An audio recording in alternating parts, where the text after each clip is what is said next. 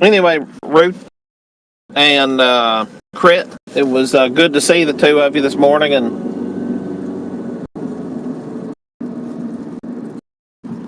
Yeah, hope you guys have likewise. a good day. Yeah, I love it when you jump in. You're always very active and communicative, getting involved, jumping in. So I love that. Thank you.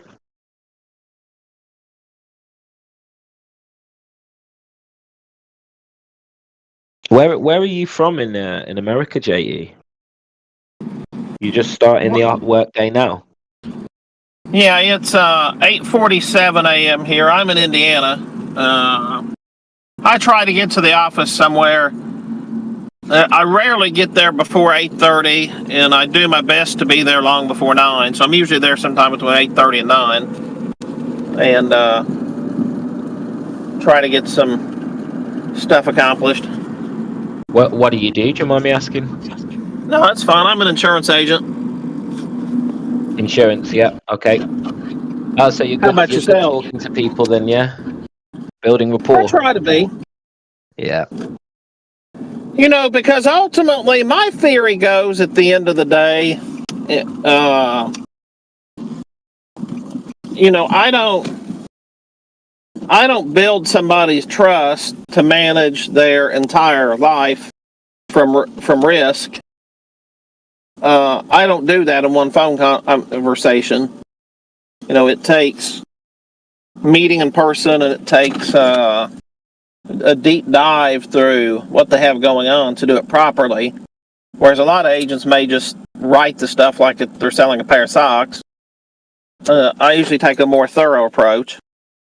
And ultimately, it's the exact same thing here. People are not going to hear the flat earth message right off the bat and say, oh my God, I'm a flat earther. And if they are, they're probably, whatever next message comes along, concave earth or whatever else, they're just going to follow it next. So ultimately, I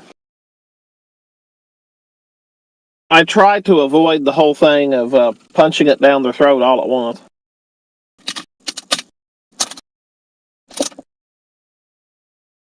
Yeah, that's the best way. It's hard to remember how long, I don't know about you, but it took me years to accept this information. So people aren't going to wake up after one conversation, are they? No. I think we forget that sometimes.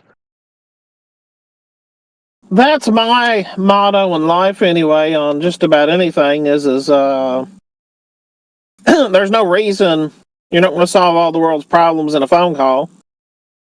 And so why even pretend that you can?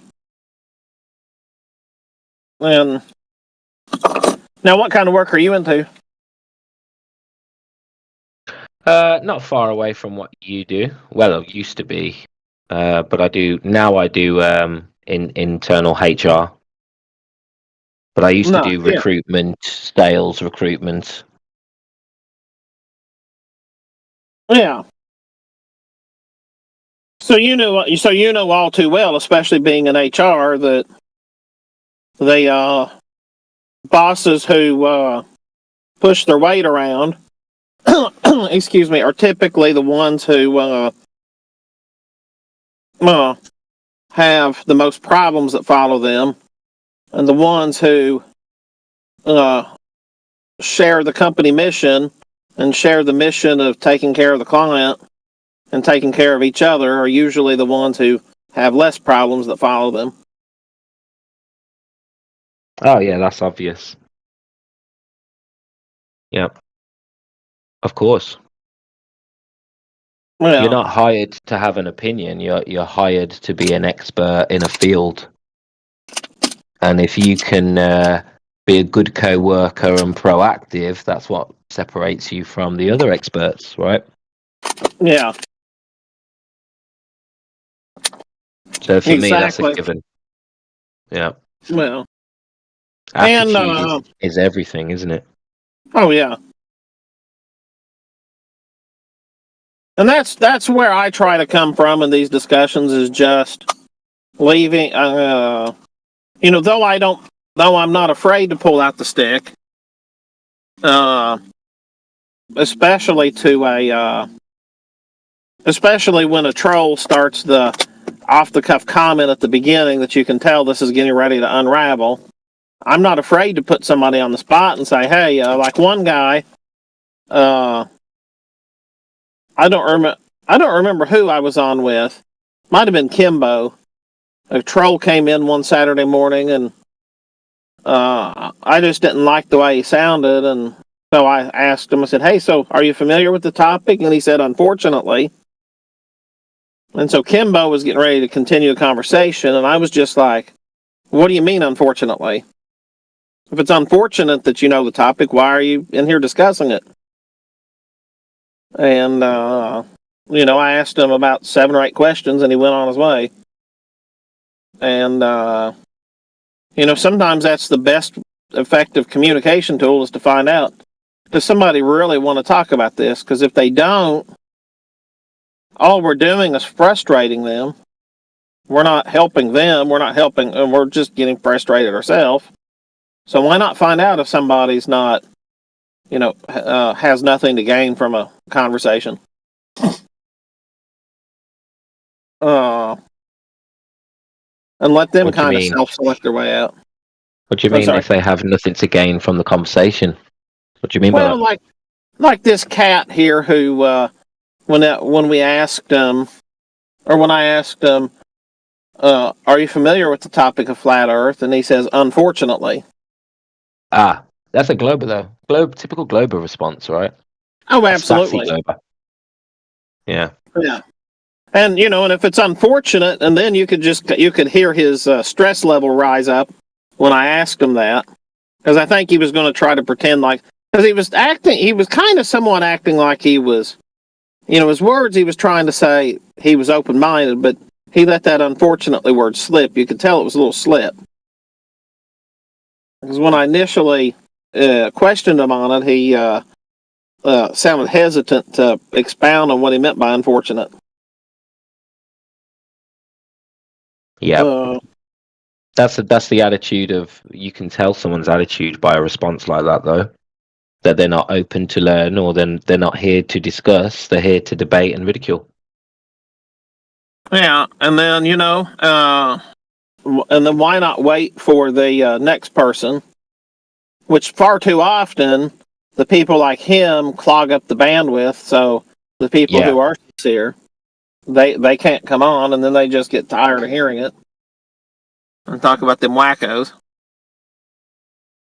Yeah, you make a good point there. They take up the bandwidth, and they put other people off from getting involved in the convo because they're so overconfident in their tone and attitude-y, and I think it puts people off from getting involved in the convo a little bit. Yeah. It's a shame. That's why we shouldn't entertain them for too long, especially if there's other people here. Yeah, and that's why I like to just then put on the point of, okay, well, why would you want to talk about a topic that you're unfortunate that you know about? It's unfortunate that you know about it. Well, I do. And then, why not do something positive with your life? If you think we're stupid, why spend time around us? Right. I don't make it a practice to spend time around people I think are stupid. But I just think those are the ones who need the slam around the head. So obviously you've got lots of styles of how you communicate with someone. You should never have to write somebody off. But if someone's got that attitude, they need a bonk on the head, or they need a shaking. You know what I mean? So that's when you can be a bit more aggressive. That's when you can be a bit more mic drop style. Do you know what I mean? Where you can just hit them with them facts, make them feel stupid, because you know that they're operating. I don't like to say it like this, but I see archetypes in people. Uh-huh. So if you understand archetypes a little bit, you can kind of see what makes people tick. Everybody's sort of got game theory running in the background, and it's just about finding people's motivations. And usually the average Glober is motivated by, they want to be accepted. They want to be seen as, intelligent by their peers. So for me, it's, that can help you. That can help you to appeal to them. You show them mainstream comments. Crit was going through all of the mainstream scientists who were quoting the Bible earlier, I thought that was genius because for a lot of people, they carry, these experts, so-called experts, carry a lot of weight in their decision-making process. So we use that to our advantage when you see an archetype who keeps saying, well, everybody knows, or, experts know, they quote an expert. Well, you know how they tick. You know what makes them, what triggers them. So then we just start providing information from their own field. Oh, yeah. And, when asking those tough questions like, well, why do you say unfortunately? By the same shot that he got to then show that he was coming to the table insincerely, somebody else could have stopped and said, could have given a different answer, which would have made sense for the conversation to continue. And so you end up with the knotheads excusing themselves, like that guy excused himself, but then you've got others who will, they will come on, they'll come on, they'll say something off, and then ask a few questions, let them clarify, and then they won't self-select the door for themselves usually, if they're sincere. But that's the good of communication and communicating properly is you can save a whole lot of headache and get the message to the right person.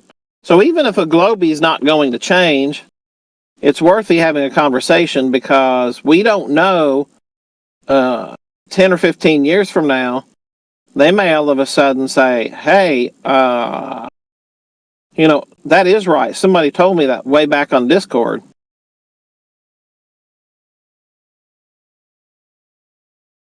We don't know. It's not up to us to know the end result always, but if we can get it started, it's a good thing. But by the same token, that whole swine and pearl thing is kind of dehumanizing. Yeah.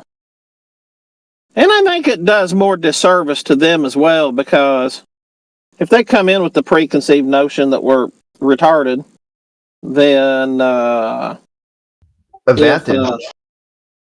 Say again? That's a huge advantage. Yeah. Coming here underestimating your opponent.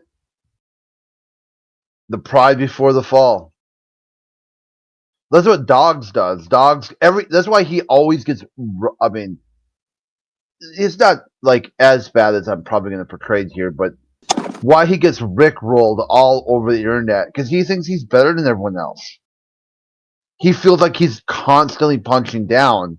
So when someone gets a good jab in, he doesn't know how to handle it because he sees himself as a mere god among mortals. Yeah. He's completely underestimated. He's overestimated himself and underestimated everyone else. But I do got to get in the office here, so have a good morning, fellas. I sincerely appreciate the chat. Oh yeah, take care. Yeah, thanks for coming in on that last guy too, because having other voices, kind of tell him the same thing. I think I maybe helped him out. Maybe he'll try it. Maybe he'll try to go into a Christian channel, which he sees as fellow Christians, and see how they treat him for being a flat earther. And maybe it might, this might have been the conversation where he sees, wow, there is a lot of work to do out there. Oh, yeah. And I think it'll be interesting because, as I was saying earlier, so many of them, you're not ever talking to somebody about the scripture. You're talking to them about what they think the scripture says and what they think the scripture is. So it's two entirely different conversations. And so it'll be interesting to see if, he decides, okay, hey, look, this is a good tool in certain cases, but there's other tools that I could sharpen as well. Like, I don't know, I can use a hammer for a screw, but, it helps if I use a screwdriver. And you can use a screwdriver for a nail, but it helps if you use a hammer. Hopefully he'll get that, my friend. You're right. So, anyway, I sincerely perfect time for the analogy of what's the analogy where where is it? Limited toolman can think everything. I've forgotten the quote, but you know, if you, If you're a hammer, you think everything's a nail. yeah, I nearly did a George Bush Jr. then, didn't I? I think so. You try to fool me, you can't get fooled again. Thanks for the help, Barrington.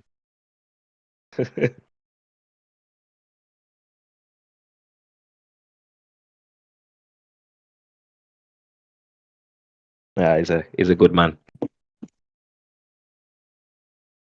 I can't wait for Angels to come in here next time and be like, dude, why are you talking about sky garbage again? You said you love flat Earth. Why not talk about flat Earth if you love it so much?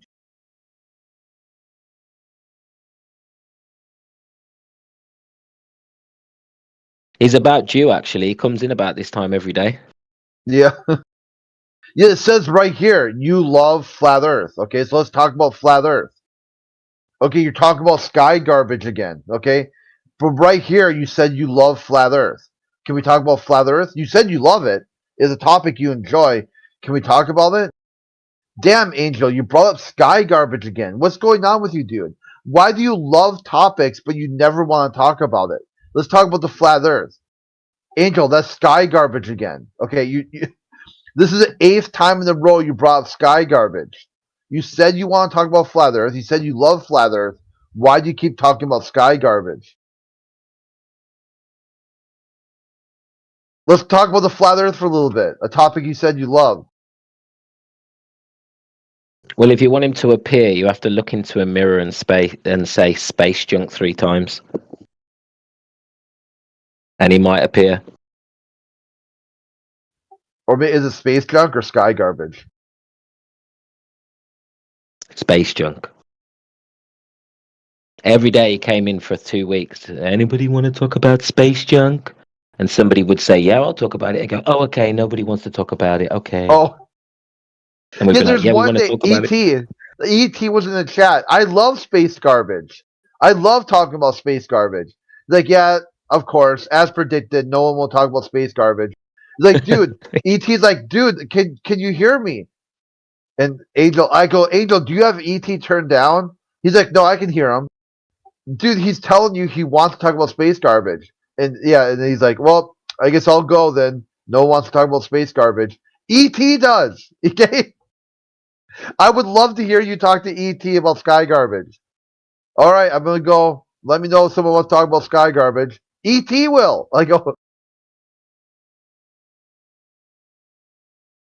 The Yeah, and dude's I think glorious, he left after man. that, didn't he? Yeah, he just left. And the ET's like, damn, I really want to talk to that guy about sky garbage. I'm like, I know.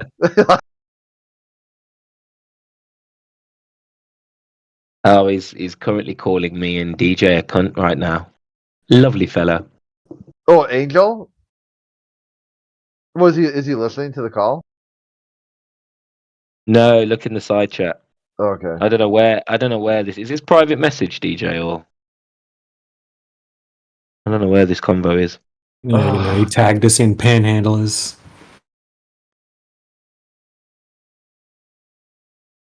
What a douche.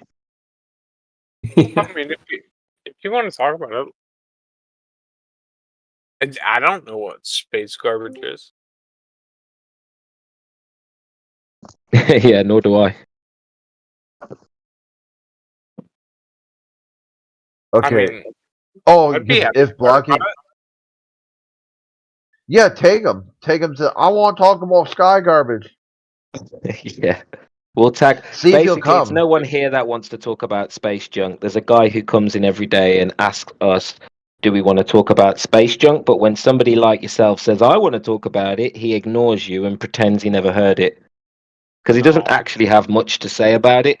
He's just trying to bring up space junk like it's a proof of the globe. It's really bizarre. Well, this is even more funny than that because he says Canada, where he's from Canada, he says Canada's space agency tracks space garbage. We're like, okay, and they spend a lot of money on it. Okay, therefore, the Earth's a globe. I'm like, okay, wait. So Yeah. if somebody spends a lot of money on something, like Yeah, the I get U.S. where you're going there. Yeah, like you try to break the logic down. This is why you don't take it biblical. You can stay right there. He's talking about space garbage and spending money. Hey, Crit. Yeah. I appreciate I honestly appreciate where you're coming from. But how do I not take it biblical? Just talk about how his worldview, his claim, if Globetard, No, is that I meant, you've got a no, space agency that tracks not- space garbage. not for him, for me. Yeah, for you, then go into a Christian channel and discuss it with other Christians inside the Christian worldview. When you got a wider audience that includes So- Christians and non-Christians, using the Bible is a non-starter. So, if I'm not speaking to Christians, I can't come at it with a biblical worldview. Yeah, because they're not inside that worldview. But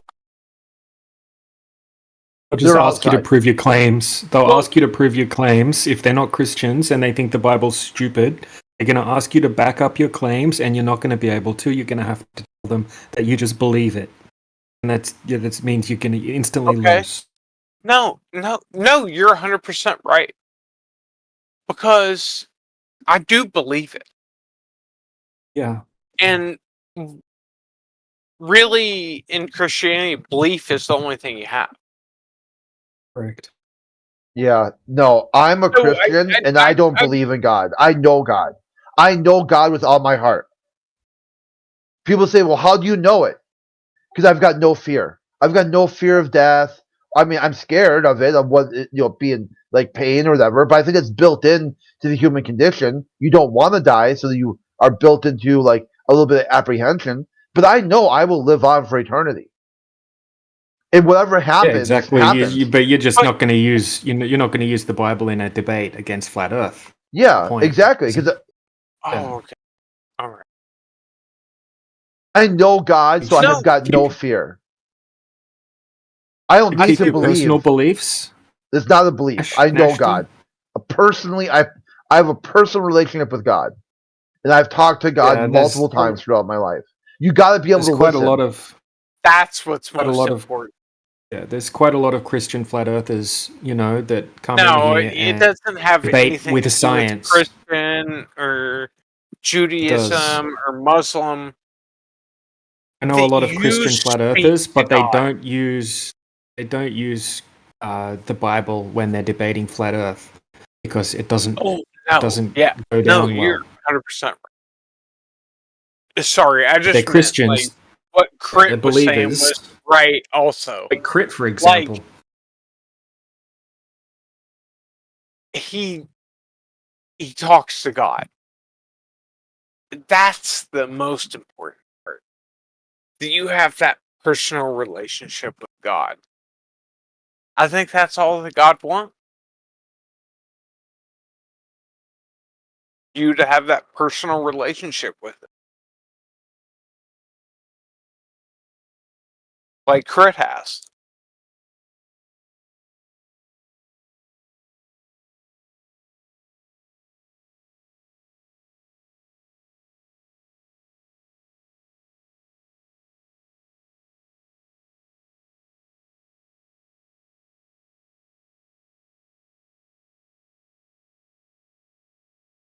Yeah, you can just talk to God too. It's super easy. You just talk to him. You just speak directly to him.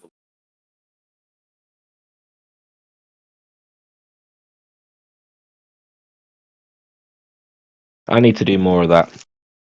Nice to hear that reminder. It's what I mean. You can mock it, but in the end, if you speak Dude, I'm to not God. mocking. I'm not No, mocking. I'm no, being no, I'm 100% not. No, serious. I'm not saying anybody is mocking, but in the end, you know if you're truthfully speaking from your heart to God. That's how you know.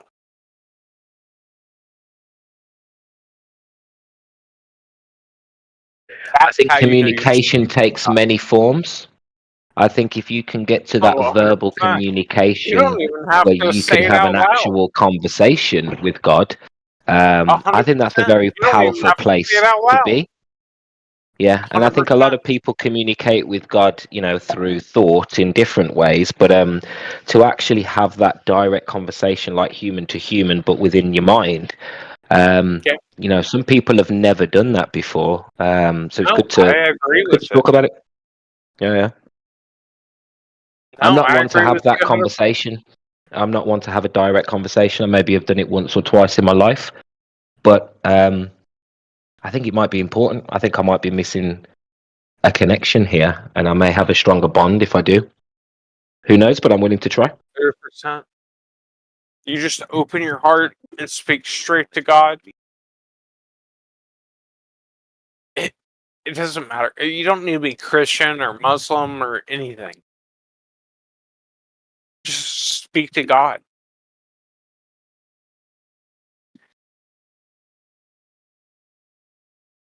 Yep, just leave him out of the science debates, right? Yeah, I mean, yeah, you can. Unless you're creative and you want to connect God's laws with the laws of nature, which I like to do sometimes. But yeah. So this is how you do it. Like not how I how I do it. They just finished yesterday, like a year plus long uh experiment where they locked 4 people, 2 men, 2 women, in a habitat that's supposedly supposed to simulate a Mars colony. They walk out today, back on Earth now. They made a big joke, welcome back to Earth and all this crap. They look like their puppy just died. Every single one of them doesn't have an ear to ear smile. They look like they're defeated, they're sad, they're off their meds. All 4 of them look completely defeated. Like the same way Buzz looked at in Collins. You looked at the interview when they came back from the moon, how they're kind of slunched over in their seats. They're really just kind of monotone in their expressions, and everything. So you Full of think, regret. yeah, you think that after this year-long historic simulation of being on Mars, they would have walked out like, "Wow, look at what we just did. We've contributed to the advancement of space exploration. We've done this groundbreaking experiment showing the human factor and how to be mentally and physically tough to embark on a simulated mission on Mars. We've challenged our emotions, our vulnerabilities, our limitations. We've focused on the technological and scientific aspects of the challenges of living on Mars." But yet they walk out like they just lost their puppy, like like their dog died. Hey, can I ask you a question? Yeah, 1 second, almost there. Oh, go ahead. So you don't need to invoke the Bible there. You just say, "Hey, look at these astronauts. Look how sad, depressed, and just like little emotional or little low energy they have at this idea of going to space and what space flight would mean." It's a stark contrast in what they said should happen and what actually happens. The momental feat. Yeah, but dude, I got to challenge you there. I got to Okay. challenge you because you can easily just turn around and say they were exhausted after the trip. Oh yeah, the trip to nowhere. Okay, They went from Earth, oh, stayed on hold on. Earth, came back to Earth. Now, I'm No, gonna but the back Globers would say that. Oh yeah, mentally, physically exhausting, right? After a year long. But it is good though, because if you dive into the story, they quote saying that it was an exciting, it was fun, I enjoyed myself, the year flew by. Yeah, they did. Yeah. Oh, so you did read that part, okay. Now, So it wasn't in like the they're saying like it was challenging. I'm exhausted. I'm tired. It wore me down. I wanted to quit, but I kept. They said all the exact opposite shit. You know. well, okay. In the same sense, They're like, shut the door. Let's do it again. Let's do another year. in the same sense, why did the moon landing people come back so happy and excited? They and didn't. They came back depressed, sad. They Yeah. blamed it on the first guys, the Apollo, Collins, Aldrin, and Neil. They blamed it on that they were what isolated. I'm trying. What's the crap? Quarantined. They were quarantined, and they blamed it on that. They said the quarantine kind of wore them out. But every day they were visited by people. You know, they were quarantined, and they had visitors basically like, go away. I want to like take a nap. You know, like what the fuck. You know, like because one politician after another, naval officer, everyone. They were constantly joking and laughing. They show pictures of them cracking wise with Nixon. So no, their claim that sitting in quarantine for whatever, like 6 days or 7 days or whatever, like kind of wore them down. They weren't really prepared for an interview after that. It's complete hogwash.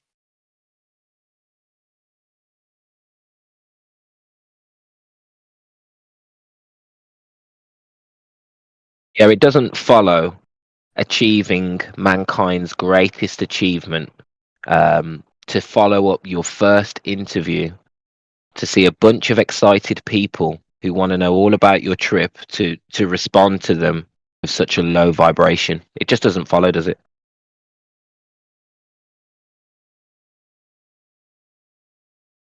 yeah, no, I completely agree with you.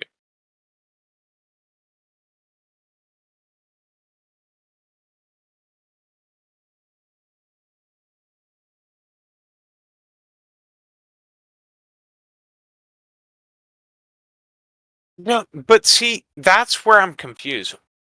Why do they sell the heliocentric idea into mainstream? Yeah, that's what What? you should have. If you wanted to take this route, this biblical route of debate, you need to do it But- 300 years ago.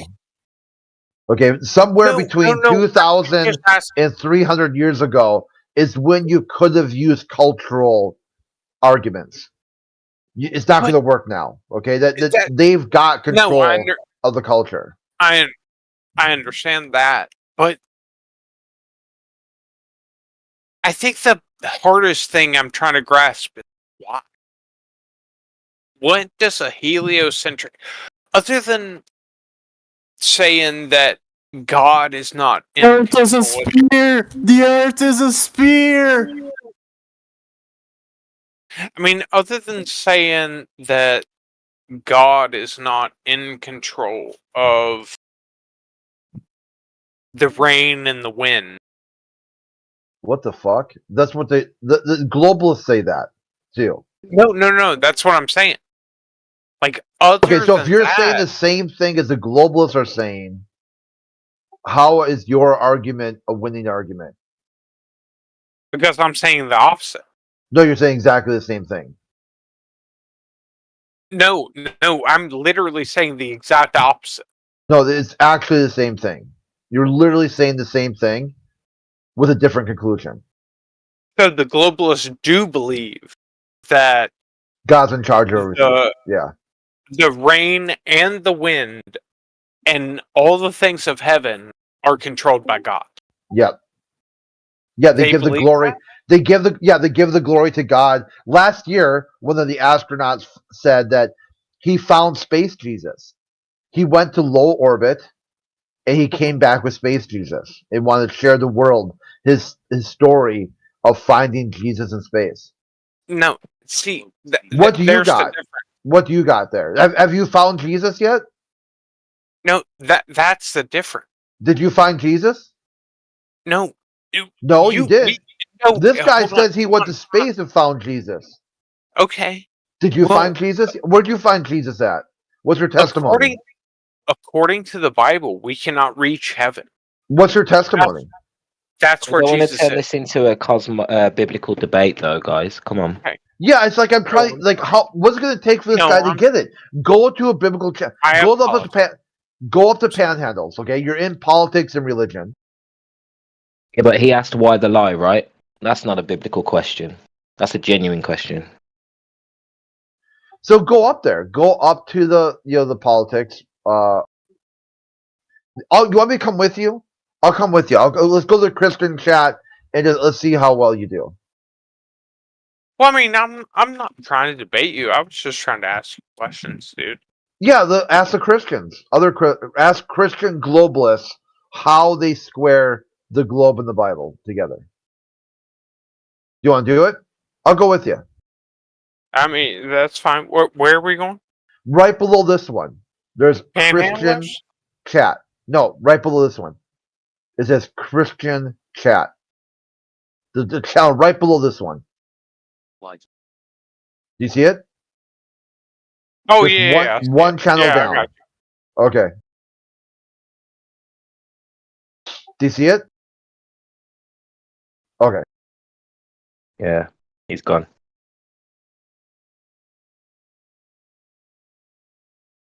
I'm actually half interested to see how this plays out.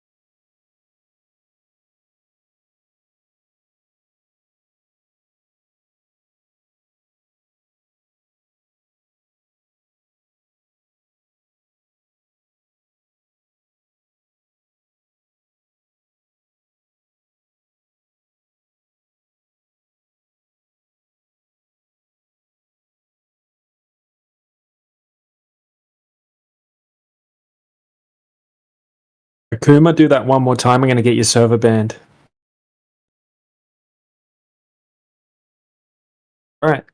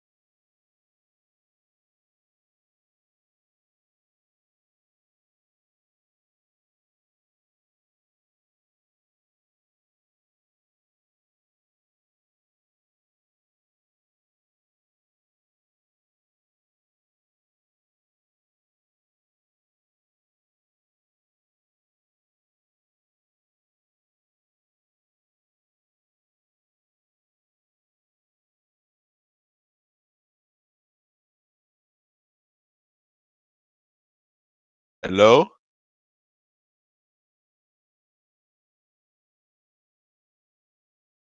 Hi. Hello? Why are you guys all muted? Hello? Oh, you just came in at the wrong time. I was talking. You just stopped. Ah.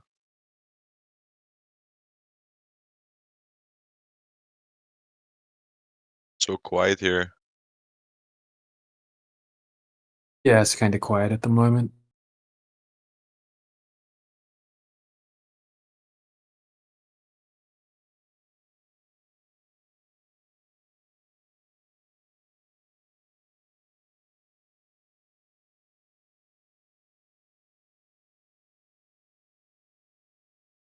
So, where are the others? Wait, who joined and left?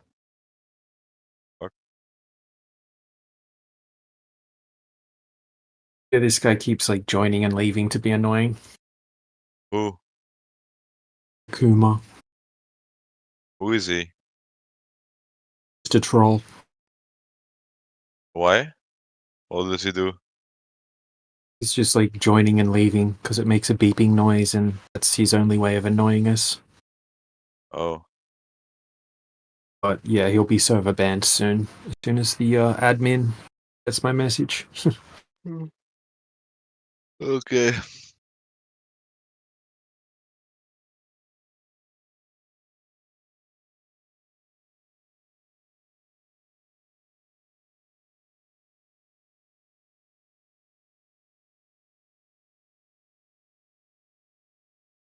What brings you into the flat Earth room? I am curious what this room is about. Yeah, we What do you just guys talk about the. about? Yeah, we usually talk about the Earth. That it's flat. And, yeah, flat. We ask people to provide evidence otherwise. Share evidence. Do you that do sort you of have thing. evidence that it's flat? Yeah, absolutely. Yeah? You can show me? Sure. Go over an observation that would be impossible on a globe. Yeah? Okay, just to bring it up.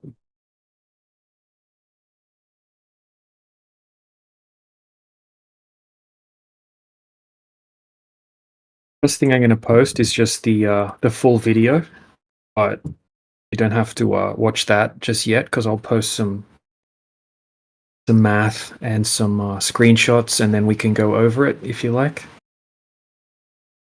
Yeah.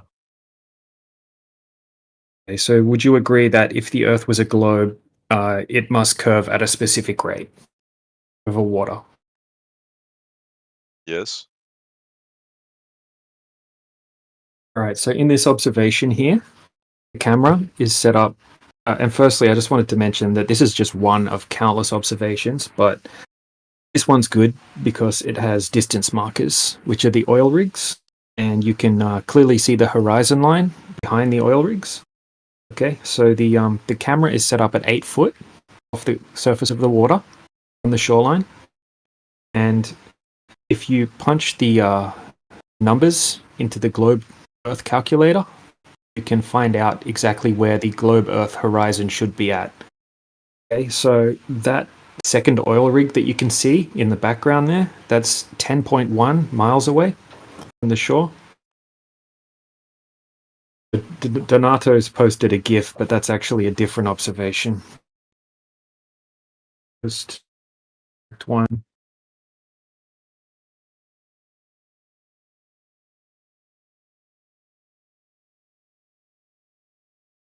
Right, so basically, I'll just post the math here, the Earth curve calculator.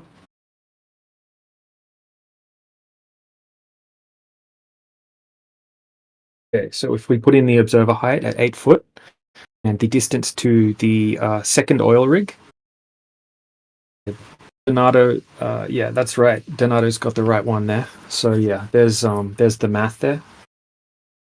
The globe Earth horizon should be at 3.46 miles, but we can clearly see the horizon well beyond the 10-mile rig. This is just one of countless amounts of observations that we've sort of gone out and taken, and we can consistently see way further than the globe Earth radius would possibly allow.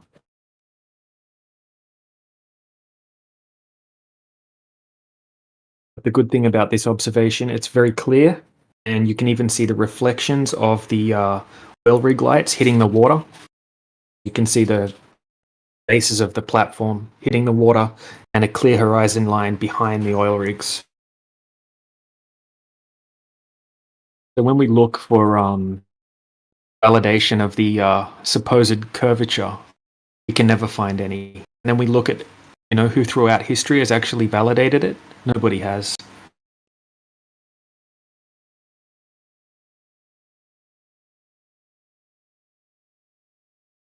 Do you understand the observation?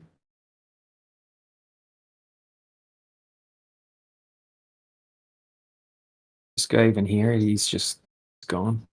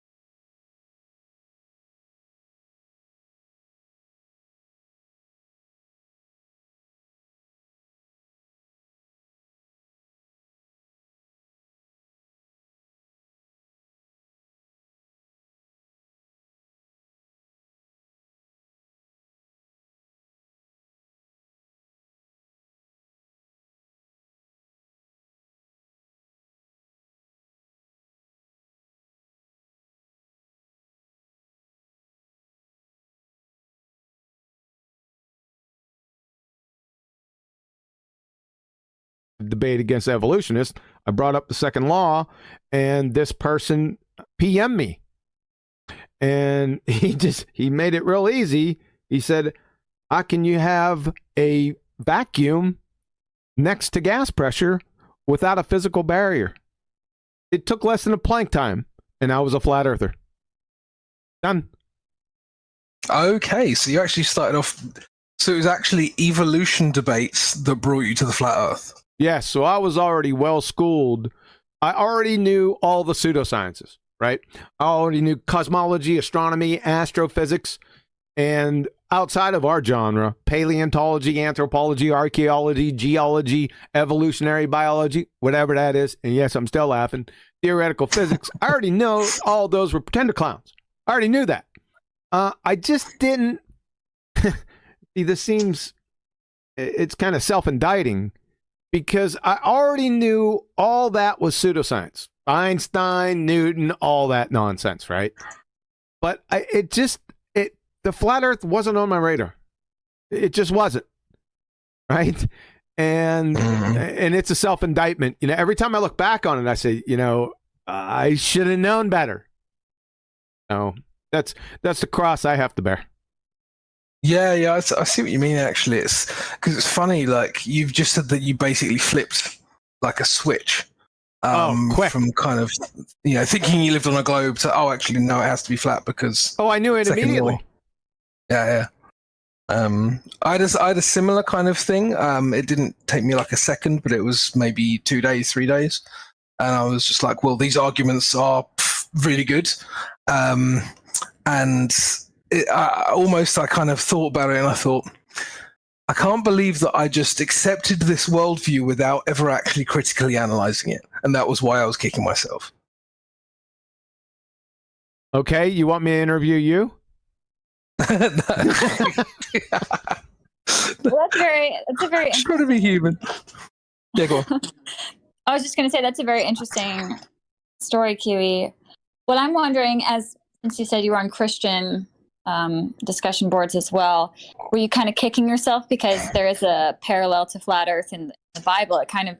It says in the beginning that there's some kind of physical barrier where you just like how did you feel when you found that the religious world was meeting with the scientific world as well? Thanks, Kai. Appreciate that. Yeah, it was a double barrel.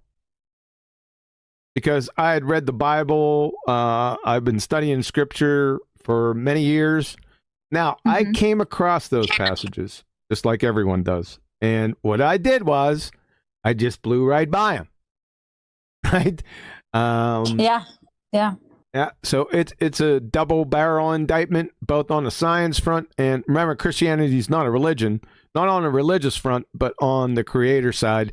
He told us, and I wasn't seeing it. Yeah. I have memories of when I was young and I was like, okay, I'm going to try to read the Bible. And you start at the beginning and just, you can't even get through the first chapters of Genesis because it's not lining up to what I was taught in school. So I'm just like reading firmament, waters above. And then it's almost like I would just disregard it after because you just have that disconnect right at the beginning if you're wearing heliocentric glasses, you're reading the book. So yes. And I'm not trying to provide excuses. I mainly focused on eschatology. I kind of blew off. I didn't blow Genesis off, but I already knew, scientifically, that there is no possible way that you can have creation without a creator on every angle. I had every angle covered. So I didn't really spend a whole lot of time evaluating or exegetically Genesis or anything like that. Like I said, my focus was more or less eschatology or the study of end times. Right? That's not an excuse because I still should have said, I ran by all the passages that I now have, stacked away. They're like, well, duh. Right? So I'm not trying to give myself an out here. I'm just trying to soften the blow a little bit. Okay, so you went from kind of globe to flat Earth. You flicked, and then you were like, of course, second law of thermodynamics. How did that next year look?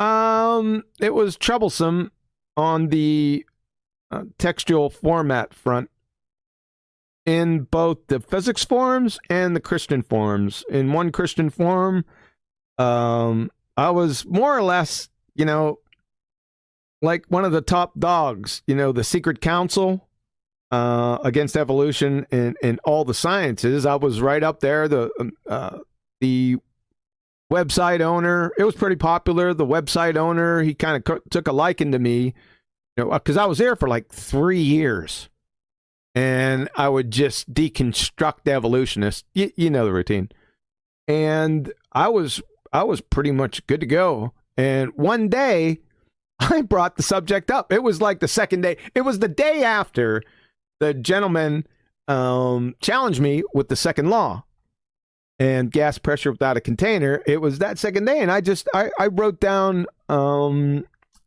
I can't even remember what topic it was. It's irrelevant anyway. But a whole bunch of us were in there, and I just put the question out. I said, listen, how can you have gas pressure without a container? I just said it that way. No context behind it. I just put it out there. I didn't say I was a flat earther or anything. I just put it on out there. And they were like bees buzzing around the hive. They already knew, right? Which I thought was strange because I never thought about it, right? But those guys were all over it, and they said, "Oh, what are you, a flat earther now?" And I'll tell you what, it caught me by surprise. And ever since that moment, it only took, I think, 1 day after that or 2 days after that, I was banned from that forum. What had happened was, they started blocking me from threads. I'm sitting there, what the hell? What is going on here? So I messaged the website owner, and I started discussing with him. I said, listen, I didn't break any rules of the server. Back then, I was pretty polite. I just liked the discussion. I liked the intellectual discussion, even with evolutionists. But he was kind of standoffish, and he started getting a little aggressive. And then again, that surprised me.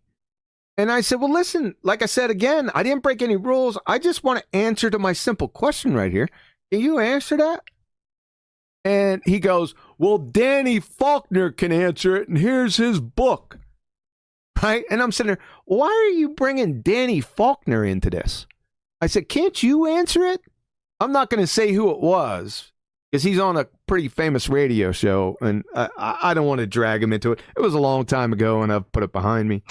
But I got pretty pissed that he posted this Danny Faulkner article. Then the next day, I was banned from the forum. They just said, I got an email, don't come back. Right? I said, all right, Danny Faulkner, Answers in Genesis, Mr. Flat Earth Debunker, right? So I called Answer in Genesis. I called his secretary. I said, can I speak to Danny Faulkner? And she said he was on vacation, but then he would be back in 3 days. And she gave me the email address. So I emailed him. I just said, hey, I heard you got the answers for these questions. So I gave him a bunch of questions, and he finally got back. And then he wrote back to me, and we got into an email debate where I drug him around by his short hairs. This was like, I'm telling you, this was within the first week. So May 15th, it was between May 15th and May 20th, 2016. How about that? Okay, and how long after? So obviously you've just been banned from the forum. That was a few days after. How long after was the Danny Faulkner thing from when you'd become a flat earther? 5 days, 6 days. 5 days. Wow. I was the first one. I was the first one to run into Danny Faulkner. Yeah, way back in the day. He's just become semi-popular, in the flat earth circles. He jumped on 24/7 one day about, 6 or 7 months ago. But yeah, Danny and I still have all the contacts. I still have all those emails. So anytime that he wants to feel froggy, and like I said, that was back, I was green around the gills. He doesn't have a chance now. Yeah, As you are- I find that really interesting. And so this was about 5 years ago, more or less. 2016, May 2016, 2016. middle of May 2016. Yeah, more or less 5 years. Yeah, that's really interesting. So you had a bit of a debate with Danny Faulkner. What happened next? Well, then I got banned from a lot of physics forums I was in, and then another Christian forum. I'm not going to state what it was, but I didn't. It wasn't official banning. It was like the mods were all over me, man. Any post that I would post, they were like, "Be careful," and I said, "What in the world is going on here?" All right, so I started. PMing the mods and asking them questions directly. Get it out of the public. Let's deal with this mano a mano, right? They wouldn't do it. So I started putting them up against the wall. So that probably wasn't a good idea. And then I just got away from the text formats, right? I wasn't on YouTube yet. There was no Discord. In fact, I didn't even know it. Other than watching a YouTube video here now and again, I didn't know that there was like this community of YouTubers. So that kind of surprised me when I first come out here. But do you mean like on the flat Earth side or on the globe side, or kind of both? Like the flat Earth and the globe side community. When I come out here, and back then there was no censorship, right? So all you'd have to do was punch flat Earth into YouTube, and you'd get all these. They were open discussions, and everyone would have like an open debate. You could go ahead and join them, right? I didn't even have a microphone. I had to go get a microphone, right, and figure my way through it. And get on. And this was every day for hours at a time. If one VC was taken up in Google Hangouts, there was 30 other ones you can get involved in, right? So I started just jumping in there at first, just listening because, like I said, I was new. I didn't know how the arguments were going to go, and I was pretty surprised in the beginning on the vitriol, right? Because I wasn't in that mode yet. Follow? Yeah, what just like the deep scorn that Globers seem to react to flat earthers with. Like they almost feel wounded by our opinions. Oh, it was bad back then, man. I mean, I got called names that make a belly goat puke. Sniped, muted. This is on a daily basis, every single day. Was it unusual for you to be? Oh, sorry. Go ahead, Kira. No, and at some point, it took a while. Even though I lack patience, it still took a while. Now, I knew all those people I was listening to because I would just sit back and listen. I already knew they were all pretender clowns. They're just Evo tards now in a ball tard costume. I already knew they were pretender clowns. So I just sat back and listened. And then there was a time that I said, okay, now it's time to start exposing these pretender clowns too. So then I started doing that. And that obviously they weren't too attracted to that. And they seemed, because I wasn't your regular everyday Joe flat earther, because I had serious science acumen, right? Not only academically, but studied on my own for years, right? We're talking professionally, you're talking over 25, like 30 years of actual science acumen. They're not ready for that, right? So it's like shooting hippos in a fishbowl. So I started picking them off one by one and challenging. No, I was still doing it. I was pretty polite back then. But it got to a point after a year or so, year and a half, that I started, I said, I've had about enough. Let me turn the tables. So there you go. Okay. Yeah, Kai, did you want to ask something? Oh, I was just going to ask, since you had been on the debating scene before, did it kind of catch you off guard to see how unusual debates over the shape of the Earth can be? It's just like a whole other level of hostile honestly, I haven't seen a debate that gets as wild as a flat Earth one. So, what did you think as you entered into debating for the flat Earth? Well, these weren't debates. These were flat out, all out brawls. And they're usually, back then, in the beginning, there was like 9 against 1. Right? Wow.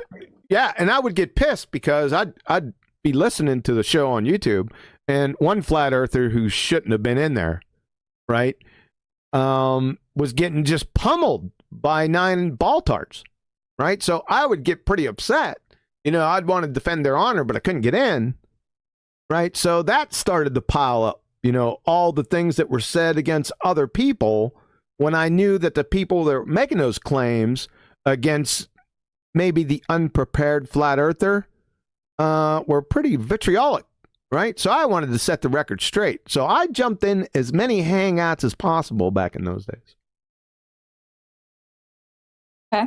That's where I got sort of the reputation back then. In fact, the nickname was Independent Variable John. That's what they used to call me in the beginning. Yeah, I'm serious. If you go back to the old timers, I think Indio may have been around back then, and ask them, they'll tell you straight up. I used to say, well, thank you. And every time they said it, I said, I knew you're a pretender clown, because if you're calling me independent variable, if you had an actual science acumen, you wouldn't be saying that. They were trying to use it in a pejorative, or derogatory way, right? Now, why would you do that? What are you, some type of dipshit? Because I'm going to take you to the woodshed here, quick. Yeah, I mean, it seems to me like if you're going to say that to someone, that they don't actually consider the independent variable to be a valid part of science, which is just ridiculous. Exactly. Yeah. So I can pretty much evaluate anyone within the first 15, 20 seconds and know exactly where they're at. Whether they are university trained, whether they had an actual science degree, not a pseudoscience degree. The pseudoscience degrees, I just told you what they were back there in the beginning. Right? I could tell right away. It's easy. Yeah, for sure. I did want to I just wanted to veer slightly into one of my favorite topics, which is logical fallacies. You're extremely good at pinpointing and not only pinpointing that a logical fallacy has been made, but the exact fallacy, which is something I really admire about listening to you speak. Now, I have to ask you, when do you feel like you became extremely proficient with logical fallacies? Was it kind of pre-evolution debating, after the evolution debating, or after the shape of the Earth debating? Middle of the evolution debate. If I had to do it all over again, I would study logical fallacies first. So it's interesting you brought that subject up, because a lot of people ask me about that. Now, I studied logic at university when you go through the philosophy classes, because I was interested in philosophy also. But I never really got into the other side of the coin, the logical fallacies. And I started listening to the Evotard arguments, and I'm sitting there, wait a second, this doesn't follow. Let me see what's going on here. So I'd write them out. I like to write things out, right? So I can see them. I'm a highly visual learner, right? So I'd write them all out and say, okay, this is wrong, this is wrong, this is wrong. I said, you know what? I'm going to start studying the most common logical fallacies used, right? There's about 30 of them, right? If you get into logical fallacies, there's about 5,000 of them. You got your formal and informal logical fallacies. However, most people, they don't even realize they're doing it, right? And they're just parroting what they've been taught or what they've been told. They don't realize that they're using fallacious reasoning. So what I started to do, okay, let me take the top 30 of them and let me study them. And it didn't take long, maybe 2 months. I pretty much had them all down. I'm kind of psychotic in that sense. When I get a hold of something, I have this addictive personality that I'll wear it to the bone. I'll just gnaw at it until I master it. So it took me about a month, 2 months max, every single day. right? Going over them. And once I mastered them, then I could hear them when people, I just anticipate them. Especially with evotards, right? They're gonna drop logical fallacies with every other breath because I've heard them for so many years. And when I started studying logical fallacies, I said, yeah, this is begging the question. They always use affirming the consequent. Affirming the consequent is like, it has no prejudice. Everyone uses it, right?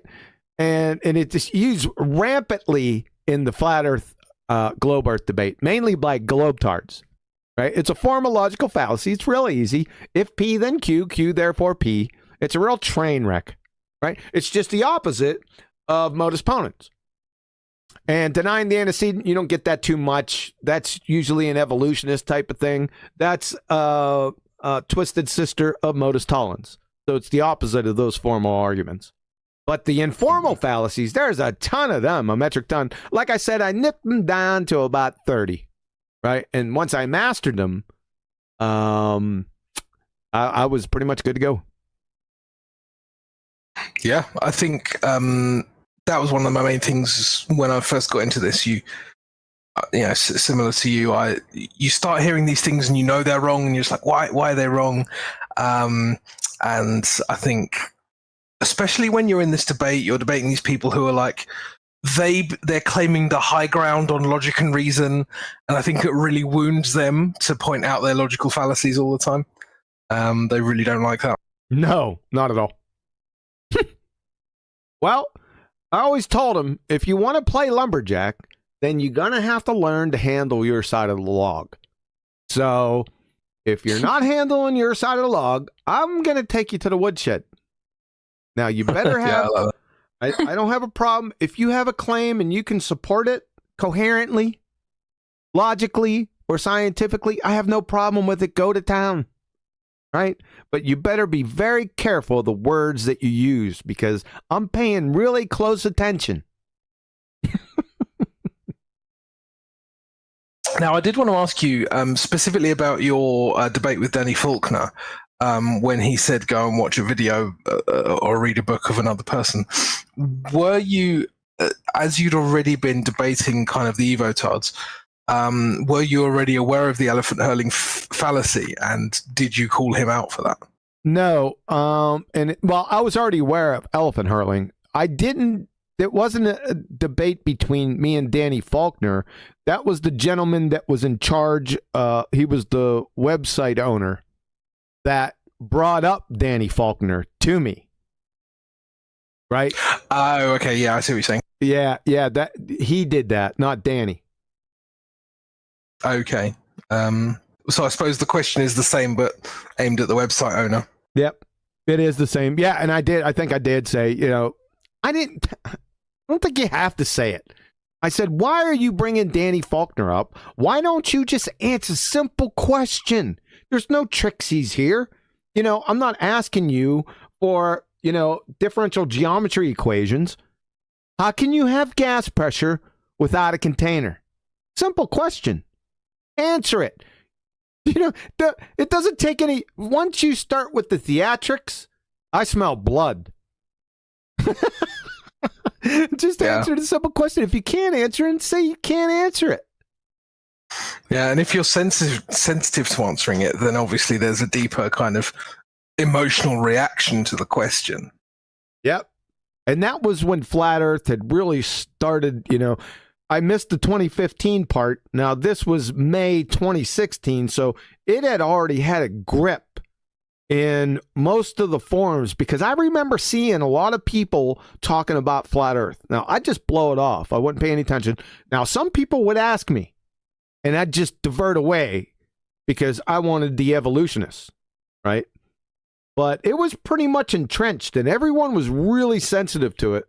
Like I said, the example was the website owners, specifically that one, but other owners too, and the mods were briefed.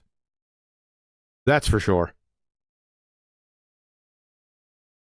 Okay, so yeah, that's really cool. So that was kind of the first, Would you say that encapsulates the first year, or was there any other kind of significant events in that first year? Well, the first year, then I was on YouTube, and then Robert Pisano's show. Robert Pisano was pretty popular in the beginning back then. And I had just popped on, I didn't pop on the show, I pulled it up on YouTube and I was listening to it. And he was interviewing a Sohu scientist with NASA. And Robert was going through his points. Robert's former military, so I immediately was drawn to Robert because I'm ex-military myself. I'm retired military. And I just liked the way Robert went about doing things. I thought it was pretty funny. But he had the Sohu guy on talking about the sun, and right away into his battery of questions, the Sohu gentleman, or the scientist, I should say, quote unquote, he was like giving Robert a watermelon hanging size curveball, and he even brought up, because Robert said he had a problem, and the scientist said, well, is that the second law of thermodynamics? And Robert just bypassed it because he had a certain battery of questions that he wanted to ask him, and he didn't catch on. Well, I caught on. I was screaming at the computer because this guy's just offering it up. Right? Usually they don't offer that stuff, right? But the sun is a stand. There's many second law of thermodynamics violations with the sun, but he was going to go into it. Robert cut him off to get on to the next question. So I was beside myself. So I emailed Robert. I said, now I was a little bit more polite. I was thinking, what the hell is you doing, sir? Right? He was going to give you the hanging watermelon sized curveball. I'll jack that shit yard. Right? It was right out there for you, but he didn't do it. And I explained to him what the second law, everything in his interview, how it went. And Robert's, I guess he realized, he goes, well, I better get you on the show. So. Oh, I see. Yeah, that was the start of it. So then I was with Robert Robert and I did a bunch of shows. I don't remember exactly, maybe about for the next 8 months or so. And then Robert sort of died down because NASA got a hold of his little trick that he used to play, because he used to call. I'd just be sitting in there. He'd pull up his Skype, and then he'd get the directories for NASA, and then he'd just go down to directories, right? And just call them. And just whatever it was. Oh, this looks like an interesting one. Boom, call. Get him on the line. And let me tell you, Robert Pisano in the beginning, he was exposing these clowns left and right. If you go back to listen to some of those early interviews, I mean, he was really jacking it yard. But they kind of got a little heads up, a little alert to what was going on. And then they put out memos and stuff because they started asking him. He started calling. When he'd call, they'd ask, are you taping this? That's when I knew it was coming to an end. Because it seems that NASA had put out like a, company letter that said, you better watch out. Am I still with you?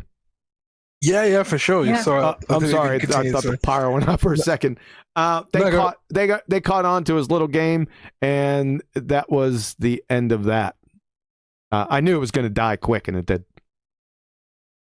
Wow. Do you still have access to those kind of recordings from back then? Yeah, in fact, Robert Pisano, his channel is still up with all those videos on his channel. Yep, they're still there. Okay, that's really cool. If you want to post a link to those, if you can find them, then I'll be more than happy to kind of. You want me to go track down the link to his channel? It's Planete. Here, I'll do it. Planete. Have to do it now. It's just for listeners. Hold on, since you asked. Boy, this was hard. Boy, I got it too. So hold on. Copy, and where are we at here? I'm in published episodes. How about guest communication? What about that? Yeah, sounds good. Guest communication. This is Robert Pisano's channel, and all those videos are up. I would suggest to pull up the videos with the interview with the Hubble director, that is probably his best. But there's other great ones in there. Robert exposed, the satellites on balloons. He exposed Sophia and the same type of telescope that Hubble used. That they're the exact same specs, right? Robert was a pioneer. Let me tell you, back in the beginning, he exposed all this stuff quickly. So I want to give a shout out to Robert because I think he was instrumental in moving the flat Earth forward in the beginning. Yeah, I mean it's funny because I've been in this debate for 4 or 5 years and I wasn't aware about any of this stuff. So this is really cool information. I'll be catching up on these interviews for sure. Yeah, this is great. It's funny what you said about how people act when you bring up the second law of thermodynamics, because I had my first debate, I guess you could say, with an expert, and that was my grandpa. He was a chemist for a long time, and then he was a professor at university. And I asked him 2 weeks ago, I was like, Grandpa, I have some questions for you about physics. And he looked at me like shocked, like, like, okay. And we got into gas pressure without a container. And he was like, you don't need gas pressure without a container. And I read him the definitions that you posted. And he was like, well, I've studied this for so long. We don't need to look at the definition. It was really funny. And he ended up getting really frustrated because then, I talked to him about natural science and how I has to follow, like, everything you always say, like, follow the scientific method. And you have such a narrow view of science. Is that what he said? Yeah, he said you have such a narrow view of science, but he did start to get the gears turning when I just was really trying to break it down. I was like, okay, so gravity is supposedly like the weakest at the edge of the atmosphere, and that's where it's able to affect gas all of a sudden. And he was like, you're making good points, but I don't know. He's a super old dog, so I don't know if I can teach him any new tricks. But it was just I knew I had him when he was like, we don't need to look at the definition of gas pressure. Yep. But, yeah, and it's funny what you said about being accused of having a narrow view of science. The whole point of science is that it is narrow, because if it's too broad, it doesn't mean anything. Exactly. Yeah, he got really mad when I said that, what was it? Predictions and, oh my gosh, I'm forgetting the word, but it's where you like make a simulation and to predict something. And I was like, that's not proving anything. That's not actually following the scientific method. Model. He was like, what about predictive models? Yeah. What? And simulations isn't science. And he was just like, he was like, whoever you're debating with has such a narrow view of science. And I was like, but you have to establish cause and effect. If you don't, then you have no idea what is actually going on. He said it wrong. You have such a narrow view of natural science. See, he was equivocating. Right? He's bringing everything into science when it's not, because science is just knowledge. So anything can fit in. He wasn't being precise with his language. Yeah. You should probably bring him in here. We can have a little discussion, me and Mr. Chemist. Well, he's Mormon, so he's very, very sensitive to... Oh, poor baby. I know. So I thought I would try to, and he's super Christian too. So I wish I could tell him, because I think he would actually be extremely fascinated. There was a painting he painted across Utah Lake, and it's of these mountains and lights on the other side of the lake. And I wanted to tell him so badly that you just painted an amazing flat Earth painting. Mhm. And so I was like, "Oh, Grandpa, how far do you think the distance is from the lights across the water?" He was looking at me like, "Why are you asking this question?" But he's like, "About 10 miles." I'm like, hey. So maybe I'll tell him one day, but we'll see. Should have just whispered in his ear, "It's flat." Read Genesis Yeah, and think literally. about the second law. Yeah, so QE, I just wanted to move on. I wanted to ask you a couple of questions. Just first of all, do you prefer debating evotards or bulltards? Doesn't matter. You don't mind? It doesn't matter. Same thing. They're all connected. It's connected. It's evolution is connected with the fairy tale space, the fairy tale trillions of light years away or billions, or whatever they say. It all goes hand in hand. The Big Bang fairy tale fallacy. All of it is connected. Flat Earth, everything. It's all connected. So, I'm an equal opportunity ass whooper.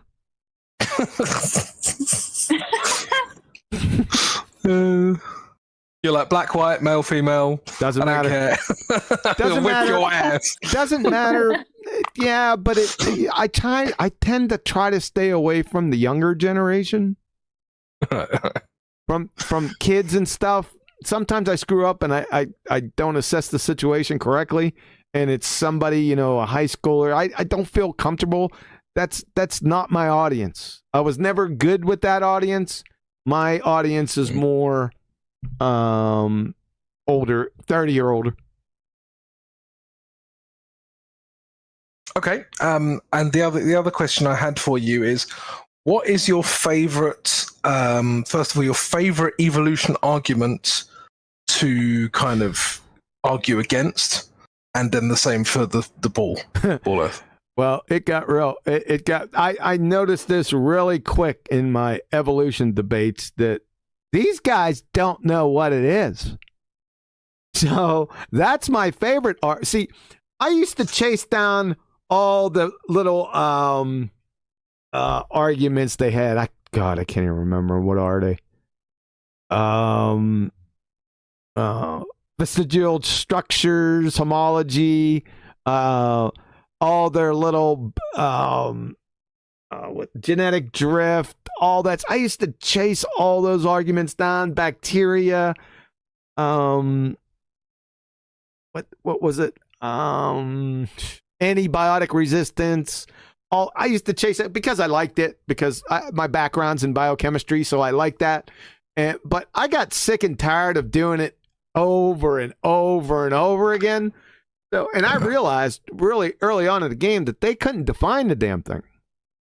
So that's my favorite argument. I just kill it quick. So this is how it usually goes. I'm an evolutionist. Really? Can you define evolution, then provide the scientific theory, and I need citation? That's the end of the evotard argument. Because the scientific theory of evolution doesn't exist. So, and then I'd compromise them real quick on their science acumen, because I'd say, do you even know what a scientific theory is? I mean, an actual one. Evolution is supposed to be the most validated scientific theory in the history of science, and you can't give it to me, number one. Number two, you don't even know what a scientific theory is. Do I actually say that? I've never heard anyone say so arrogantly that their field of study is the most scientifically validated. You never heard that about evolution, dude? No. If I had a penny for every time I heard that, I wouldn't be on your podcast right now. Wow. Well, you might be, but you'd be obviously donating your time rather than... This would be philanthropic work. Right. Kind of is anyway, isn't it? But yeah, for sure. Yes, it is. Yeah, I find that really interesting because it doesn't seem like even from someone who's like into the subject, you would have to think, well, it's kind of a leap of faith, even if you think it's true, right? Yeah.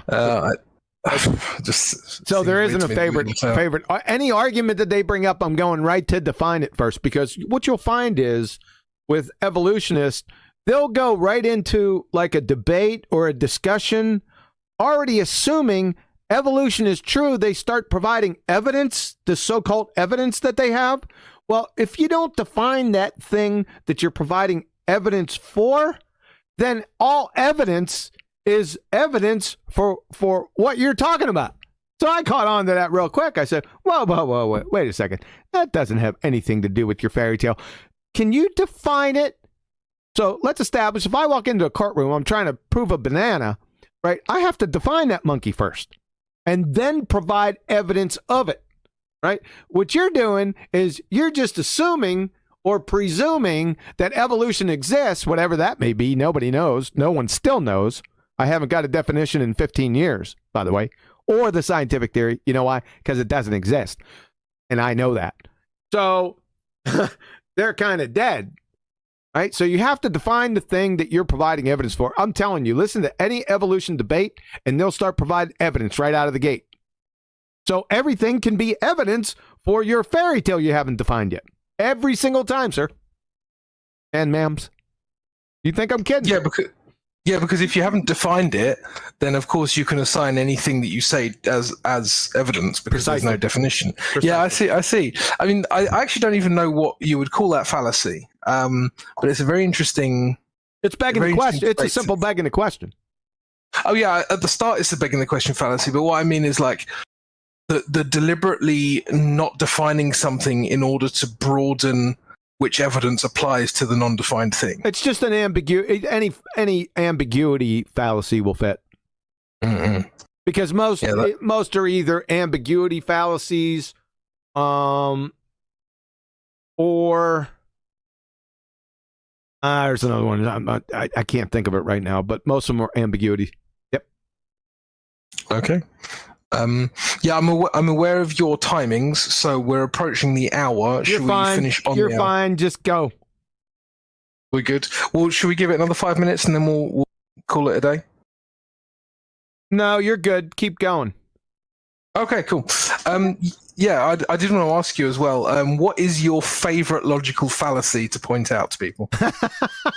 Well, with the evolutionists, it's denying the antecedent, but you're not going to get that fallacy here. I would probably what my favorite one. A lot of people currently, it's either the fallacy of composition or fallacy of division is getting quite popular, and people aren't picking up on it.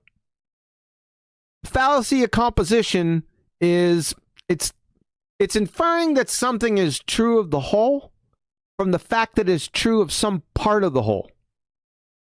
Example, observational science or observation. They'll say, well, isn't observation part of science? Yeah, but it's not the whole damn thing. It's only the first part of it, observing a phenomenon to be specific, right? So what they're inferring of the whole, that something is true of the whole from the fact that observation is merely just part of the whole, right? Because you have hypothesis construction and experiment. So that's a textbook fallacy of composition. That's one of my favorites because they're all using it now. And its twisted little inverted sister is the fallacy of division. It's inferring that something is true of one or more of the parts from the fact that it is true of the whole, right? So it's just flipped. A classic example, atoms are natural. Everything is made of atoms, therefore everything is natural, right? If you hear it, you intuitively know that there's something wrong with it, right? But you just can't put your finger on it. So I would have to say those two are standing out currently. How about that? Yeah, that's I really enjoyed that. I think that's a great answer.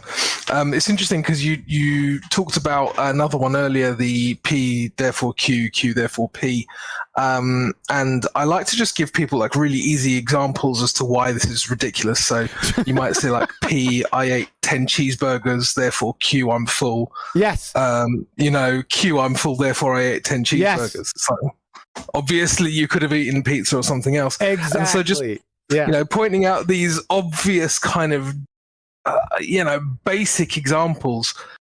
When I was before I really got into this, I used to think, oh yeah, they'll get this. This makes sense. Often you say it, and then it'll be like you never said anything. You're just like, I swear I just explained what was wrong with your logic. Hey, Crypto, give me 10 seconds. Somebody's banging on my door. 1 second. All good. Do do do do do do do. Do, do, do, do. That's actually all I know of that tune. That's great. Yeah, I'm back. Excuse for a crypto serenade. All right. I was serenading QE, but he left. I'm back. Yeah. So we were just talking about kind of like it's really funny. Like I've seen you struggle with this as well. Not that you're struggling to explain it, but it's like you'll explain to someone like not only what the logical fallacy is that they just used, but also like a really simple real world example of why it's ridiculous. And they just don't get it. And they come at you with the same fallacy 30 seconds later. You never explained it. Yeah. Another insidious one is the argument from silence.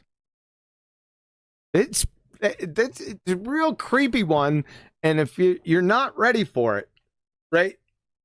This is Shamalama Gamma Panda Ding Dong. He's used this forever, and he even says it's one of his favorite arguments. You numpty dipshit, it's a fallacy. He'll say, if we have millions of experts in the second law of thermodynamics, then why hasn't anyone said anything?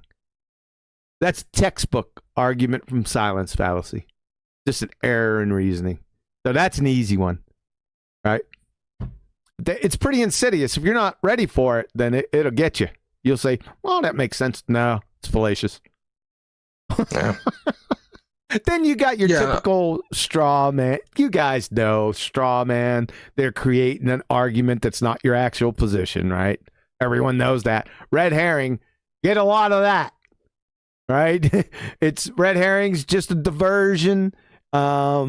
It's irrelevant. They'll bring something irrelevant in onto another topic. It's just a distraction, just how it sounds, right? Yeah. Equivocation. Yeah, that's fair enough. Yeah, I love these fallacies, man. Yeah, go ahead, man. Yeah. Equivocation is another one that comes up a lot, and I hear it a lot with gravity. Because the equivocate it's textbook. It's known for it's called bait and switch, right? They take a term and they use two different meanings of that term in the same argument. Right? So they'll go back and forth between, they don't even are aware of it. They'll go back and forth between Newtonian gravity and Einsteinian gravity and use two different definitions for the term gravity. That's a textbook bait and switch equivocation fallacy. Yeah, they do that all the time. Yep. Yeah, and I would say on the similar theme, people will deliberately swap the theory with the law, or at least their understanding of the theory and their understanding. Yeah, that's not equivocation. Remember, equivocation is with two different, they'll use a term or a phrase in two different sentences or senses within the same argument. So it's only one term with two different meanings. Follow? Oh yeah, for sure. But of course, no, I already knew that, but they'll still just call it gravity. And that's kind of what I mean. Oh, I see what you're saying. Okay, yeah. They won't refer to them as the law or the theory. They'll just say gravity. Well, they don't know the difference between law and theory either. So of course. That's another good little topic. Because I usually get people, especially university trained people, they're not ready for this because they've been indoctrinated. They haven't thought this through.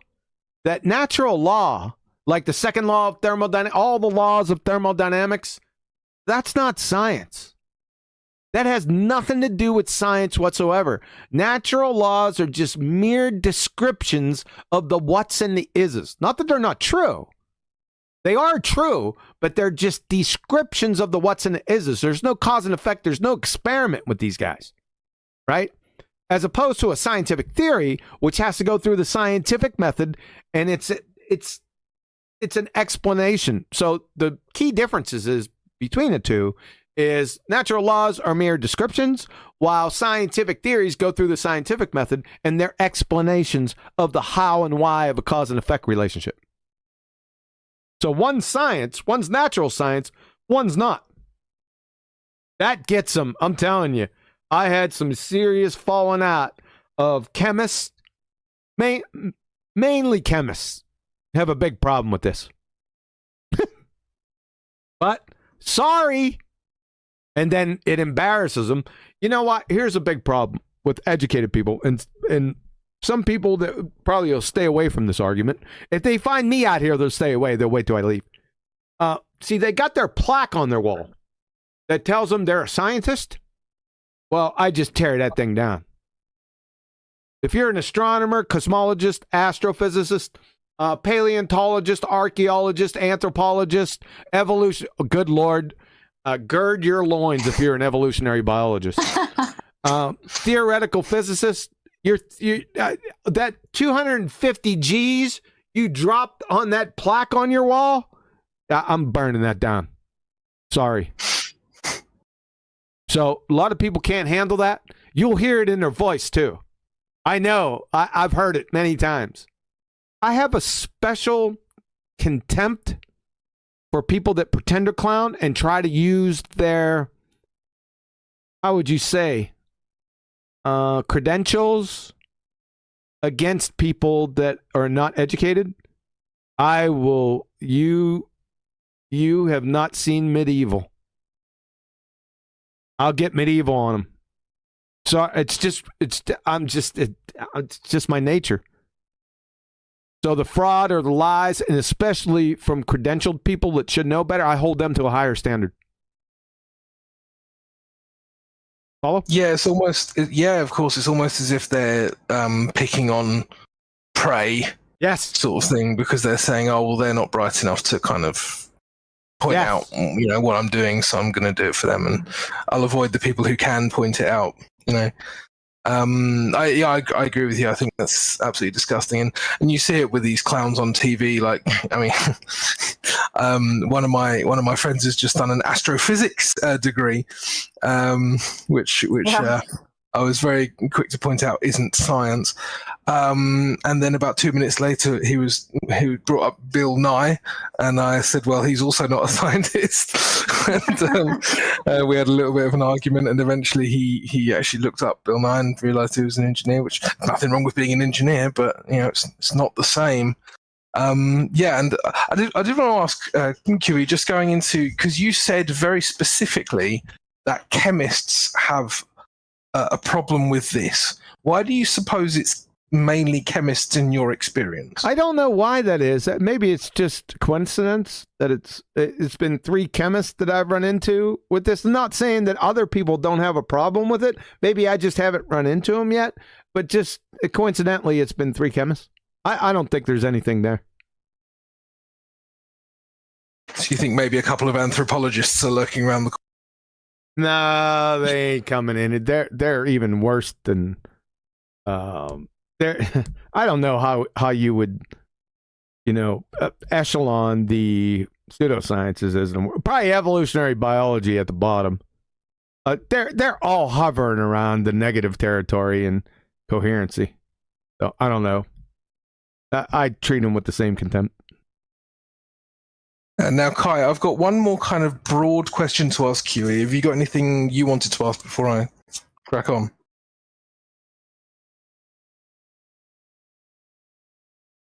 Who is your favorite person that you've ever debated regarding the shape of the Earth? Oh, the shape of the Earth.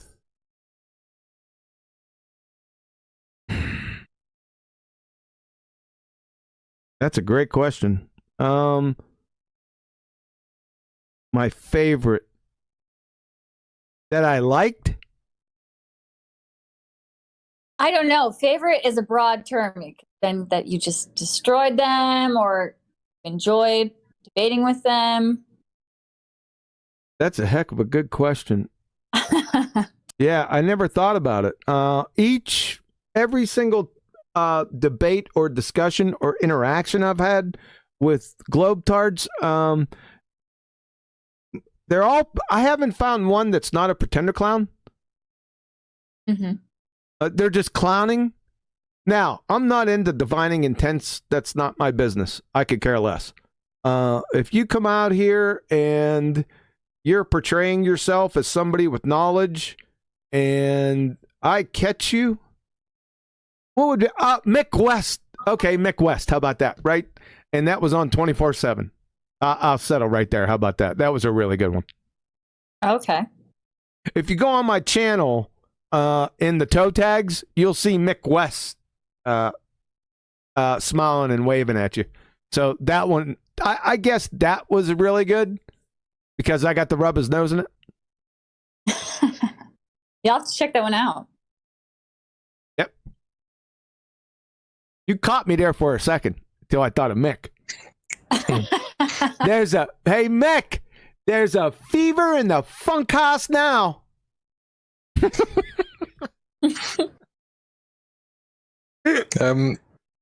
Yeah, so I've got quite a broad question, and feel free to answer it. It's a two-part question. Feel free to answer it in any kind of way that you feel is appropriate. Mm-hmm. One thing I noticed when I was reading a lot into kind of specifically two of my interest areas of genetics and intelligence research, one thing I noticed is how people can't really tell the difference anymore between science and academia, almost to the point where in a lot of people's consciousness, science and academia are the same. Yeah. So the first part of my question was, how do you think science and academia became fused as one idea? And the second part of the question is there anything we can do to save science from academia? Yeah, I don't know where it is. I think it came from that authority shell.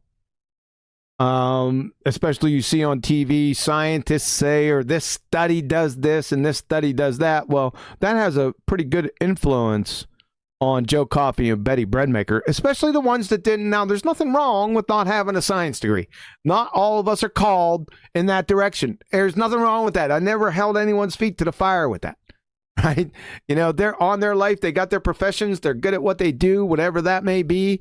However, whenever science is brought up, it seems that people are just swayed by it, especially the Joe Coffey and Betty Breadmaker. Now, they know that. They know their target audience. Most people are the Betty Breadmakers and the Joe Coffeys. That's the majority of the population. They already know that, the bastards. So they use that against them. Right? So it's a nice little game they got going. And they're protected because they got the masses. You know, who's going to be listening to me when, you know, somebody brings up a scientific topic and I just expose them? You know, maybe I get a little population, maybe 200 to 500 people listening. They don't, that's nothing. That's small potatoes. They just blow that off. I don't care what you say about that.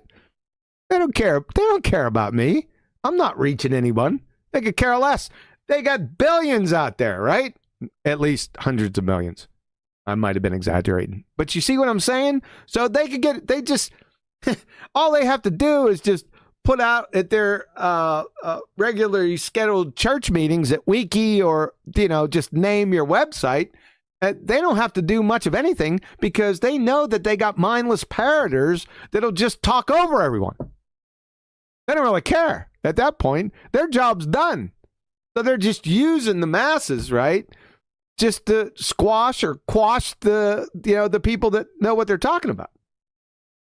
Am I still on the question, or did I just go on a rant? No, well, I mean, it is, I would say it's mostly on topic. The second part of the question really was, so the first part was like how academia and science have become almost fused. The second part of that question is, do you think it's possible to save science from the kind of, how do I even put this, like the grubby mitts of academia? Save science? That's a reification fallacy.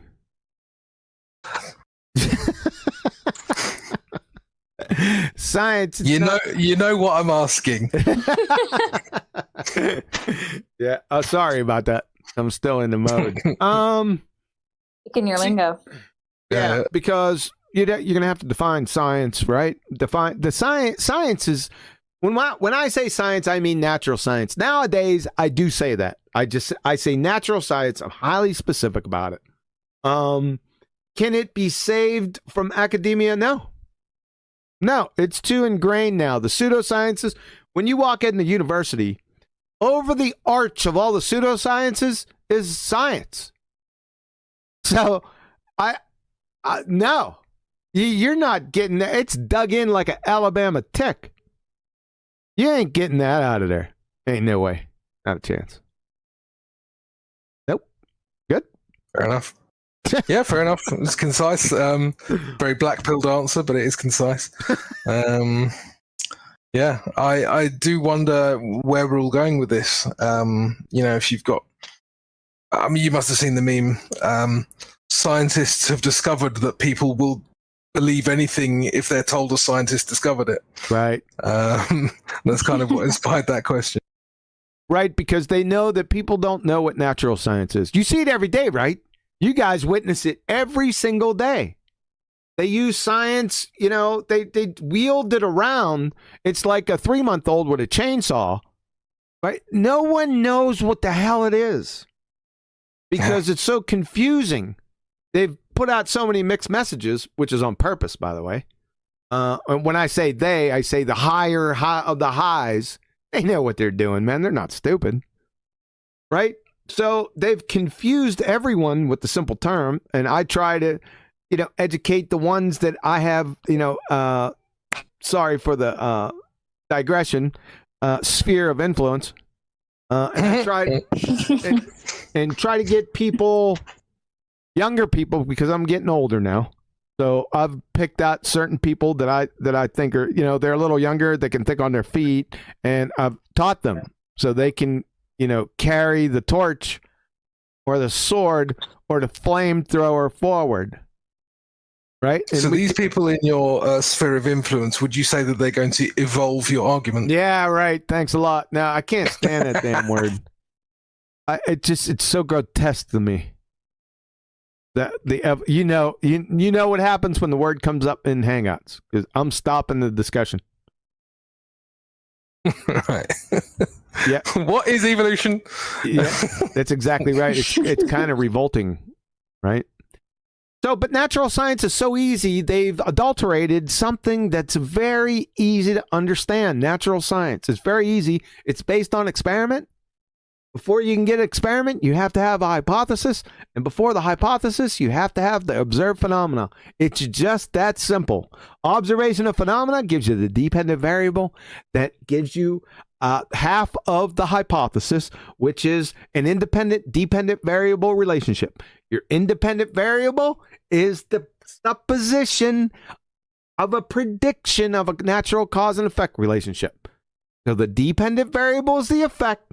The independent variable is the cause. It's an educated guess. It's only a hypothesis. It's just a supposition, a predictive supposition, like I said. Right? That's all you need. And then you head to the experiment where you add control variables to it and you test it.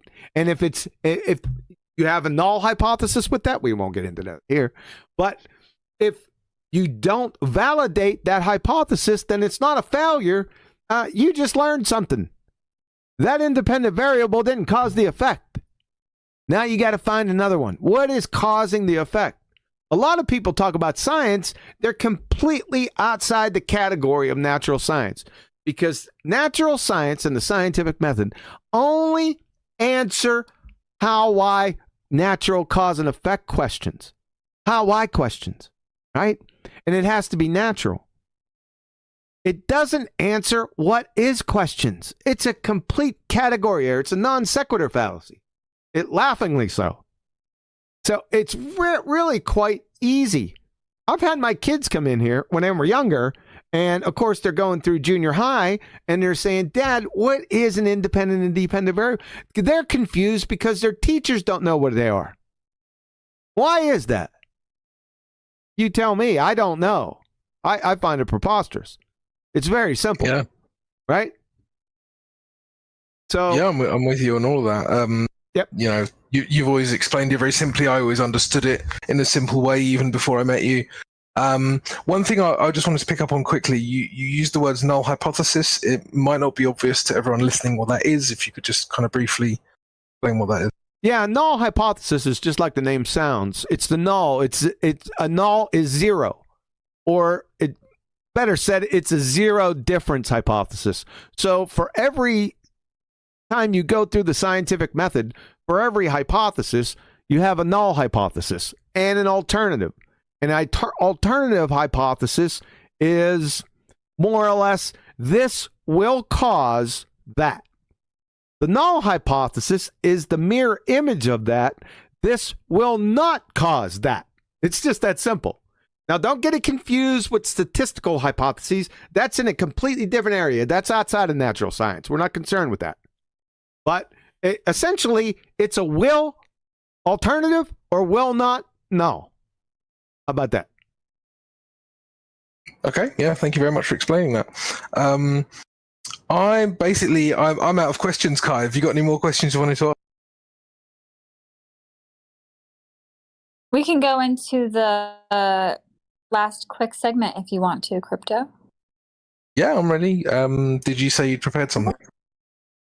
Yeah, it's just since our podcast is called Why Would They Lie, I think it would be good to have a segment where we just have our guests kind of define who they think they is and why they think they would lie. With this particular case, it's discussing the shape of the earth. So what are your thoughts, Louis? I wasn't ready for that. I thought he was going to give me a current. He said something about a current event quiz. And I was like, oh my God. Yeah. Oh. Yeah, I've decided to cut that because I know that you're kind of, not available for an awful long time. So maybe another time. Now, when I used to go in the military, we used to go to boards. When I was enlisted, you had to go to promotion boards. And that was one of the sections. And as soon as you told that to me, I immediately rushed back to that. And I was like, I'm not answering any of his friggin' current event questions. I thought that might be your attitude. So if you'd listened to some of the previous podcasts, basically what I have not. Is, I am sorry, I have not. No, that's fine. I'll cut that bit out and I'll put it. I'll kind of overdub your voice saying, "Yes, I have. Yes, I have." And hopefully no one will notice that it's an overdubbing. Well, let's get to Kai's question. I usually don't answer this question. Right? I usually don't. I know. It depends because I try to stay away from it. Not that it's not a good question. It's not. Yeah. I usually just try to tend to stay away from it, but I'll go ahead since you asked it. I'll tell you why I stay away from it because number one, it's an appeal to motive or intent fallacy. Right? Mm-hmm. And moreover, just to get away from the fallacy part of it, because I know everyone, ballers like to ask that or newbies like to ask that. They think they gotcha, right? So if you're listening out there, globies, ball tarts, spinning space monkeys, that's an appeal to motive or intent fallacy. I could really care less, right? And it's secondary or tertiary to the crime, right? We all know people lie, don't we? You've done it. I've done it. People lie. Conspiracy. This is one of those terms that got more baggage than freaking Samsonite, right? Conspiracy. Well, what is a conspiracy? At its roots, it's just two or more people that make a nefarious plan. That's really hard to believe. It's just been happening every day for the history of the world ever since there were two or more people. And the more the population rises, it's probably hundreds of thousands of times per day. It's self-evident, right? So once you get down to the root meaning of conspiracy, oh my God, you mean you can't believe this? Give me a break. With NASA, it's real easy. Money's the root of all evil. It's not only them, it's the subcontractors. They get a little racket going on. $60 million a day. Yeah, not only for them, but their subcontractors, right? It's a racket, like I said. Essentially, it's legalized extortion. It's just a game, Yes. right, that they're playing. And that's fine. We can get into that part here in a second. But the overall, the number one motive is to hide the Lord Jesus Christ, the Creator, from the can't. This is the important part. From the Kant Fogomir masses. I'll say this again. To hide God from the Kant Fogomir masses. That's the number one goal. If you listen to the people that are telling you, or the professions or the so-called disciplines that are telling you there is no God, it's funny. They're the same ones that are telling you you're living on a spinning space monkey religion. Huh? That's kind of a coincidence, isn't it? Yeah, because you can't have a flat, non-spinning, domed, geocentric Earth in Shangri-La. Even the Kant Fogomir people are going to say, wait a second, that's not lining up. Creator, right? See it? So I always like to give this scenario. I like this scenario. I like Bob and Victor and Alice. They use a lot of quantum mechanics, so I like to use it. So let's say we have Bob and Victor and Alice. They grew up together. They're the best of friends. Alice, she was a lovely woman. Never had a crossword with anyone in her life. She was a sweetheart. Well, Bob and Victor, their profession were special agents for homicide for 25 years. Now, these three guys still stayed together, right? They're best of friends. These homicide detectives, Bob and Victor, they get a call one day to investigate a murder. The address?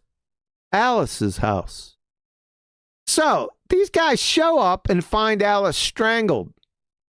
Bob and Victor look at each other and discuss intensely who could have done this for the next 6 hours. They go through every possible motive. Who could have done this? So, after they're done, they exhaust every possible avenue of potential motive or intent. They decide, since it's completely implausible and impossible for any malicious intent against Alice, Alice isn't dead. Follow? That's why I stay away from this argument. I go right to the evidence. I could care less. I'm taking the subjective, people's opinions, their motives, their intents. I just throw them off the table. Don't need to even hear about them.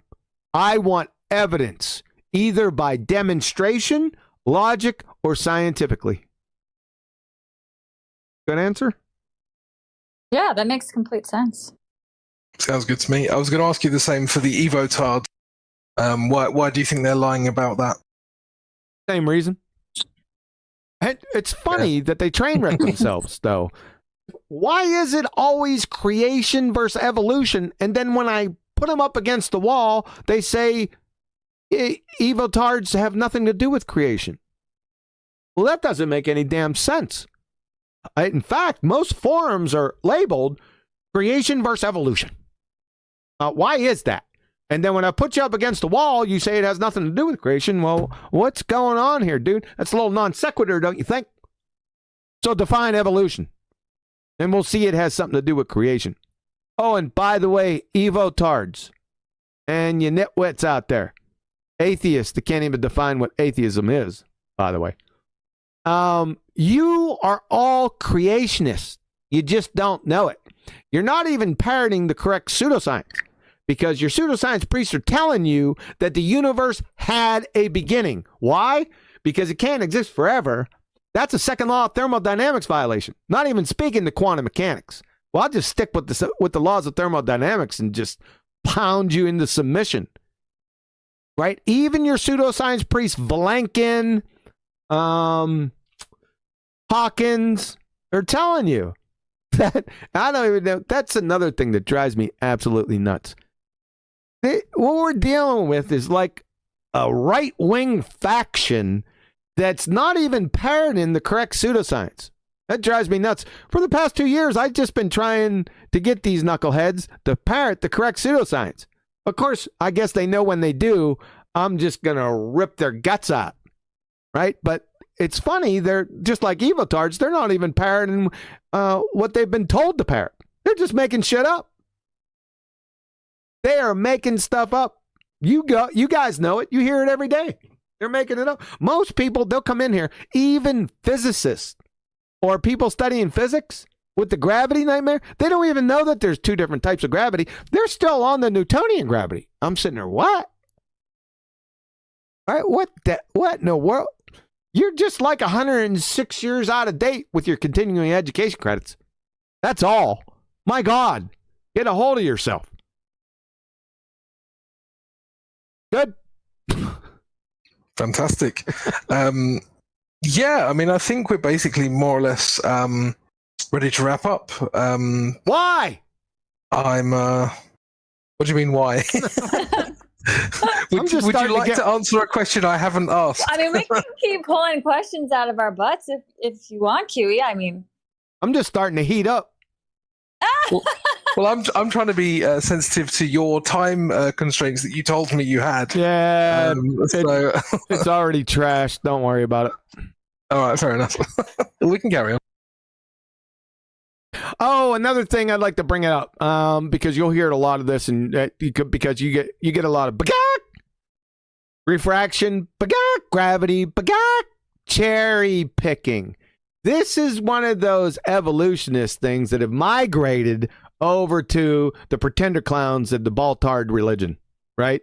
They'll just say cherry pick. They'll just say a phrase for their evidence.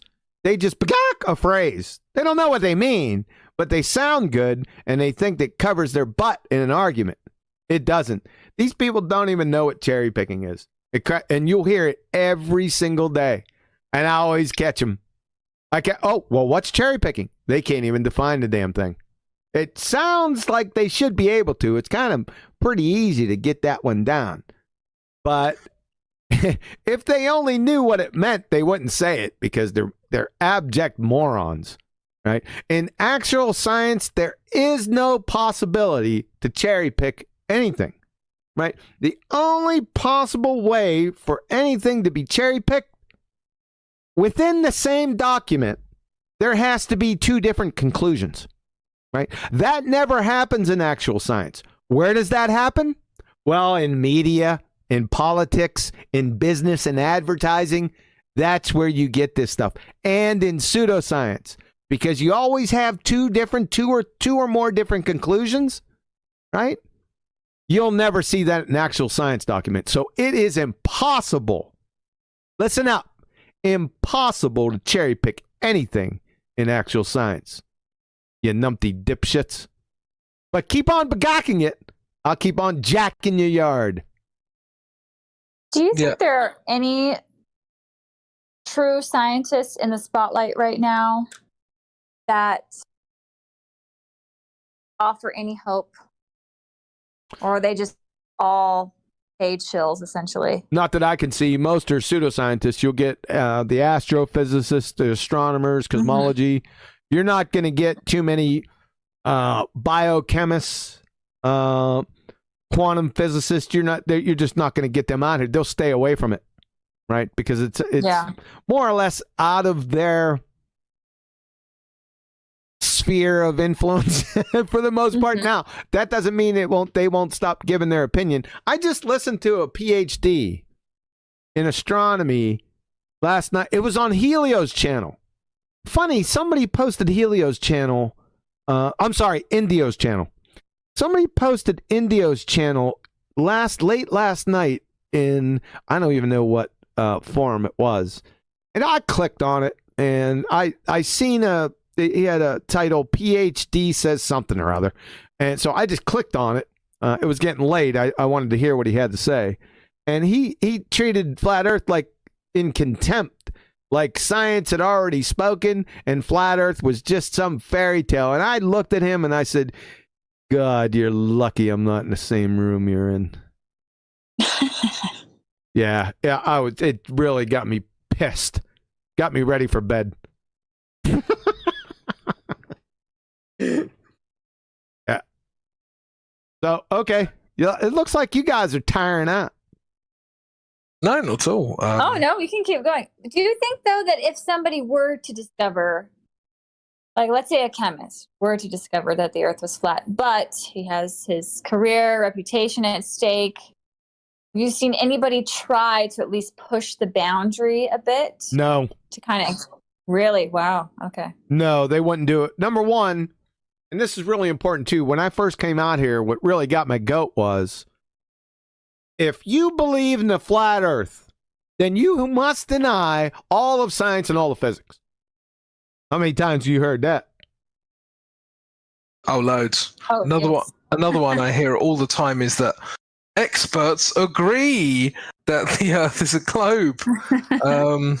Do they? That's nice. Whenever, it's a good point that you brought up. Whenever you hear agree or disagree, you're in the wrong genre. That means you should return to your cake decorating or whose favorite color is the best forms. That because that's not you, but the general you out there. Once you with that, I'm really keen on that. I'm waiting for it. Agree or disagree is subjective.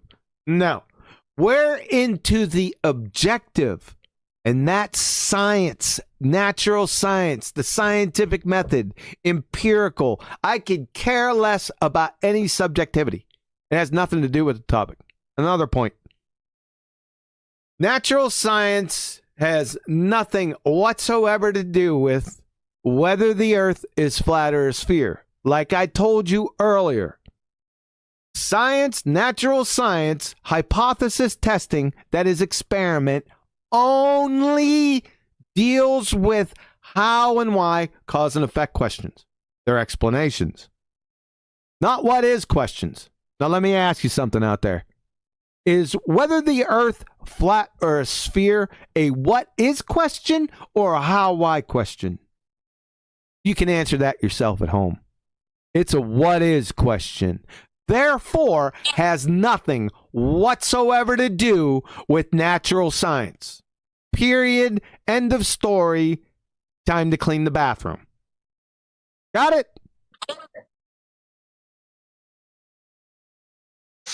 The only thing you could do, would you say, is look at cause and effect with maybe adjusting the density of water and watching the direction an egg will float? That's probably the only kind of flat Earth related thing that deals with cause and effect. Yeah, that's an experiment. I mean, you could go through a number of them, but that really doesn't tell you whether the Earth's flat or a sphere or not, right? True. Just, I guess, eliminates the bending and warping of space-time as the reason that things go down. The bending eliminates. Why do we need to eliminate something that doesn't exist in the first place? That is true. Right? So what you got is a bunch of pretender clowns. Einstein's quote-unquote theories, both of them, special and general theory of relativity, are not actual scientific theories. To be an actual scientific theory, you're going to have validated, confirmed scientific hypotheses inside the darn papers that either happened then or before that time, right? There is no scientific experiments in either one of Einstein's quote-unquote theories. All Einstein is a philosopher with a calculator. It was so funny because I brought this up to my grandpa and I was like, I just need to know the scientific experiment that they did, and they followed the scientific method. And he said, well, if you look up at the stars, and I was like, this has nothing to do with gravity and the bending and warping of space. Well, if you look up at the stars and if the sun is in front, it will slightly bend the light. What? And I was just laughing so hard. I was like, this has nothing to do with why establishing the cause and effect of why things go down. Now you're looking at the sky. Right. This has nothing to do with. It's the infamous return of refravity. Refravity, yep. Back to the Bagox, right? Yep. That's another thing. The biggest thing out there right now, and it's been pretty big for a while now, is refraction, right? And you know what happens every single time refraction is brought up in my darn vicinity. I'll tell you what, boy, it's getting bad out there now. I got a lot of people not liking me for some reason. I think it's because of refraction. I don't know. Maybe you guys got a better feel for that, but refraction is. I know. So just like evolutionists, whatever they right, they don't know what it is. They're just parroting what they've been told. Refraction, right? Atmospheric refraction. Atmospheric refraction, the one that they're invoking, you baltards, you have to understand what it is. You're invoking terrestrial refraction. Well, to do that, you have to kind of have the two necessary conditions for atmospheric refraction to exist. There's two of them. If they don't exist, you don't have atmospheric refraction, right? Because there's different types of refraction. You got prism refraction, you got magnifying glass refraction. There's different types of refraction, just like diabetes, right? You got type 1 diabetes, you got type 2 diabetes, you got gestational diabetes. They're diabetes, they got the umbrella term for it, but they're different effects and causes. Same game here. And what they come back with, well, you're denying refraction. No. I'm denying what you think refraction is. And that is atmospheric refraction. Right off the bat, you can tell right away atmosphere is a paradox. Right? They have to have curved gases. Well, gases don't curve. Gases have no inherent shape. I mean, this is first grade. I'm serious.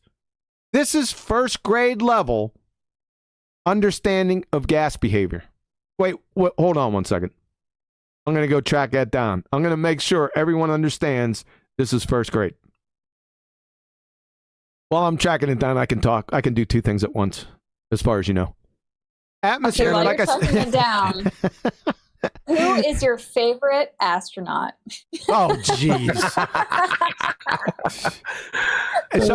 So what they got, atmospheric refraction, they got a paradox, right? Because atmo means air. Air is a gas. Sphere is a shape. The gases have no inherent shape. So what you have is a contradiction in terms, it's in the phrase. So right there, you're in big trouble. And the second condition, you have to know the radius.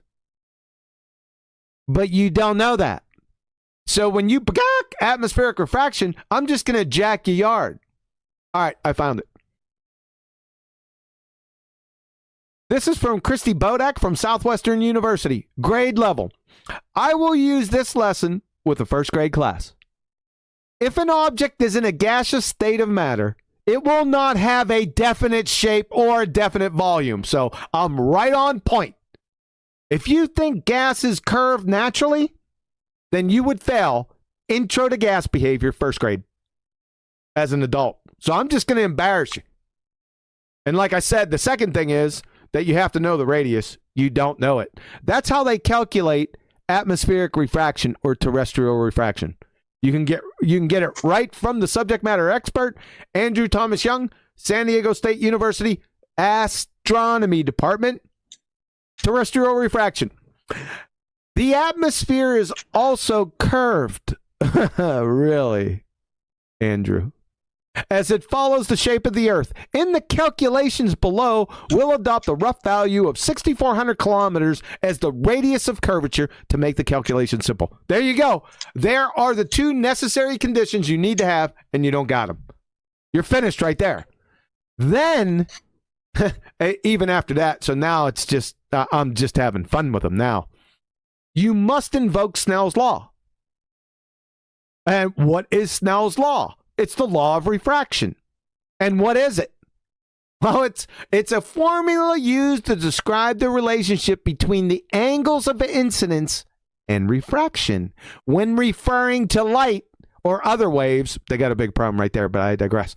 Passing through a boundary between two different isotropic media, such as water, glass, or air. Your paradox curved gases atmosphere has only one media. atmosphere. You got big problems in Shangri-La. So guess what they do? Fairy tale Andrew Thomas Young out there, he must be smoking. I want some of the shrooms he's smoking. So what they do is they take Snell's Law and adulterate it. It's basically Snell and Descartes. Rene Descartes came up with it, right? Those guys got to be turning over in their graves because they remove the two different isotropic media. Obviously, they got to remove that because they know, they only have one media, right? So what they have to do, they have to remove those two media, isotropic media, and only give you one, the atmosphere. You think I'm lying? Snell's Law, back to Andrew Thomas Young, San Diego State University, Astronomy Department. Snell's Law gives the quantitative change of direction of a ray of light in passing from one medium to another. So he identifies it because he knows his goose is cooked, right? He continues. The product N sine Z is the same on both sides of a plane interface between two media. See, he's still on the two media, where N is the local refractive index and Z is the local angle the ray makes with the normal to the interface. In the curved atmosphere, so he invokes the paradox to render Snell-Descartes law null. There it is right there. In the curved atmosphere, Snell's law becomes NR sine Z equals constant. Where R is the distance from the local center of curvature. See it? It's over. He's finished. Gases don't curve, Andrew Thomas Young. And you're not adulterating Snell's law. What they do, they tie it up against a friggin' tree and they just beat it about the head and shoulders with a baseball bat until it goes into submission. But they render null the entire law with that little fairy tale right there. So they're finished. It's over. Even if I give it to them, even if I give them their fairy tale refraction in Be Kind to Dumb Animal Baltard Week, even granting them that with the Married Bachelor Paradox curved gases and Booby Al Baruni's fairy tale radius value, they're still toast. Because there is no paradoxical refractive phenomena, even within their paradigm, even in their wrong definitions. There is no refractive phenomena that takes the geometric horizon and jettisons it 10 times further than it must be. It's over. You're finished. The black swan kills it. For Dead. Sure. And I would say as well, though, that you know how you I hear Whitsitt say this, that space-time is a concept and you can't bend concepts. That's correct. However, they appear to be bending the concept of Snell's law and isotropic media quite badly. They don't know what it is, dude. I'm telling you, whenever they say it, don't let them get away with it. Ask them to define it. Atmospheric refraction, they won't be able to do it because most are just parroting what they've been told, whether it's Wiki or one of their Baltard boyfriends. Without due diligence, they're back. Atmospheric refraction. Yeah. And if they bring it up, then the logical fallacy is assuming the consequent. Is that correct? That's assuming the consequent. Where'd you get that from? Well, because they're assuming that they know the radius value. No, that's just begging. That's just a good old fashioned begging the question. Oh, okay. Sorry, guys. Okay. I'm trying. There is one more thing, though, QE. I have to say, earlier you were talking about sphere of influence. Now, I have to say to you that sphere is a shape and influence can't have a shape. So, yeah. Yeah, but I wasn't trying to prove anything, so that's not reification. I got you. See, it's only because we use rhetorical language. You know, we reify a lot of things because it's great descriptor in telling stories and stuff. If I were to use that in trying to prove something, I'm going to stop you in your tracks. But everyone knows if we're just talking, I'm not trying to prove anything. We're just talking. I'm just giving you a little color. It's not an actual fallacy then. Yeah, I mean, I would. Yeah, it's one thing that I notice really absolutely winds me up is when people say that's an insult is an ad hominem fallacy. Oh yeah. When of course it has to apply to an argument, otherwise it doesn't apply. You know, and they don't get it. Yes, ad hominem is very simple. It's insult in lieu of an actual argument, not just an insult. It's got to be in lieu of. Very important. Yeah. Oh, dear. So wait, who is your favorite astronaut? Oh God. I don't have one. I don't even. I don't follow them. I don't know them. I don't know their names. I think I remember. I'm sorry, Tim Peake. He's not my favorite one. I just know the name. And Robert used to talk about the rocket equation. Who made that rocket equation? He had that name. I could see his face. He's a real doofus. I can't recall it. We have a question from the audience.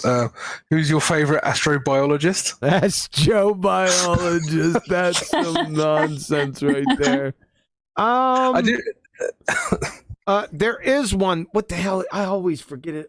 Why I can't remember his name, because I use a lot of his work in. I can't remember his name.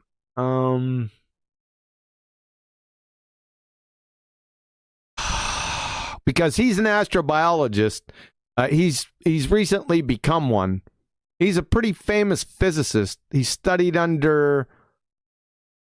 Man, I'm having a difficult time with names. He studied under a pretty famous astrophysicist at Cambridge. He coined Fred Hoyle.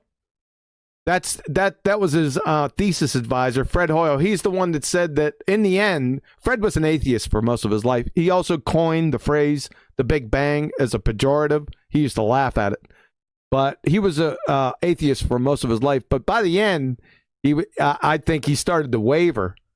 He was the one that said that getting life, by chance is like having a tornado run through a junkyard and it produces a 747. Okay, I didn't realize that was the origin of that phrase. But yeah, Fred Hoyle. Yep. And Okay, I'm trying to remember his student because he's the recent astrobiologist. I got his name somewhere. I just can't. I can't get it. It's a common name too. That's why I'm having problems with it. I'll snatch it real quick. 1 second.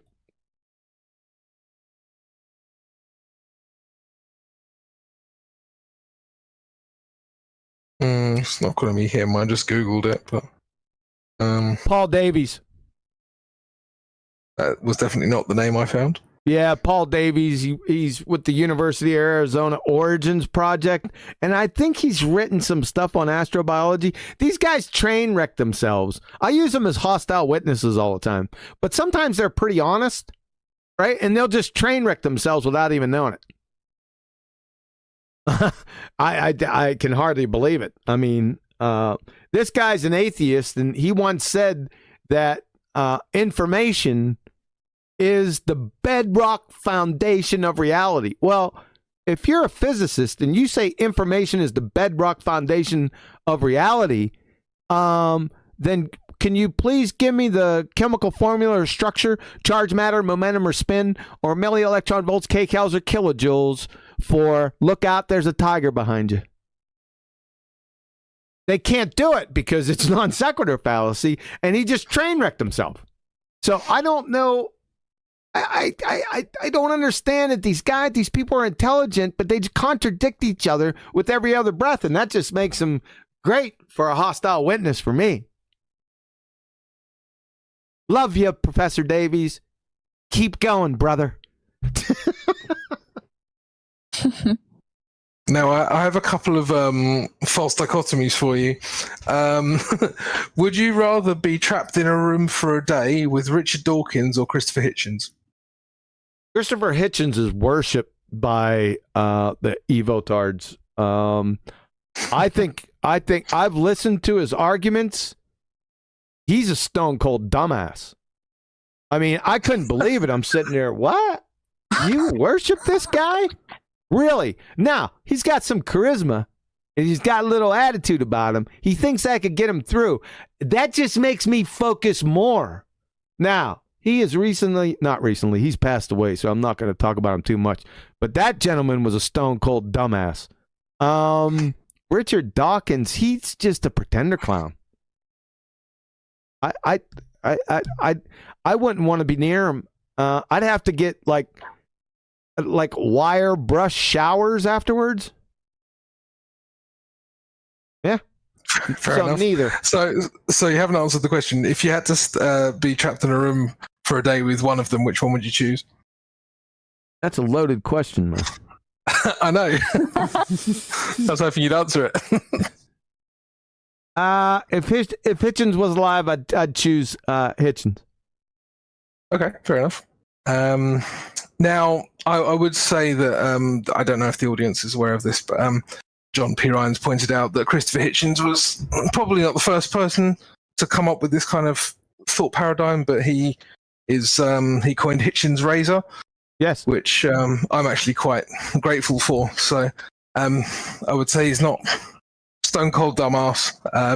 He was capable of moments of excellence. Oh, the sun shines on a dog's ass every now and again, sir. A clock, a broken clock is right at least twice a day. Military clock only once. Indeed. Follow? Yeah, for sure. Okay. That's a great quote. The sun Yeah, shines on a dog's ass once in a while. It's right. Yeah, he's Tuck that one away. For the most part, because I've listened to a lot of his debates, and that's how I know. Hitchens' razor is good. I agree with it. Right? Extraordinary claims require extraordinary evidence. Something to that effect. Correct? Yeah, what can be asserted without evidence can be dismissed without evidence. Ah, that's it. Yes. Yes. Agree. Yeah. Awesome. So the next question is, would you rather be stuck in a room with Bill Nye or Neil deGrasse Tyson? Yeah. They're the same person to me. Oh, man. I think Neil's more popular. So I'd like to mule kick him. Neil. Could you explain to me exactly how this mule kick would look? There would be a literal mule kick.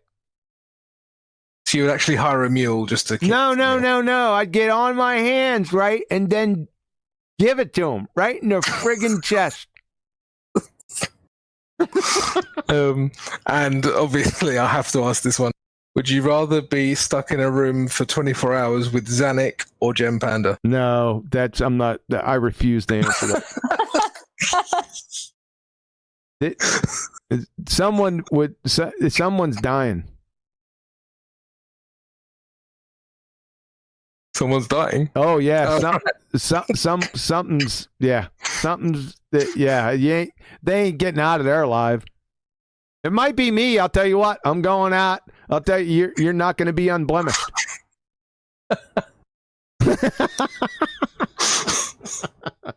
No, that's an unfair question, man. Come on, you're getting silly now. Of course it is. That's the point of the question, is that it's unfair.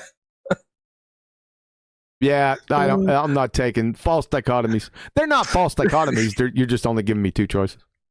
Yeah. No, but then, I don't want to get into an argument or false with you. I can give you a third choice if you want. No. You don't want me to throw Kosho in the mix? No, oh God. What about Brenda? Oh, come on, man. No, neither. Let's get to some meat. Yeah, sure. You guys are going to have to do the rest without me. 3 a.m. where we could wrap it up because you guys are sucking wind. all right. You guys are sucking wind. I could see you heaving in the background. So let's just wrap it up, man. It was good. It's an hour and 45 minutes, a little bit over. Yeah, a bit more than I was expecting, actually. Yeah, so thank you. Quantum, it's been a lot of fun. I feel like we've covered a lot of ground that we normally do, and a lot of new ground as well, which is really cool. And yeah, just appreciate. Well, I just wanted to say, as a new flat earther, I'm really grateful for you, QE. You've used your bullhorns to pave the way for us, taken a lot of heat, but you've done a lot of the work, and your videos, your lectures in 24/7 have given me the confidence to debate people I never thought I would be debating. So just really thankful for you and your work that you've done in the community. So yeah. Well, that was very nice. You're very welcome. I see through the big bad wolf. So I appreciate what you've done for us. And I would say, just before we wrap up, if you guys listening, either live or on the podcast, if you haven't been listening to QE Quantum Erasers Numpty clips, please do. They're a lot of fun. There's a lot to be learned as well, but mostly they're a lot of fun. So I'd like to speak to that. Yeah. I'd like to speak to those, if you would. Sure. Go ahead. Yeah. The Numpty clips are on my channel, Quantum Eraser channel. They're a playlist. You can go into the playlist. There's about 32 or 33 right now, somewhere around there. They'll be over 100 sooner than later. They run every Monday, Wednesday, and Thursday on my channel, Quantum Eraser channel, at 2 p.m. U.S. Central, 7 p.m. UK. And I think a lot of people think that they're just, how would I say, like a thumb in the nose or a thumb in the eye of Baltards just making fun of them. It may seem that way on the outside, superficially, but they're not. I'm trying to make them the crown jewel of my channel, and it's for very good reasons. Number one, it gives you the trench level arguments that are out there that the Globetards are bringing to the table. It lets you know what their arguments are. And number two, and most importantly, I go through and step by step deconstruct every single one of their fallacious train wreck belly laugher arguments for you. You don't have to do anything. All you have to do is sit back and listen over and over and over. Yeah, I do take a little liberties with some of my guests and employ certain flair with artistic license, but most of the subjects are dry. So you'll afford me that. I'd appreciate it. But make no mistake, I think they're one of the best flat earth proofs, maybe for not somebody brand new, but somebody maybe in the 3-6 month time frame to head right to the Numpty clips. And if you're on the fence and you're thinking or considering getting on the Globe Baltard team, this is going to definitely make sure that you're not on that team. Indeed. Yeah. I think probably my favorite part, apart from the deconstruction of the arguments, are the laugh tracks that you use. Would you be able to go through a few of the laugh tracks you use? Yeah, I'm expanding my repertoire. But like I said, it's only my pieces of flair to make it a little bit more enjoyable. But don't lose sight of the fact that these are educational. Everything I do is for the educational component. You'll see that I'll try to stay away from the drama. I'm not a drama queen. I don't like that stuff. I try to stick. That was one of my mission goals when I first come out here, and the goal of my channel, to educate. Right? This is just one of the vehicles I use for that. It's funner than just straight presentations. This is real hands-on stuff, and you'll get a lot out of them. I promise you. Thanks. Perfect. Yeah. Kai, have you got any last words before we wrap up? No, just thank you, Kiwi, for joining our podcast. We greatly appreciate it. Enjoyed it. I'd like to come back again. Yeah, you'd be more than welcome. Yes. We got to do the quiz next time. Yes, indeed. Hopefully it doesn't give you too many... A beer may be a necessary antecedent, so... Fantastic. Okay, well, thanks again. And yeah, let's... Oh, here we go.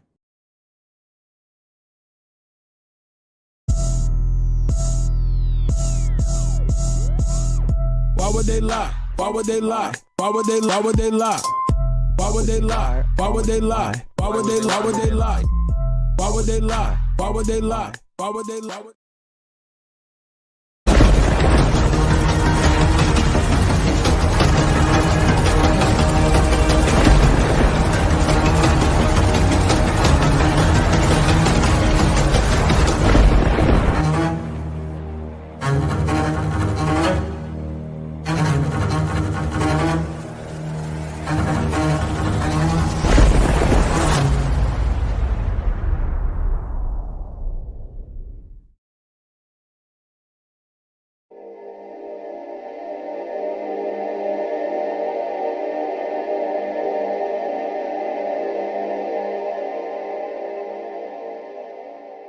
This is a Reader's Digest version containing many of the interesting parts of the Flat Earth theory.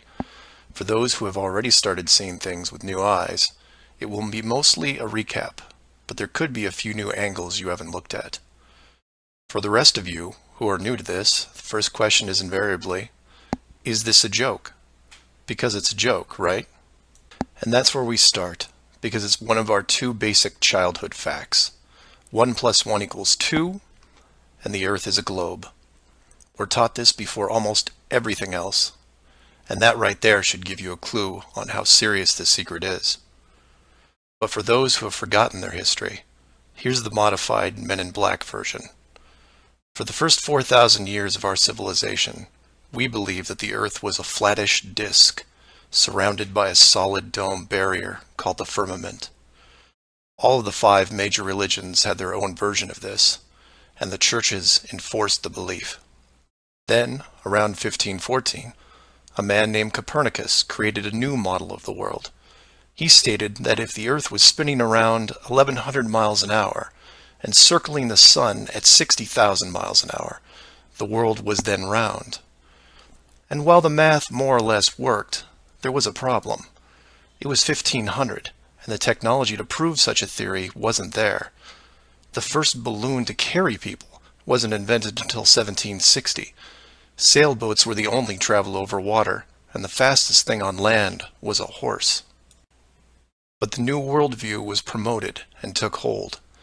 The religions adapted to handle the new reality, and life moved on. More importantly, the globe model was quickly introduced into the education systems. Over the next 500 years, the challenges to this model faded, to the point where the globe was accepted as universally as physical laws such as gravity. Read that again if you didn't absorb it. For 20 generations, people believed that the Earth was round because there was a globe in every classroom they sat in. There was no proof.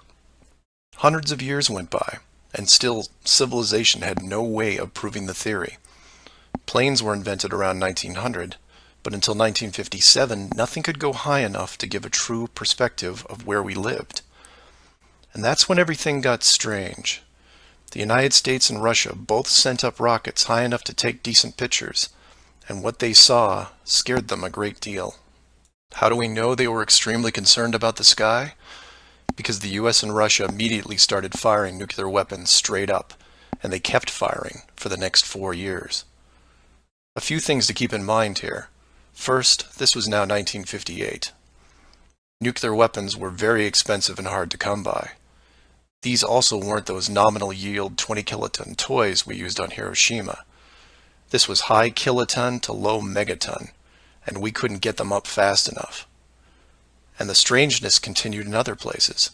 In 1959, only a year into the atmosphere bombardment, 10 nations, including the United States, made Antarctica off-limits to any colonization, A treaty was put in place and to this day remains intact. Over 50 nations now have signed off on this treaty. Do you know any treaty that has lasted that long between all industrialized nations? Moreover, do you know any piece of real estate in the world that is owned by no one? You would think at the very least one of the large oil companies would use their huge financial resources to explore this region, and yet they don't even petition the idea. The short version of the discovery is this. By 1958, the military had discovered the very solid upper and outer edges of our world, and had to create a way to put up do not enter signs without looking obvious. It was tricky, but if there is one thing I have learned about the Authority, it's that nothing is left to chance. Most of the work had already been done for them, so their job was primarily in the details. The sky part of the dome was much higher than commercial air traffic, so the only thing they had to worry about there was the space program, which is immediately militarized. The outer border had the natural benefit of not only an extensive ocean, but a scaling decrease in temperature and a steady increase in iceberg frequency to discourage ships, all leading to a permanently frozen landmass that could not be used for any form of agriculture.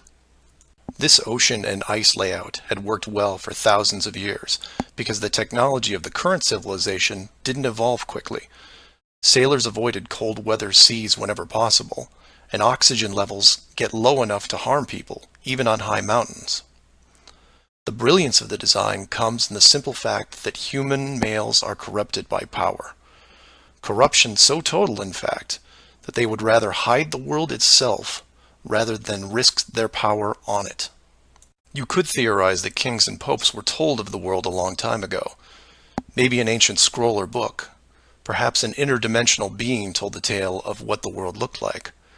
But this was all but dismissed because even the most powerful leaders of the day couldn't reach the borders. And if they couldn't, what chance did the general public have? It's one thing to be told of the giant impenetrable dome, but it's a whole different animal when you finally stand right next to it. Then the tough decisions have to be made. Do we keep the secret? And how far are we willing to go to keep the status quo? Once they decided to keep the secret, no expense was spared. The rapid progression of rocketry science had to be addressed quickly, and so the moon missions were created. Matt from the NASA channel was right in his thinking that you needed the moon mission event to stage a picture of the Earth from deep orbit. And that couldn't be more true. Establishing NASA as the frontrunner of space exploration also diverted people who would have otherwise created their own space companies for profit. The best engineers, technicians, and pilots were recruited to the NASA space program. Once there, they were compartmentalized on a need-to-know basis. The astronauts know of the deception and are sworn to secrecy under the penalty of whatever motivates them. Private space programs are discouraged, sabotaged, or absorbed into the NASA fold. Private sector spacecraft are just not going to be allowed for several reasons. The most obvious is the collision with the dome itself. The telemetry data from such a mission would show an impact failure at a certain altitude, and if repeated, would raise questions NASA just isn't prepared to answer. There are 3 perpetual questions about our world that can't be eliminated, but avoided at all costs. These are the questions you should ask yourself and others if this protective layer is going to be lifted. I'd like to preface this with a thank you to Max Malone, a conspiracy hardcore who has a knack for boiling down debates to a single paragraph whenever possible. It was he who said, after over 50 years and thousands of hours of space travel footage, both by NASA and other countries, there is no exterior shot where the astronaut completes the simple act of panning the camera 180 degrees, let alone a full 360-degree sweep. This has never happened on any moon mission, exterior space station, nothing, ever. Statistics will tell you that this would have already happened by accident years ago, but it hasn't, and it won't. This is because of the rule they cannot break, the same rule that applies to television set shows that never show the fourth wall. Why? Because there is no fourth wall. Number 2. When you search online for pictures of the Earth from space, 95% of what you will see is a collection of artificial composite shots. In 2000, when I did this search, there was exactly one picture by NASA showing the bottom part of Africa and Antarctica. Now that picture is hidden within hundreds of simulated images. There are HD cameras everywhere, and no one is taking a shot of the Earth because you can't get enough altitude to do it. Number 3. The commercial air travel routes for the southern hemisphere are wrong. This is an easy thing you can check out in 60 seconds. Take a map reading of the distance between anywhere near Australia and anywhere in South America. It's a straight shot across the South Pacific. Now find your favorite travel site and try to get there non-stop. See what happens. The routes start turning ridiculous. I used to business travel for years, and I've never seen anything like it. It's the one thing in the general public world they can't hide, the actual distance between these two places. On a round world, the flight is easy, just a straight shot across an ocean. But on a flat world, it becomes the greatest distance between 2 points. There are no shortcuts, so they distract you with multiple connections and layovers. It's only blind luck that the United States was in the northern hemisphere, otherwise the increased traffic would have raised eyebrows by now. I know. It's madness. It's lunacy. There are people who will tell you straight to your face that all the leaders of the world are lizards, and yet these people laugh out loud when you say the words flat earth. I was, and still am, a huge conspiracy guy. I literally ran out of new tin hat topics to research, and I still wouldn't look at this one without embarrassment. But every time I glanced at it, there was something unresolved. And once I saw the near perfection of the whole plan, I was hooked. Do your own homework. Ask the questions. Get past the possibility and see if you can move into an even bigger picture. Like who built the dome and why. That's where it starts to get really interesting and things start opening up. I know I said years ago that the greater good was something that should be preserved, that JFK, Pearl Harbor, and 9/11 were inevitable. I still believe it, and I understand the decisions. The globe illusion, however, has run its course over the last 500 years. It's time to start again. If that means we end up getting the attention of who or what created this place and force the reset of the world, is that such a bad thing? I've put some links in the description that you might want to check out, like the current map projections used by the USGS, the United Nations logo, the Flat Earth Society, high-altitude nuclear tests, the Antarctica Treaty, among others. I'm not allowing ratings or comments on this video for several reasons. One, this topic seems to bring out the worst debates because of the initial denial.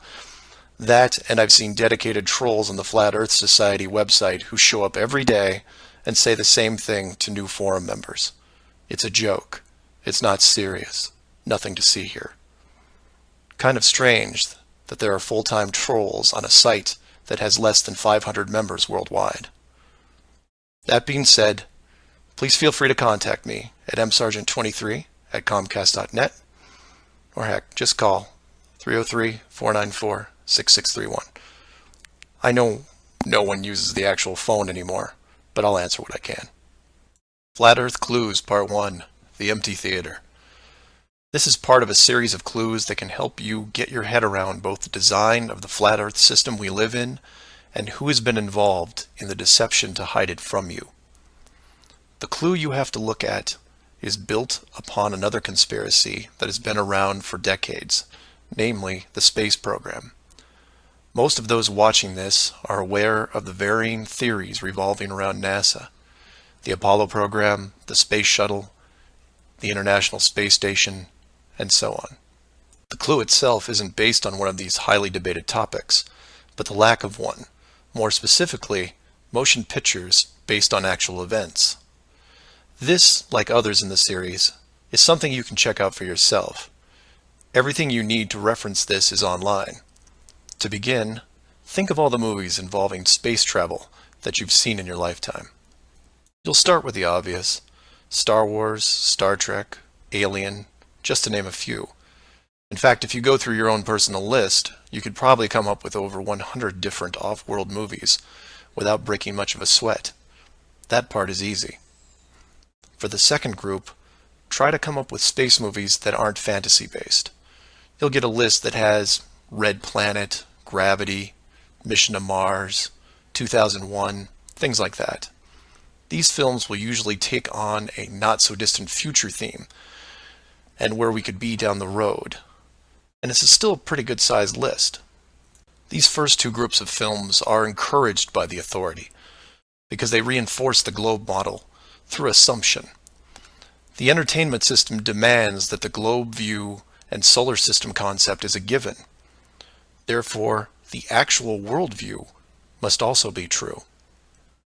Or to put it another way, if you're using your suspension of disbelief as you watch a movie like, say, Gravity, then subconsciously you're reinforcing the movie right on top of the real world.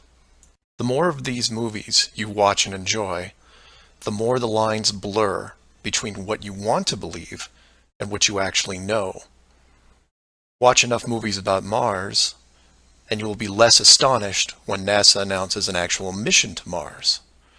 Same with the Moon, other solar systems, and so on. Releasing the movie 2001: A Space Odyssey in 1968, right before the actual moon missions, was no accident. It took the greatest director of all time 5 years to make, and several people who saw the theater screenings claimed that many military groups were listed in the credits, only to be removed years later.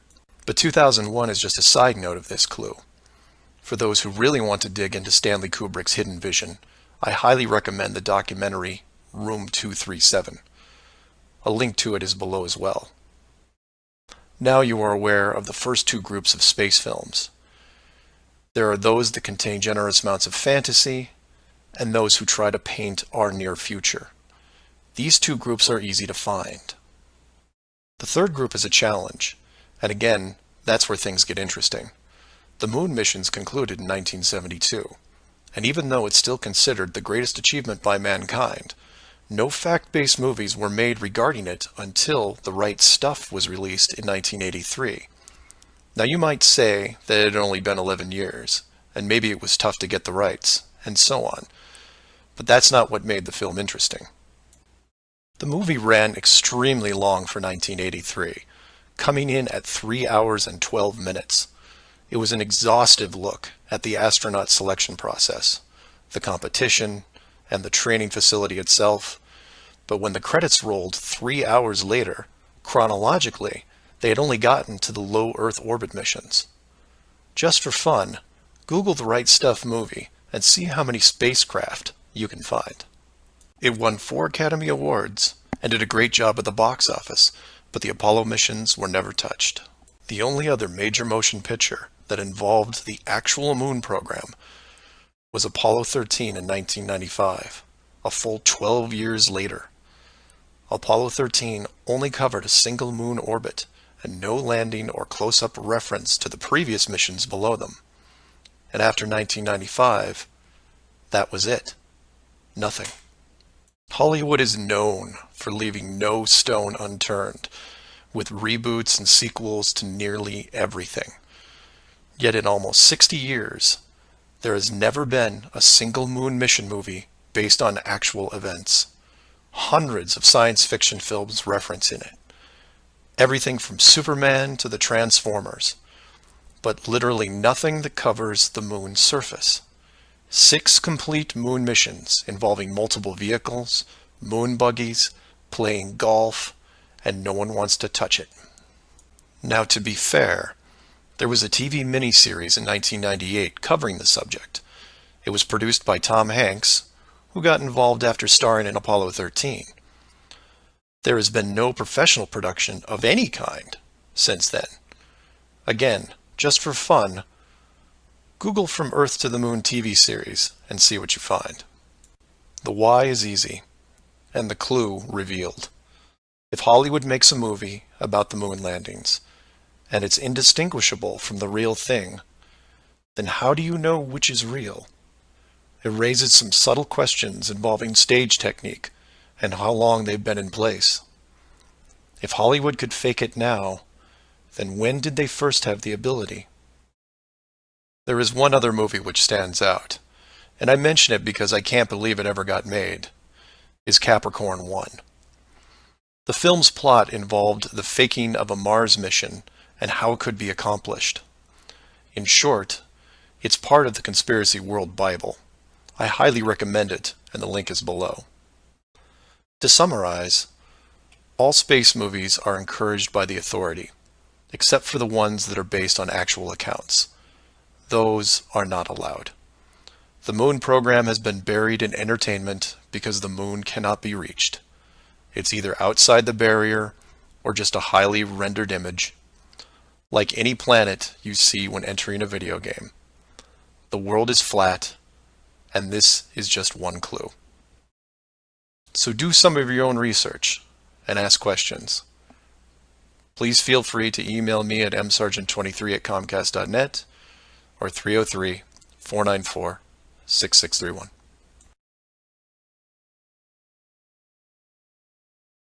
Flat Earth Clues, Part 2, The Bird Wall. This is part of a series of clues that can help you get your head around both the design of the flat Earth system we live in and who has been involved in the deception to hide it from you.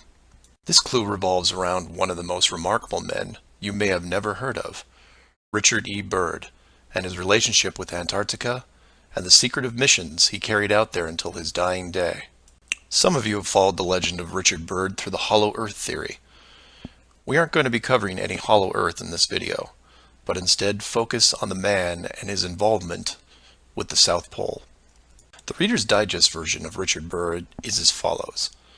Born in 1888, he became an American naval officer who specialized in feats of exploration.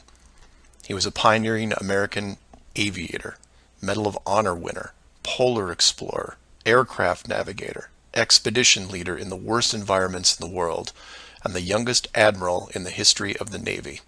In addition, his list of awards takes up several pages in Wikipedia, including 3 ticker tape parades in his honor. In short, he was Indiana Jones on steroids. Some people will say that Roy Chapman Andrews was the real Indiana Jones, and you might be right.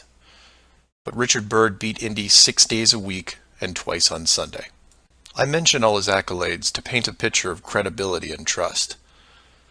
The governments of the United States and the world trusted his judgment and leadership, and took advantage of every chance they had to put him in charge of special missions.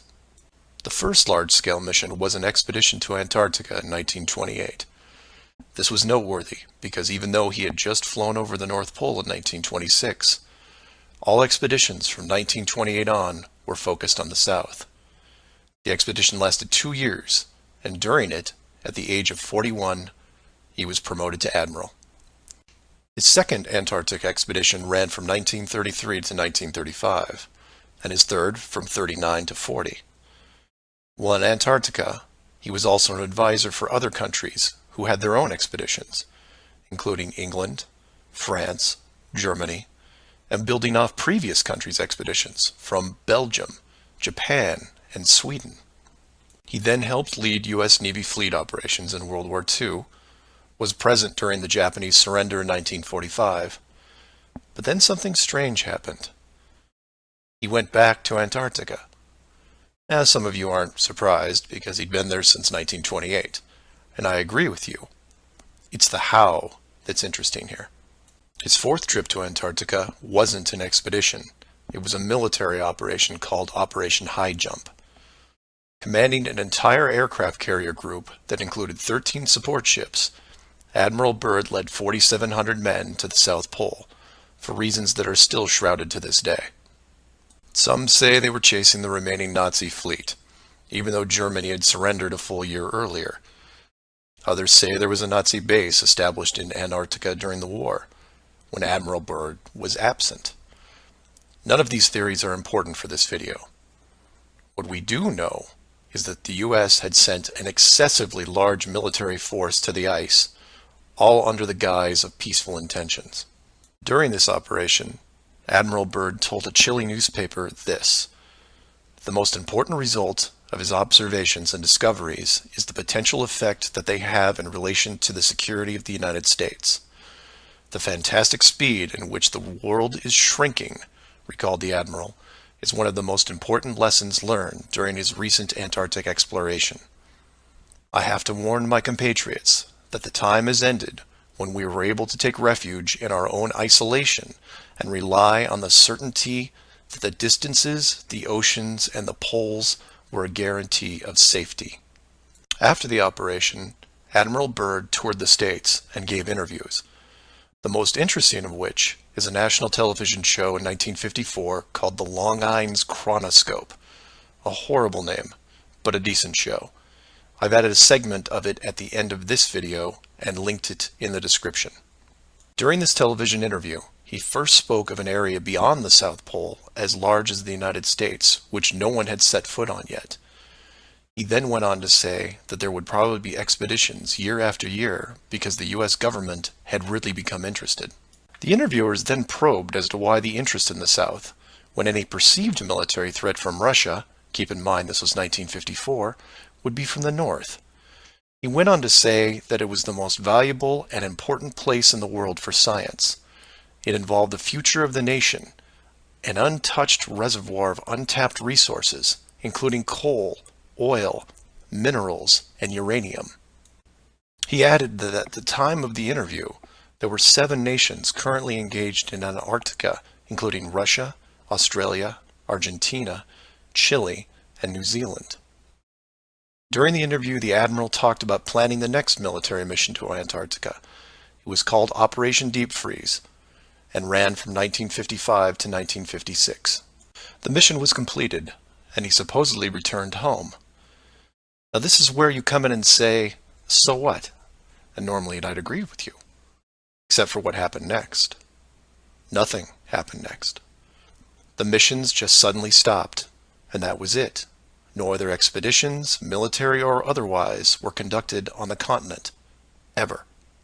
Then a treaty was put in place banning any country from doing basically anything.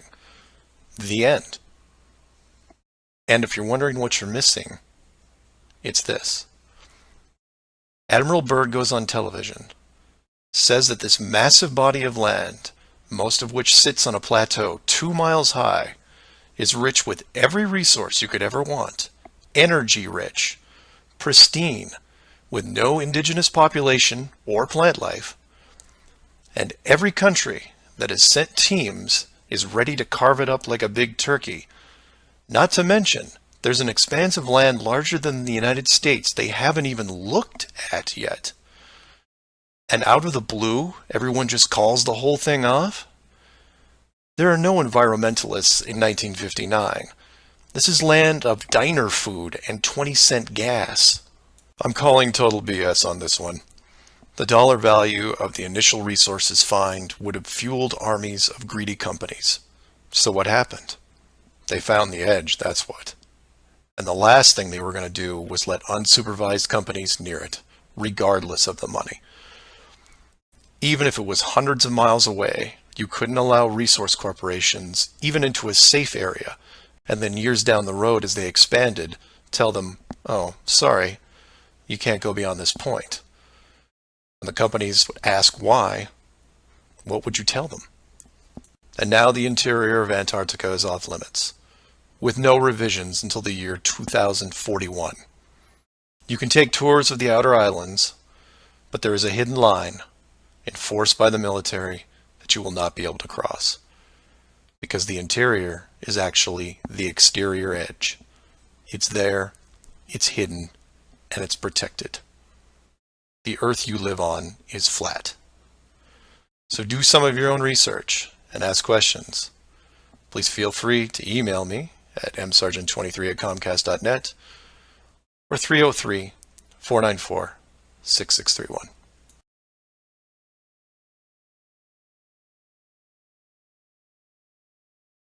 Our very distinguished guest for this evening is Admiral Richard E. Byrd. The North Pole used to be a no man's land, but these are the days when, by buying a ticket on a commercial airliner, you can fly across the North Pole and drink a cocktail at the same time. You know, only 60 or more years ago, about 35 years ago, our guest tonight found out whether there was any land north of the North American continent. He made that first discovery flight, and I must say that Admiral Byrd, our guest tonight, is not only our greatest living explorer, but he's been an inspiration to countless Americans. Admiral Byrd, you've been to both the North Pole and the South Pole.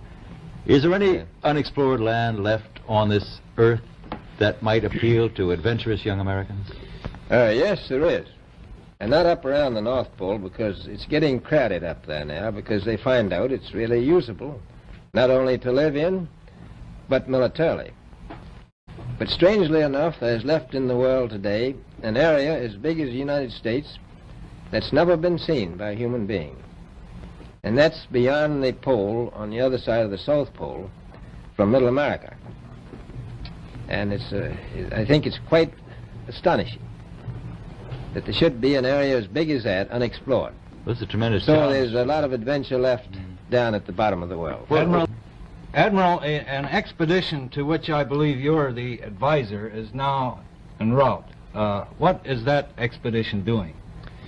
Well, that's the icebreaker Atka, and it's a reconnaissance expedition.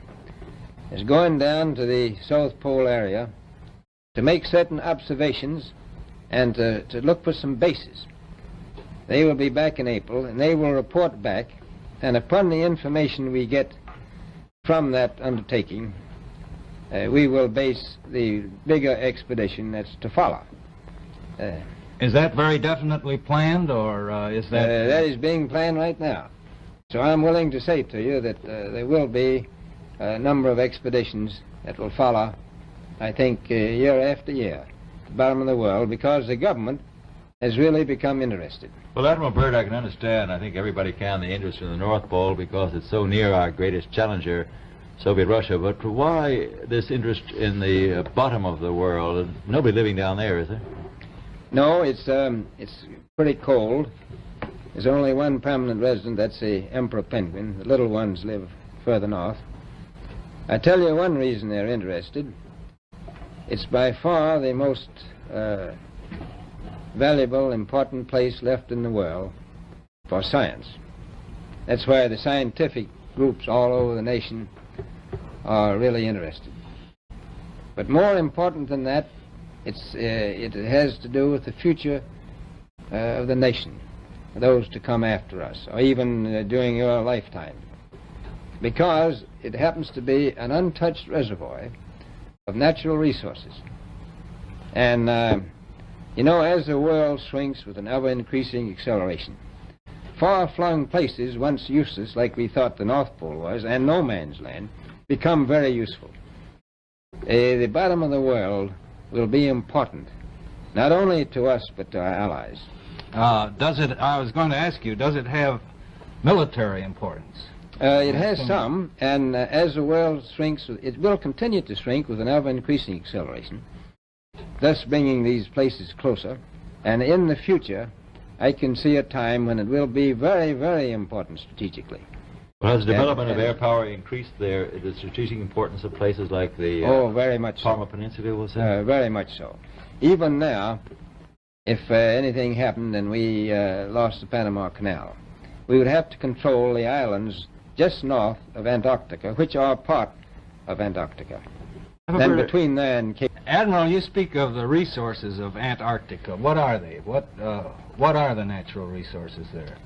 Well, we've found enough of coal within 180 miles of the South Pole in a great ridge of mountains that's not covered with snow, enough to supply the whole world for quite a while. Well, that's the coal. Now, there's evidence of many other minerals. We are pretty sure there's oil. Now, that coal shows the bottom of the world. Now, by far the coldest spot in the world. Where that coal is gets 100 below zero in the winter. Well, it was once tropical. So we think there's oil there, and there's evidence, probably uranium there.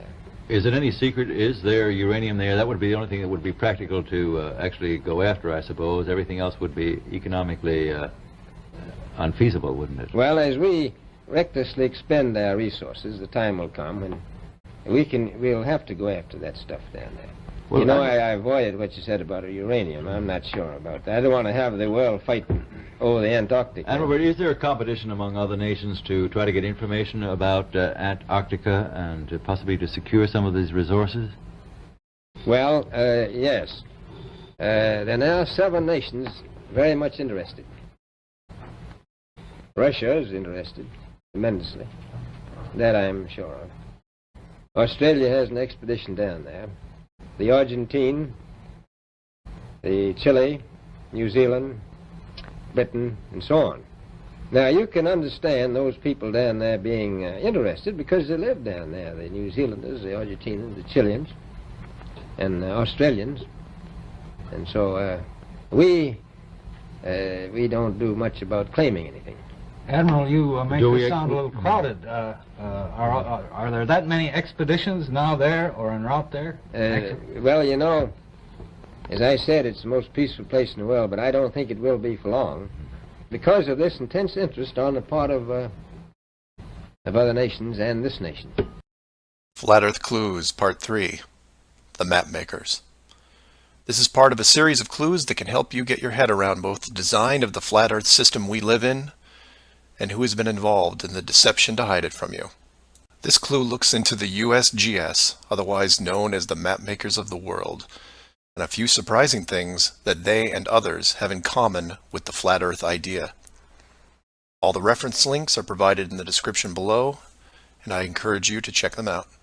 For those of you outside the United States, USGS stands for United States Geological Survey, a scientific branch of the U.S. government. Formed in 1879, and with the help of the ever-expanding American Empire, they quickly became the premier map makers of the known world. Currently, they have around 9,000 employees and an annual budget of over $1 billion a year. They also have extensive science departments covering biology, geography, geology, hydrology, and many programs tied to them. Their motto since the 1990s has been Science for a Changing World, and I'm going to show you how true that really is. What does this large, really boring government group have to do with the flat Earth? To understand that, you have to look into their origins, which is in geography. To do this, you'll need to open another page that specializes in maps. The maps you see in this video are from Wikipedia, but there are others you can reference as well. The wiki list of map projections isn't much to look at as a whole, although there are a number of interesting takes on the world view. Not only do they have just about every perspective when it comes to the land we live on, but some detailed information on where the map originated, including name type, the origin or creator, and the year the map perspective was proposed. Now, some of these will be very familiar, especially the ones that you would see on your classroom wall.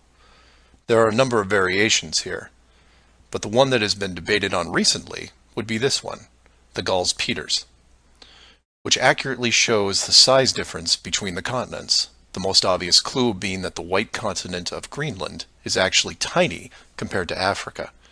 But I digress. If you keep going down through all the different shapes, you'll get into circular maps, but only one of these is a top-down perspective that shows the continents in the center surrounded by an unbroken ring of ice. In Wiki, it's called the azimuthal equidistant, and just to make it easier, I'm going to abbreviate and call it AE for short. Why is this map so interesting? Well, if you're looking at the Wiki page, you'll spot a few reasons. The first is that in the notes section of the map, and I quote, "Used by the USGS in the National Atlas of the United States." It also mentions that it is used as the emblem of the United Nations. Of all the maps on this screen, it is the only one that references a group of any kind. And if you keep this page open and navigate over to the Flat Earth section of Wiki, you'll notice towards the bottom of the page a similar map. I've referenced it here, and you can tell quite easily it's identical, but not referenced or linked as the AE model. To make things even more strange, we go back to the USGS model, and you see that it was first proposed 1,000 years ago, and you may think, well, That's a bad link. So you compare it with the person who proposed it, and you get this guy, Al-Biruni. Who was Al-Biruni? Well, he lived around 1,000 years ago and was considered one of the greatest scholars of his era, schooled in multiple sciences. Have you ever heard of him? I hadn't. Maybe it's multiple bad references in Wiki. Well, no, because NASA knows who he is and named this moon crater after him. So why is the USGS using a version of the world map designed by a 1,000-year-old Persian scientist? Because it's correct. That's why. So to be clear, let's compare them again. The United Nations flag, the USGS official map of the Earth, and the Flat Earth model. All identical, but one isn't recognized and instead ridiculed as an outdated look at the world. And this is one of those political quandaries that the authority gets stuck in. The short version is this. The government is on the same page as the flat Earth, but they can't admit it, even in confidence. We know the Earth isn't flat, they say, but it really is. We know you use the same map as we do, but ours is just an image. And anyone who says differently is obviously crazy. It makes you wonder how long the USGS has been using that model as an official reference. The United Nations started using it for their logos in 1945, and then made some final adjustments in 1947. And the UN flag also raises a few questions, like, why isn't Antarctica represented on the map?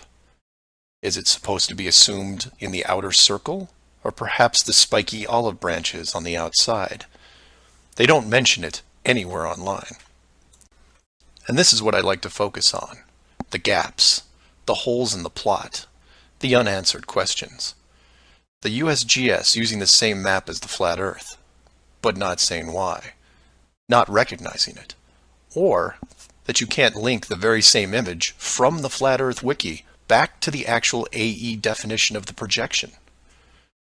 The authority figured out in the 1950s all of the borders of our enclosed world, and have done a great job hiding it over the decades. But the world's a complex place, and there are clues out there just lying around. I think it's time you saw some of them. So do some of your own research and ask questions. Please feel free to email me at msargent23@comcast.net or 303-494-6631. Flat Earth Clues, Part 4, Shell Beach. This is part of a series of clues that can help you get your head around both the design of the flat Earth system we live in and who has been involved in the deception to hide it from you. This clue covers the near-perfect design of the flat Earth model and will break down some of the logic behind the decisions made. It sounds like a big task, and it is, but to start, let's look at something small, like this little guy. Take an ordinary mouse and put it into a glass cage. It doesn't have to be a mouse. It could be a snake, a lizard, an insect. It makes little difference for this exercise. People identify with mice because they're used to seeing them in lab experiments. Mice also don't have any sinister connotations. They're seen as relatively innocent and benign, the perfect test subject, as it were. I have yet to meet anyone who has a bias against the lab mouse. So the mouse goes into the box for the first time, and the reaction is always the same. It explores its surroundings, and more importantly, tests the barrier around it, probing for exits or potential exits. The mouse inspects every inch of its new glass home, and at some point settles into the acceptance that the walls are indeed solid and that it may be there for a while. Every so often, it will repeat the process, again checking the boundaries of the cage, just in case something has changed. What it doesn't do is act like it would in the wild, because it realizes that it's in a form of captivity. The glass box doesn't even remotely resemble its natural environment. You could put this box in the middle of a forest and the mouse may feel slightly better about its situation, but it still knows that it's been trapped against its will, and will settle into a non-native lifestyle. You could take all the other small animals that could be substituted for a mouse, the snake, the lizard, the insect. It makes no difference. the result will invariably be the same.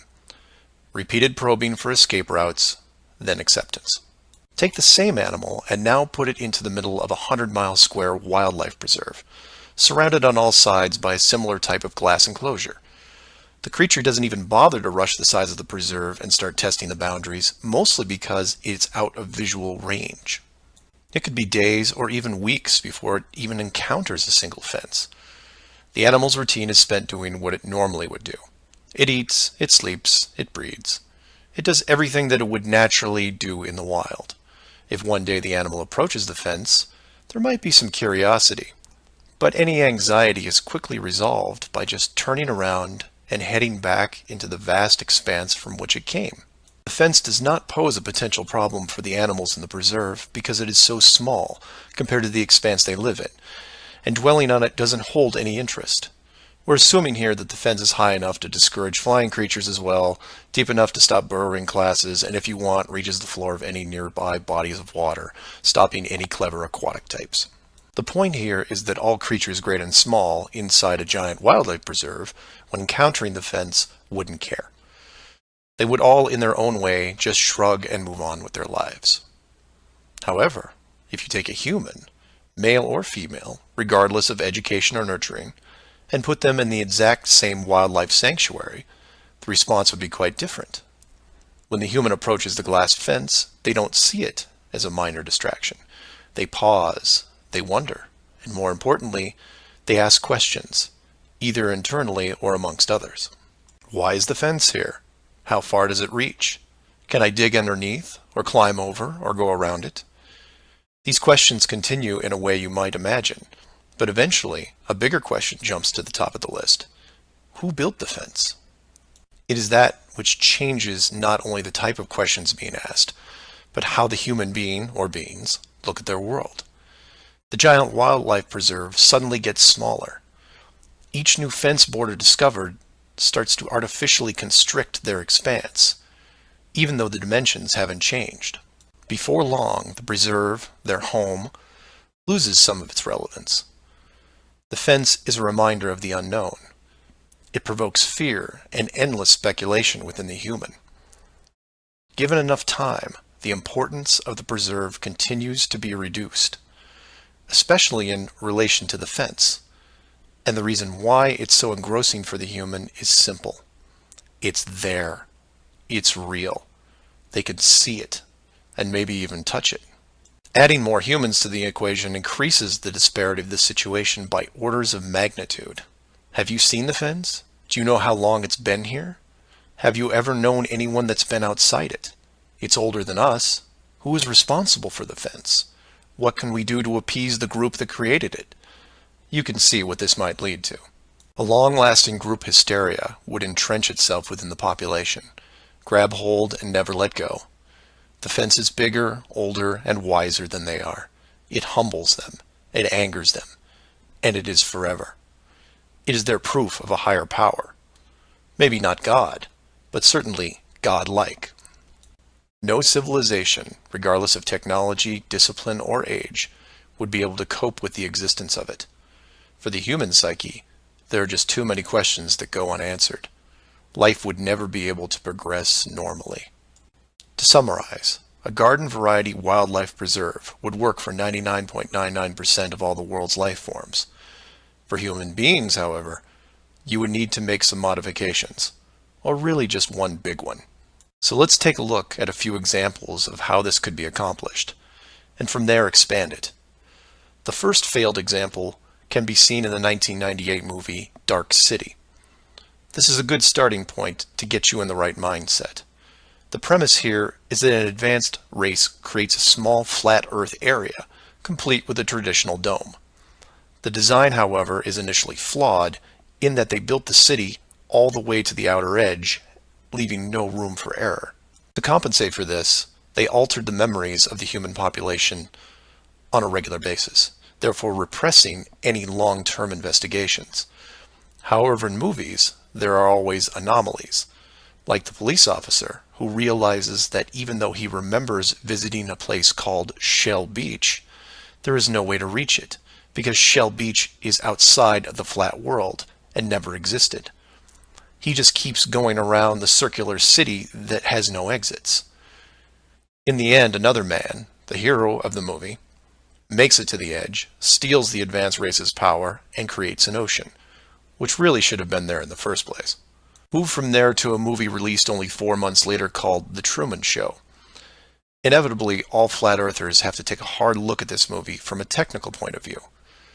The movie follows the same lines as Dark City, but in a much more relatable premise, that of a giant television stage built so that the outside world can watch a person go through his life without any knowledge that he is living inside a flat world, surrounded by a physical dome.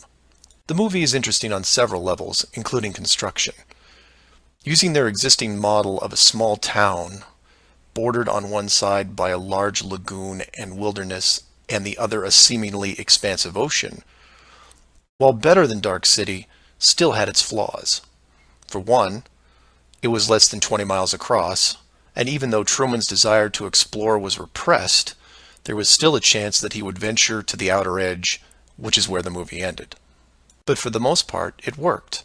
Truman believed the entire scenario because he was born into it, and then lived 30 plus years without any reason to doubt where he was, which could be said for any of us. If it wasn't for the, and we'll say movie mistakes, that the studio fell victim to, then the show would have never ended. And this then raises hypothetical scenarios like, how many kids like Truman could you have raised inside that dome? 10? 50?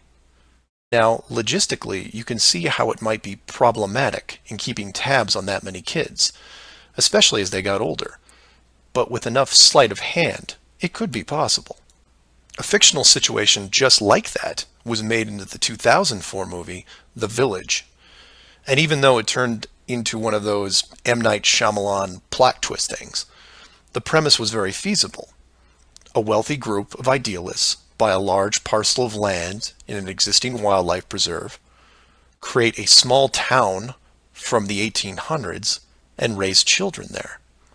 They pay off government officials to keep planes far away, and spread a myth that monsters live in the forest. As far as the kids are concerned, they actually are living in a small Pennsylvania town in the 1800s. And being born into it, why wouldn't they? If the story continued, eventually the elders that founded the town would all pass away, leaving the children to pass on the legacy, free from any burden of guilt that their world was not what it appeared to be. And keep in mind, this was done with very little land manipulation and no dome. This then circles back to how many actors the fictional Truman Show really needed to hire. Other than the leads who did product placement, the rest of the town could actually just live their lives like anyone else. Use phone lines to call outside, go to restaurants, watch television at home, and so on. But again, I digress. Assuming the technology was possible, how many people like Truman could you keep in a dome the size of, say, a state that was hundreds of miles across? Probably thousands. If you kept expanding the size of the dome to a few thousand miles, well, then you're talking millions. But when it gets that big, something interesting happens. You don't need the actors anymore. Started up like The Village, and within just a few generations, everyone is oblivious. And you can leave them to their own devices. Starting to sound familiar? In fact, the larger you make the enclosed world, the less micromanaging needs to be done. It gets easier as it scales up. This brings us back to the missing modification you need for the human race. To keep the storylines consistent and remove all the hocus pocus of monsters in the woods or that you can't get to Shell Beach, you place in gradual negative reinforcement, one that creates an illusion of choice. Say, for example, that Truman went out in the sailboat the same as before, but this time the dome was twice the size and the simulated ocean far larger. How far would he travel before getting hungry, thirsty, or tired? The movie ending is then in doubt. And if you compare this scenario where you are now, then you start to see it. Look at the flat Earth map again. Continents grouped in the center, surrounded in all directions by hundreds of miles of salt water, Think about how much further ancient ships would have traveled if you could drink what you were sailing on. As you move closer to the edge, the temperature starts taking a nosedive. Then you start seeing icebergs. If that doesn't stop you, then you run into what we call Antarctica, which is a steep climb 2 miles up with no plant life or indigenous livestock animals. And if you had the wherewithal to make it that far, you would still have hundreds of miles of endless ice and snow. It's easy to see why so few people have gone the distance. Compare this to the upper ceiling, which is much easier to maintain. You simply decrease the oxygen rates so that every 1,000 feet up, it gets more difficult to breathe. This slows down exploration over mountain ranges and discourages limited control flight, such as balloons. Also keep in mind that the dome itself doesn't have to be that high in relation to the outer ring. With commercial aircraft capping out at 10 miles and rockets less than 400, the dome would actually look more like a stadium roof, depending on how you wanted to display things like the sun, moon, and stars. An enclosed world with these type of safeguards would be able to sustain an unknowing population for, say, what, 4,500 years? Then you could artificially introduce a globe model into the scientific community before the civilization technology reaches a point that could lead to discovery. And 500 years later, here we are. A civilization inside an amazing structure, doing what we would naturally do, while the authority stands by the gate and fears the consequences if we ever found out for ourselves. So do some of your own research and ask questions. Please feel free to email me at msargent23@comcast.net or 303-494-6631. Flat Earth Clues Part 5, The Status Quo. This is part of a series of clues that can help you get your head around both the design of the flat Earth system we live in and who has been involved in the deception to hide it from you. This clue covers the inevitable and sometimes frustrating question of why the authority would go to all the trouble of hiding the flat Earth. My hope here is to show you different angles and a progression of events, all of which lead to a very changed world, both physically and mentally. To open, we have to go way back to when the world was a much more simple place. You had your 5 major religions, including Buddhism, Hinduism, Judaism, Islam, and Christianity. Each of these groups had their own version of what is known in Genesis as the firmament, or the flat circular world enclosed by a solid dome-like barrier from where the creator, or creators, looked on. I'm not going to explore all the subtle differences between the groups. Suffice it to say that it's interesting that despite their differences that led to acts of horrible violence between them, there was no real Earth model debate. So around 500 years ago, the science community, led by Copernicus, who probably had a little help, introduced what we now know as the heliocentric, or globe model of the world, which in turn changed the solar system, galaxy, and so on. The religions, seeing that this globe model was gaining popularity, feared a loss in the fan base, so they all adapted their religion to include the globe model. From their point of view, it was a small change from a circular to a globe world, and really, in a few generations, who would remember anyway? So the churches, mosques, temples wrapped up their flat Earth model in a metaphoric soft cloth and put it in the drawer with the good silver for safekeeping. Remember this, because we'll come back to it later. And hundreds of years went by, with science promoting all the aspects of the globe, and the religions promoting their beliefs upon this globe. The world kept spinning, so to speak, and everyone was happy. Then in the early part of the 1900s, you get this pesky explorer named Richard Byrd. He has family money, all the right connections, and secures basically unlimited funding and the government green light to probe every piece of unseen territory there is. It was inevitable, I guess. A young man who has an unquenchable desire to see all that there is to see, and then granting him the tools needed to accomplish this goal. He pulls a Truman and gets lucky. crossing the vast salt ocean, avoiding the icebergs, arriving at the frozen coastline, and he keeps going. He was never going to stop. One day, after crossing hundreds of miles of high-altitude ice and snow, Admiral Byrd sees it, a barrier. And to him, it's just a barrier, not the barrier. He is but a tiny speck in front of it. It stretches out on both sides as far as he can see, and straight up so far that he can't discover the beginning of the arc. The great explorer now has a new challenge, finding the shape of this thing. It's much like a blind man describing the elephant. Until you feel out the whole thing, what do you really know? If you look at the AE, or Flat Earth Overhead Map, you see the problem. To even determine the scope of the outer wall, you have to circle it. It would have taken months, if not years. You could use a series of ships going in opposite directions, or planes, but there are refueling stations that need to be built, and so on. His task was challenging to say the least. Admiral Byrd kept laying the groundwork of the Great Discovery until his eventual death in 1957. A year later, the United States and Russia found the upper edge. From there, the math was easy, and moreover, you could actually see the real world. Then, of course, there is the decision, or deception, depending on how you looked at it. The authority made the call to hide the actual shape of where we live, then sealed off the outer edge from prying eyes, and created the space program not only to reinforce the globe model, but to control it. There was really only one reason they cared about this, and it takes a while to process. So let's look at the immediate effects of actual disclosure and work our way up to the authorities' biggest fear. For this exercise, we'll look at releasing the news today, instead of, say, 1958. While 1958 would have been easier, it's much more relevant and entertaining to explain it in modern terms.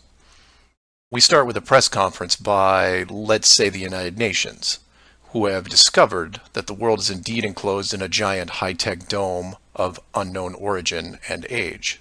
The public reacts with wonder and awe, trying to take in the sheer scope of this announcement. Facebook crashes, Twitter crashes, entire mobile networks crash. It's like hitting a beehive with a sledgehammer.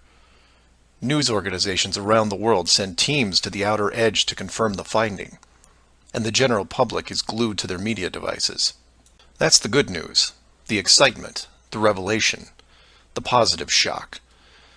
Then the bad news starts coming in waves, some of which you might not expect.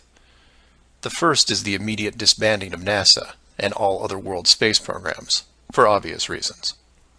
Most governments will secretly pardon these groups and keep them immune from class action lawsuits, the lawsuits themselves coming from NASA investment groups, claiming fraud. Regardless, everyone at NASA, despite their good intentions, is out of a job overnight. And this is where you would say, good, they deserve it. About time they stopped lying to everyone. Oh, but it doesn't stop there, because every contractor and subcontractor that are exclusively tied to NASA, they have to shut down as well. Fine, a few thousand jobs lost, no big deal. And the ripples continue to spread, some bigger than others. Observatories all over the world closed their doors, and the reasoning is this. If you've been looking at the ceiling for decades and couldn't tell it was a ceiling, then what good are you? Every university in the world that has an astronomy or astrophysics program, well, they don't anymore. Stephen Hawking, his book writing days are over. Carl Sagan, no more nova in syndication, I guarantee it. Those professors are going to have to retool their skills and be prepared to answer one giant question. How did you not see it? Weren't there clues? People start finger pointing, and it will continue for years. And still my fellow flat earthers will say, well, hell, that doesn't sound too bad. So some nerds around the world lose their jobs. So what? You don't get off that easy, is what? Finger pointing at the now defunct NASA will then turn to finger pointing at the government, who directed the whole thing. This is where we run into some dangerous ground, involving things like the Ark of the Covenant, the Holy Grail, and the Ring of Power. And you say, you lost me. I was with you until you started bringing up religious artifacts from movies. And you're supposed to be lost.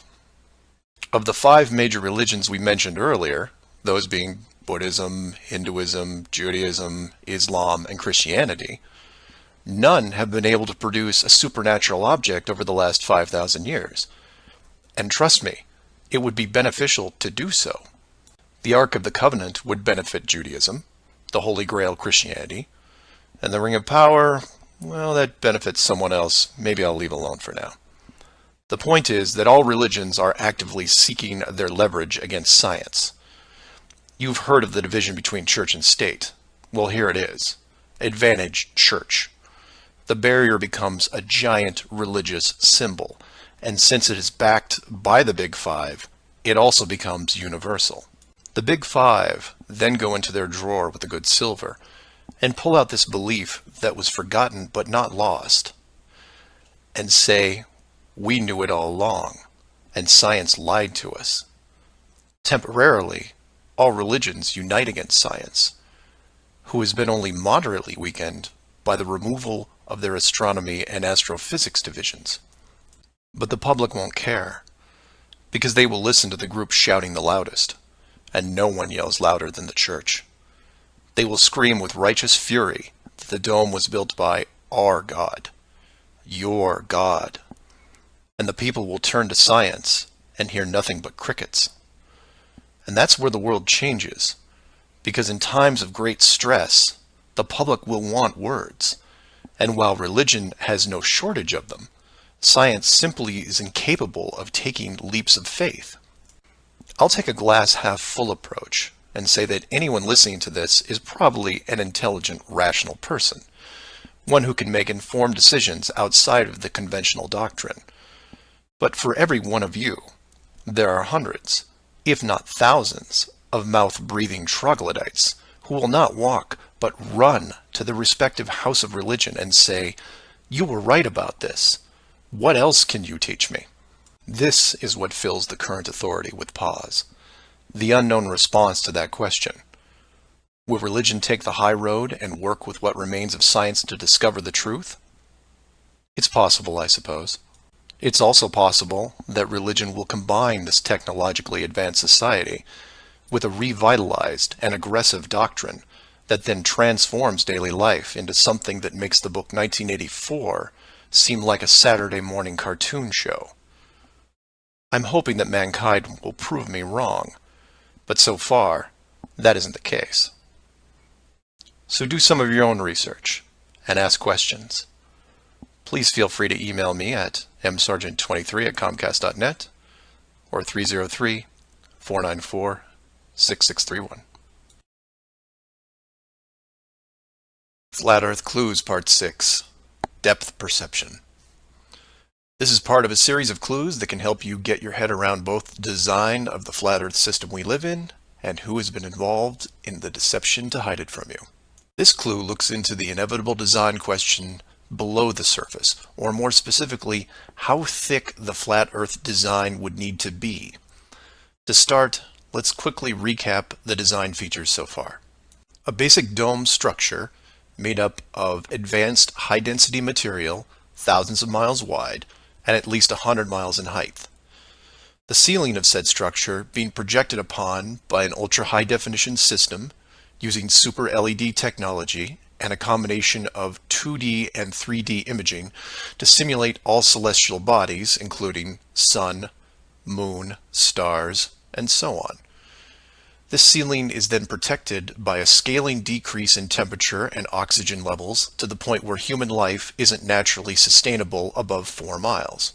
The lower surface of the dome structure consists of an organic layout of continents, grouped at the center, ensuring that no land bridge exists to the outer ring.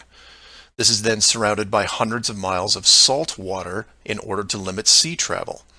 The salt oceans are then adjusted with a scaling decrease in temperature as the outer area is approached, to the point where salt water freezes, forming icebergs, further reducing sea travel. The outer ring is then elevated to a height of 10,000 feet, reducing oxygen levels, and a buffer zone of 300 miles is created. This zone is devoid of all life forms that could be used as food, further discouraging land travel. That all sounds pretty good, but we left out one thing: depth. Keeping human beings away from the ceiling is easy, because it requires higher technology. Protecting the outer ring is a little more difficult, but can be accomplished with layers of negative reinforcement. Protecting the actual common ground is a different challenge, because digging is basic. Everyone knows how to use a shovel, and most construction requires a generous amount of digging. In addition, natural resources such as coal, oil, minerals are harvested through large-scale digging operations. So it's safe to say that any human population is going to be digging a lot of holes, because it's easy and it's necessary to continue their way of life.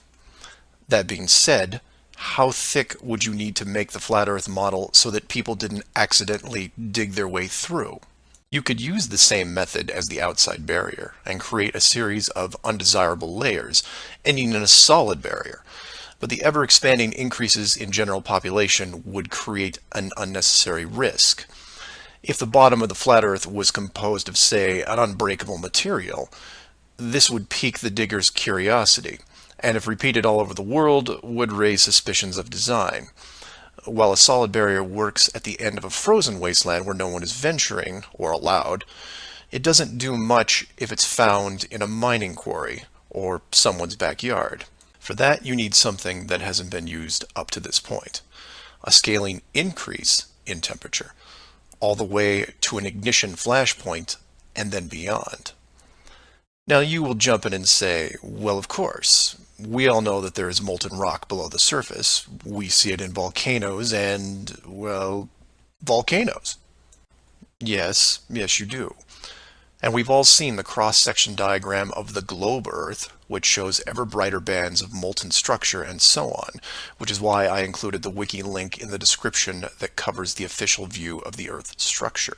And I quote, "Scientific understanding of the internal structure of the Earth is based on observations of rock in outcrop, samples brought to the surface from greater depths by volcanoes, analysis of seismic waves, measurements of gravitational and magnetic fields, and experiments with crystals at pressure and temperatures characteristic of the Earth's deep interior." In short, they have no clue on what's below them. None. In fact, the deepest holes ever drilled, which I've also linked in the description, only go down 8 miles. To repeat, no one has gone below 8 miles anywhere. And every drilling survey is the same: a scaling increase in temperature to the point where drill bits stop working. And you come back and say, but volcanoes. Yes, there are volcanoes, holes in the earth where molten rock is produced, under pressure, I might add. Certainly that can't be artificially created. No? We can melt rock right now. It's called a smelting plant. What do you think your car is made out of? Melted, reformed, and polished rock. We have the technology to do this. It all comes down to scale. Create a large set of furnaces at, say, 50 miles below the surface that can melt and pump molten rock. And you say, what would the furnaces be made out of? Oh, I don't know. How about the same dome material that can withstand nuclear weapons? So you take the molten rock, locate a few random access points on the surface, and the rest comes naturally. Volcanoes also reinforce the Earth structure model that the molten rock goes all the way to the core, which then in turn reinforces the globe model, and then we're back to where we are now. A smoldering globe flying through space at high speeds that from a design standpoint makes no sense. So how thick would the flat Earth model floor need to be? Oh, for common use, say less than 100 miles, similar to the ceiling in scale. Large heat generators placed in a pattern, a thin layer of molten rock 10 to 20 miles down, which is really just a geologic pipe system to help with the generation of terrain. And there you have it, an efficient way of discouraging all those digging humans from reaching too far, combining a physical barrier with a mental one. 8 miles down and you're going to tell me what the entire core looks like? Give me a break. So do some of your own research and ask questions. Please feel free to email me at msargent23@comcast.net or 303-494-6631. Flat Earth Clues Part 7, The Long Haul. This is part of a series of clues that can help you get your head around both the design of the flat Earth system we live in and who has been involved in the deception to hide it from you. This clue looks into a topic I only glanced at in the original guide, which is the southern hemisphere, or in the flat Earth model, the land masses closest to the outer ring. I like to give credit where credit is due, and the long haul title was given to me by a fellow flat earther who did some of the same research I did. The summary of the video is this. If you are looking to show someone how to view the flat Earth from a practical point of view, this is the example I would use. I'm going to show you how strange the world looks using just a few websites, some simple math, a couple minutes, and your brain. You don't have to write anything down, unless you want to, of course. I'll give you everything you need on screen and break down one of the examples as well. I'll also link the sites in the description for reference. First, here are some websites that help you calculate distance. The GPS on your phone already does this, and you may have an app as well, but here are some dedicated examples. Timeanddate.com, tripit.com, distancefrom2.net, worldatlas.com, freemaptools.com, and travelmath.com. If your favorite isn't listed here, like Google Maps, then use whatever is most familiar to you. Now we are going to look at two specific groups of cities. The first group is going to be from the area around Australia, including New Zealand. We'll call this Group 1. Group 1 includes Melbourne, Australia, Sydney, Australia, Perth, Australia, Auckland, New Zealand, Christchurch, New Zealand, and Hamilton, New Zealand. The second group is going to be some cities in South America, all in the southern hemisphere. I mention this because if you go high enough, you will run into a few cities that won't work. Group 2 includes Rio de Janeiro, Brazil, Sao Paulo, Brazil, Brasilia, Brazil, Buenos Aires, Argentina, Lima, Peru, and Santiago, Chile. Again, there is a link in the description with many other airports. Now, these two groups are interchangeable, as you would imagine, so you can start or end with either Group 1 or 2. The results will be the same, and just to make it interesting, I'll use a slightly different example, which a fellow flat earther did the legwork on, and show you that even these two groups aren't exclusive. So you take anything from Group 1 and anything from Group 2, and you get some distances, ranging from 6,000 to 8,000 miles, roughly. That's all I want you to do here is get that part in your head, noticing that the route is bent because they have to account for the curvature of the Earth. All these directions are what you would expect, a straight shot over the South Pacific Ocean. Now, just to prove it's not an exclusive route, instead of starting in, say, Rio and landing in Auckland, I'll start what should be the opposite side, in Cape Town, South Africa, which is roughly the same distance on a globe Earth coming in at 7,300 miles. Notice on the map it's still a straight shot through the Indian Ocean and not crossing any countries, an easy route. I try to book my flight. For this example, we use TravelMath, but you can use whatever is easiest in your country, like Priceline, Expedia, Travelocity. It will make no difference because they're all tied to the same system. And this is when everything goes wrong. So the first leg, the airlines don't send me due east, but instead shoot me 4,700 miles almost due north to Dubai. Okay, maybe we're just picking up people. Seems a bit excessive, but I'll go with it. I'm probably comfortable in my seat drinking vodka tonics anyway. And from Dubai, it should be a straight shot home to Auckland, right? No. Now they send me southeast to Melbourne, a mere 7,300 miles. And then finally a third leg from Melbourne to Auckland coming in at around 1,600 miles. I'm rounding up or down to make the math easier. Regardless, the total miles for this flight is almost double what should be expected, coming in at 13,600 miles.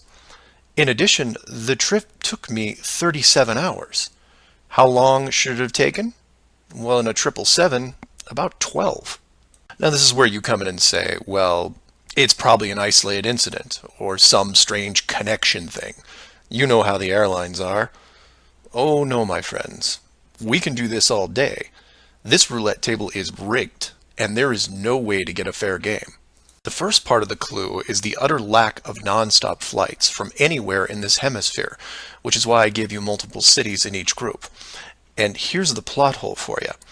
Flying from international cities like Sydney, Rio, Santiago, or anywhere else close by, you can't get a single non-stop flight, no matter how much money you pay. I tried to do this for an entire night, and it was like playing an online casino game, one that I was losing most of the time. The connections kept coming in like spam windows. Start in Christchurch, go to Auckland. Start in Auckland, go to Sydney. Start in Sydney, go to Dubai or Los Angeles or somewhere else that makes no sense.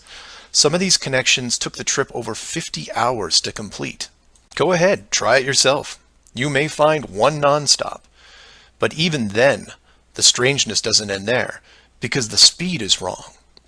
For reference, I included an optimum cruising speed guide from a commercial pilots forum that lists all the international aircraft used in these routes. A 777, the current state-of-the-art flagship plane, designed for maximum fuel efficiency, has a cruising speed of 640 miles an hour.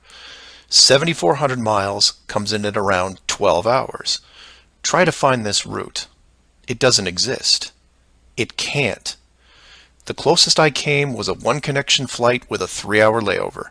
The total flight time was 20 hours.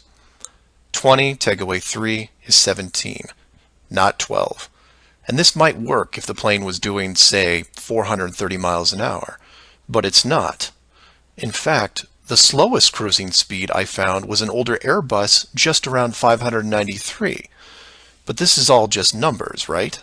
It is until you pull up the flat Earth map and look at the farthest 2 points, which just coincidentally are anywhere in Australia and most of South America. Or my example of Lower Africa, which you can see isn't west at all. It's a shell game, and a very good one at that. Keep people guessing with multiple connections and layovers, jumping from city to city. People just sit in their seats, trying to sleep through it. And then it hits you. Well, the pilots would know, right? They fly all day, every day. Certainly, they would have figured it out by now. Some of them would get suspicious, sure. Any decent navigator will be able to work out the speed, fuel consumption, and odd connections. But imagine what they would have to get their head around. First, they would have to ignore the world GPS system that has been leading them to their destinations without error. If you want some interesting side reading, check out the link on the history of the GPS. And I quote, "Developed in 1973 to overcome the limitations of previous navigation systems, integrating ideas from several predecessors, including a number of classified engineering design studies from the 1960s. Oh, and by the way, was created by the Department of Defense, the same people that closed off Antarctica. GPS went fully live in 1995. So if you were a pilot before then, you might have been able to pick up a breadcrumb trail. After that, very difficult. Plus, let's say you did figure out that something was off. Who exactly would you tell? The FAA? You would be looking around and wondering why you were the only one to see it. And then what? You make the leap of faith and see that the entire map system is wrong? Never gonna happen. You might as well just tell them that an alien spacecraft followed your plane around for 2 hours. We know what happens then. Start playing Flight Time Casino for yourself. See what interesting things you can discover. And while you're at it, show it to any pilots that you know. But don't forget to leave the words flat Earth out, because that's crazy, right? So do some of your own research and ask questions. Please feel free to email me at msargent23@comcast.net or 303-494-6631. Flat Earth Clues, Part 8, The Creative Force. This flat Earth perspective takes a look at the design from the ever-present why standpoint, and although it will review some of the dome technical features already discussed, I'll try to do it from a different angle, or more specifically, why I might build it. Someone mentioned to me recently that while the dome was a very big concept, it made the world much smaller, kind of like what Admiral Byrd expressed in an interview all those years ago. This someone also said that it made them sad, which I understood. And while I did what I could to comfort this person, I realized that I could have done more. So this video is for the people who look upon this world with their new eyes and start drifting into a state of melancholy. To preface, this isn't jail, nor are you lab rats. And before I'm done, I hope to show you a version of why. To start, let's look at an old story, one that you may have heard, involving another enclosed world, kind of like yours. I say kind of like yours because the finished design that you are sitting in right now took several revisions in just about every aspect, much like any project. You come up with ideas, you see what works and what doesn't, and you improve the process until you come up with something that, while not everyone agrees upon, satisfies the best of all criteria. One of the first dome layouts involved a race of people who were supremely driven by ambition. They didn't have a word for lazy or fear. They absorbed knowledge very quickly, incorporating physics, advanced electronics, engineering, and drove their technology with energy from the enclosed world itself. And when their technology had reached the point where the dome structure was discovered in its entirety, there was no reaction of wonder and awe. They just looked up and squinted at the sky. Eventually, those squints turned into glares. Oh, they had religion, to be sure, and it was tied to their daily lives, but to them, this wasn't religion. It was a challenge. Almost like they weren't that impressed. Hard to fathom, right? Seeing that your world had borders, but instead of being afraid, shaking your fist at the sky with arrogance. But that's what they did. So much confidence and might that when they found out where they really were, a new priority was created. At first, they dedicated broadcast channels to calling the dome builders out, demanding answers, and ran them day and night. At the end of each cycle, the words kept repeating, "We know." But arrogance ebbs at patience, and their demands were met with silence, which was taken as blatant dismissal. This fueled their ambition even more. The people withdrew all their efforts from breaching the outer barrier and formed a new plan. If the creators were not going to submit, then they would build a bridge and meet them at the gates. So a building was designed. But to call it a building was to call the pyramids a sandcastle. It was the greatest structure ever conceived, at least to them. It was to be over 30 miles wide and hundreds of miles high, enough to reach the dome ceiling itself, where they would meet the builders face to face. They abandoned nature completely and pushed aside ecologic systems to accomplish their goal. They cannibalized entire mountain ranges, which they used to admire and love, to acquire the raw material for the awesome structure. The work crews built with flawless precision, and it was obvious that it was going to succeed. A bridge to the edge of the sky itself. The work would only pause long enough for the mighty armies below to look up and yell, "We come for you," so loudly that on a clear day you could actually feel the dome shake. And the creators, faced with their first great challenge, decided to start again. And the people were changed, their language fragmented so that the builders couldn't continue. The tower was dismantled, their technology removed and forgotten, and the people scattered. A new group was introduced to the dome, divided in every way imaginable, so that unity was next to impossible, and everything slowed down. Languages evolved and devolved into other dialects, and the languages produced text, which produced different forms of culture, and some amazing things began to happen, the most important of which was the arts. The dome builders saw the artistic pool develop into several distinct forms. Everything drawn in any medium on a flat surface. Everything molded that took on a three-dimensional shape. Everything that produced music. All things that make up the human form and motion. And all the written works. Pictures, sculptures, music, dance, literature, the arts. Driven by passion, it is the very essence of what is good in humanity. Once this was recognized, all dome methods put in place were to cultivate and enhance this process. Land masses were adjusted with geology and temperature to support every kind of terrain, with mountains, rivers, oceans, plains, forests, jungles, deserts, all of it stunning, all of it stimulating the human mind, nourishing it. And the modifications continued, with seemingly endless shades of weather.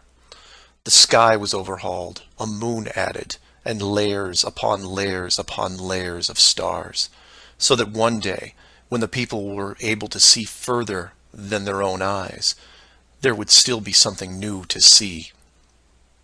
And the arts flourished, but there was a cost. The languages and division of cultures had put the population at odds, and wars were raging at regular intervals. The dome builders debated if the price was too high. Plans were drawn up to make more changes, until they noticed that the arts thrived even through the worst of conflicts, producing grace and beauty despite their burning world. It was wonderful and terrible at the same time, and the debate outside the barrier continued to intensify until a majority spoke out and said, "This world is a creative force, and we must see what it leads to. The barrier must be hidden at all costs." So the globe model was put into the population, and both science and religion adapted to it. The arts grabbed onto it like a new drug, the creative minds of the world exploding with new concepts. Their universe was now infinite, and the rules changed. Science then led to science fiction, which opened up everything else. Books, pictures, sculptures, dance, and music, all reaching deep into space, decade after decade of wonderful possibilities, rising above the ashes that were at their feet. And it's not just the artists, it's everyone. You affect others, who affect others, who inspire others, who build it, paint it, sculpt it, sing it, who then put it up on a pedestal and hold it under the light and say, "This is a piece of who we are." And for every one of them, there are hundreds of others who, for whatever reason, were unable to express the songs and images and stories that are in their heads. Imagination is far more important than knowledge because it is limitless. It is your shield, your sword against the cruelty of destructive forces. There are those right now who live in chaos, whose life is surrounded by a swirling nightmare from which they think they'll never escape.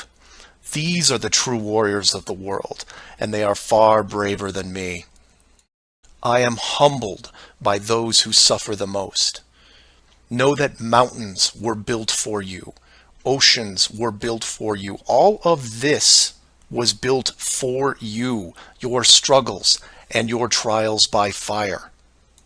It may be today, it may be tomorrow, but one day the curtain will close and this stage will be struck. And when the dust settles, no matter where you are right now, you'll see the big picture and have new eyes, and you will be shown what wonder really is. And as you leave this most magnificent of theaters, heading towards the next, my hope is that you'll pause, look back at the stage and say, "I was actually in it, you know. right there in the thick of things. And it was a sight to see. Because it really is a hell of a ride. Imagine what the next one will be like. Earth Clues Part 9, The Magic Show. This is part of a series of clues that can help you get your head around both the design of the flat Earth system we live in and who has been involved in the deception to hide it from you. This flat Earth perspective initially started out as a problem-solving exercise that was going to be built into Clue 7, otherwise known as the Long Haul. But after some research and a little patience, it has evolved into something that warranted its own section, and is a perfect example of good things come to those who wait. So emails and phone calls have been coming in, almost all of them positive. Several people from around the world commented on the southern plane routes. They said that while 95% of the long routes in that hemisphere were connections, which in itself raises red flags, there were a few pesky non-stops that seemed to contradict the overall logic. The question then posed to me was obviously, are they real flights? Could they be put there to throw the Flat Earth group off? If it was a trick, could I figure out what it was and how it was accomplished? I accepted the challenge and started my impression of Morgan Freeman as he went up against the Four Horsemen magician crew. Now, admittedly, I was skeptical to start, because the flights went against the third rule, that being the flat Earth has no shortcuts. Only a globe has shortcuts. As in magic, I had to assume the rule was not being broken, but only hidden, or having the illusion of being broken. But first, I had to see the trick itself. I had to see the planes in question, and see them make the route. Anyone can list a flight, but does it actually go from point A to point B? With the help of several other people, this was then put to the test. While just about everyone with a cell phone knows about GPS and how it can track things, many people don't know that even though it's a system built by the military, there is a very public aspect to it. So while your phone is tracked at all times, so are other things, most notably all air traffic. Now, if you're military, you could view military planes. If you work at a cargo carrier like UPS or FedEx, you can view transport planes. The general public is mostly limited to commercial air traffic.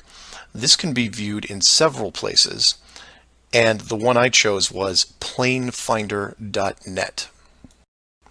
You can use others like FlightAware, Flight Radar 24, Flight Tracker. It makes no difference because they are all tied into the same exact GPS system. All these sites do basically the same thing, track every commercial plane in the world from start to end in real time. So I spend day after day looking at the Plane Finder global map, which you see here. At any given time, it's tracking between 3,000 to 7,000 flights that are en route anywhere in the world. You'll notice two different colors for planes, red and yellow. Yellow just means there's a 5-minute delay in processing and only applies to the United States. The point here is, in order to prove out these flights that go against flat Earth theory, I need to watch a few as they cross either the South Pacific or Indian Oceans. The web page updates automatically, but just to be sure, I close and reopen the page every 30 minutes or so and wait for an ocean plane. And I wait, and I wait, and I wait some more. Hours pass, days pass, and no red planes to entertain me. And somewhere in this process of me just staring at these empty oceans, waiting for a plane to cross, something occurs to me. Can you guess what it is? Nothing is crossing these oceans.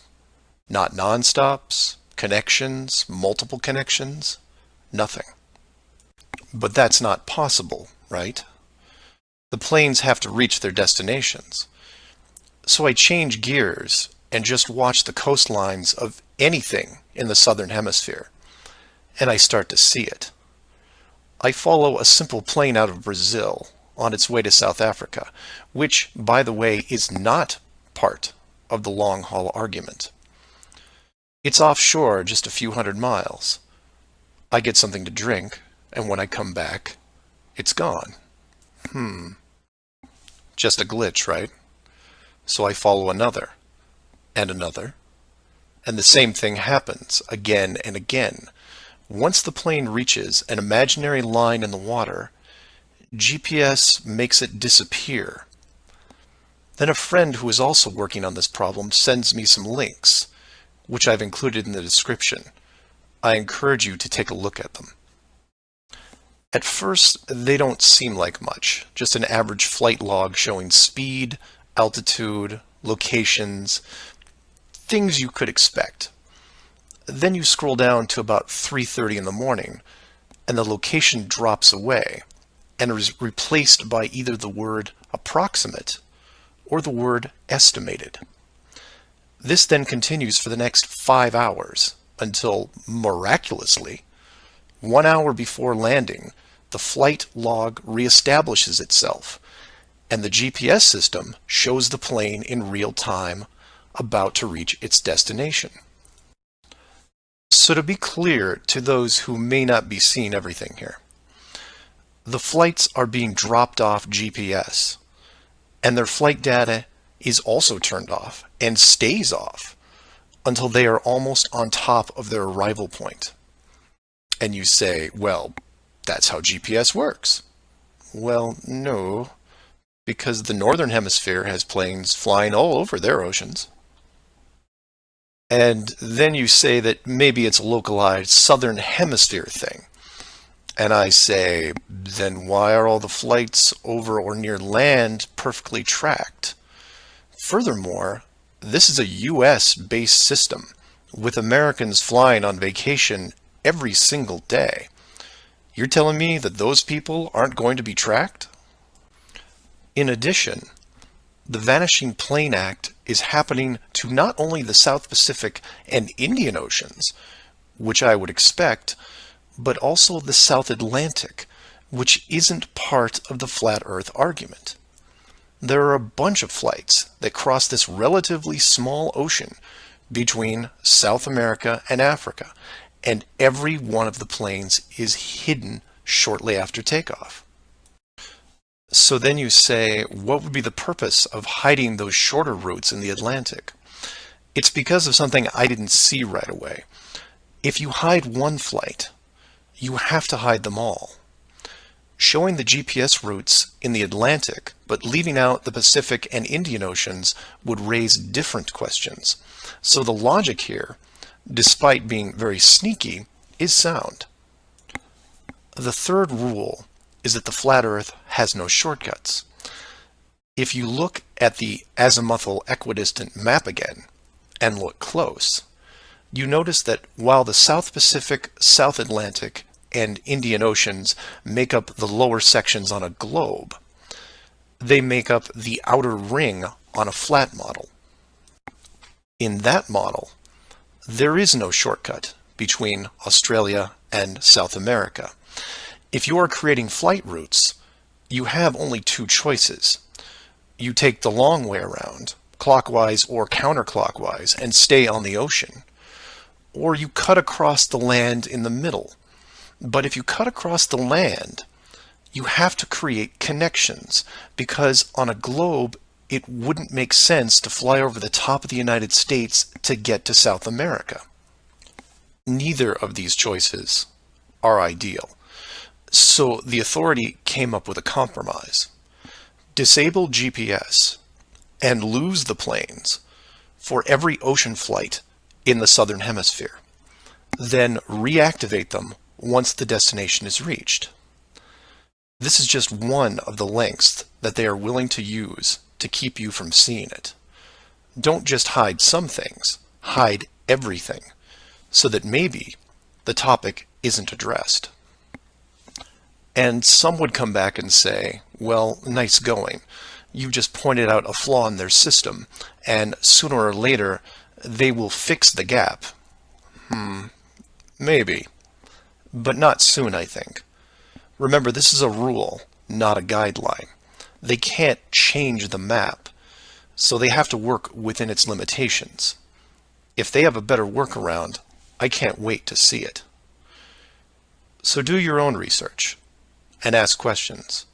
Oh, by the way, welcome to the Flat Earth, and enjoy your flight. Flat Earth Clues Part 10, Hiding God.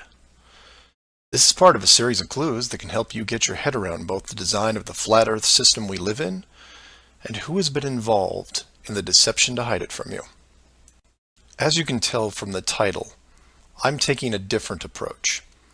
Eventually, I was going to have to address the question of what happens next, or what we do now with the information at hand. If you've made it through the guide and the first 9 clues, then at this point you're either buying into the flat model or on the fence. If this is the first one you went to because of the title, I recommend you go back, because we're not going to do much in the way of reviewing. But if you're still with me, then you would agree that 1, the world you've been taught has been kept from you, and 2, one way or another, you would like to prove this out. So how is this possible? The authority in question who created what you call the globe is guarding all the gates. They protect the sky, the outer edge, and most importantly, the education system that shows us at an early age what they want us to see. Nobody listening to this has their own spaceship or advanced rocket program. Nobody actually owns a long-distance icebreaker. And while some of you may have a private plane, I wouldn't recommend testing a military barrier that technically doesn't exist. But then again, you have to remember that this is not the story of David and Goliath.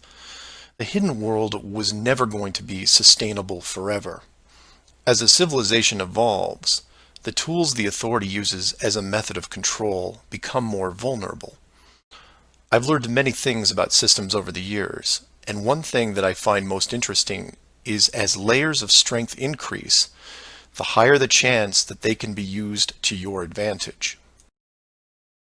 But maybe I'm talking in riddles. I should be boiling it down to what can be done by showing you what's being hidden, what's important, and how it can be spread to others without looking like a crazy person. To be clear, and I can't stress this enough, do not start conversations with the word flat Earth. Think of it like Fight Club. The first rule of Flat Club is that you do not talk about Flat Club. Before you started waking up and watching all these things, you were like me. You laughed and mocked everything that was flat Earth. You may have learned faster than others, but the knee-jerk reaction by 99% of the people was created the day they sat down in a classroom and stared at the globe. Look at the videos, not just mine, but others who are putting forward some great arguments, and ask the questions that people can relate to. I'm going to introduce 3 very important questions that you can use, each with a statement that precedes it, and each statement is a motivation for a different group of people. If you don't fall into one of these 3 groups, then I guarantee you know people that do. The first statement is this: you are being hidden. What do I mean by that? Well, this goes back to Clue 7 and Clue 9, which talk about the flights in the Southern Hemisphere. If you are flying a plane over the Southern Hemisphere, your flight is not being tracked. How can this be used to find out the truth? It's simple, it's quick, and it costs no money. No matter what country you live in, send a quick note to your local, state, or federal representative and ask them this question: why are citizens of our country flying over oceans without the safety net of the GPS system? And remind them that GPS stands for global, not partial. Without GPS, anything could happen to your plane and no one knows where you are. And while you're at it, Remind them that the GPS system was built by the United States Department of Defense, who never does anything small. The system that is in effect now has what appears to be huge, deliberate gaps in the southern hemisphere only. Do not mention Flat Earth. Just voice your concern about the safety of you, your loved ones, and your fellow citizens. Will they get back to you? Possibly. Will they give you a satisfactory answer? Not a chance. Because they will only have what the military gives them. What this will do, however, is create a unique buzz in certain circles that may prove to be useful later. The more politicians or high-ranking officials you contact, the greater the noise. The motivation here, as you can tell, is general public concern. The second statement is this: wealth is being hidden. What do I mean by that? Goes back to Clue 2 and every other mention regarding Antarctica. In 1954, it was announced on national television that the continent was just millions of miles of rich energy resources. And by 1959, it was sealed off like Area 51.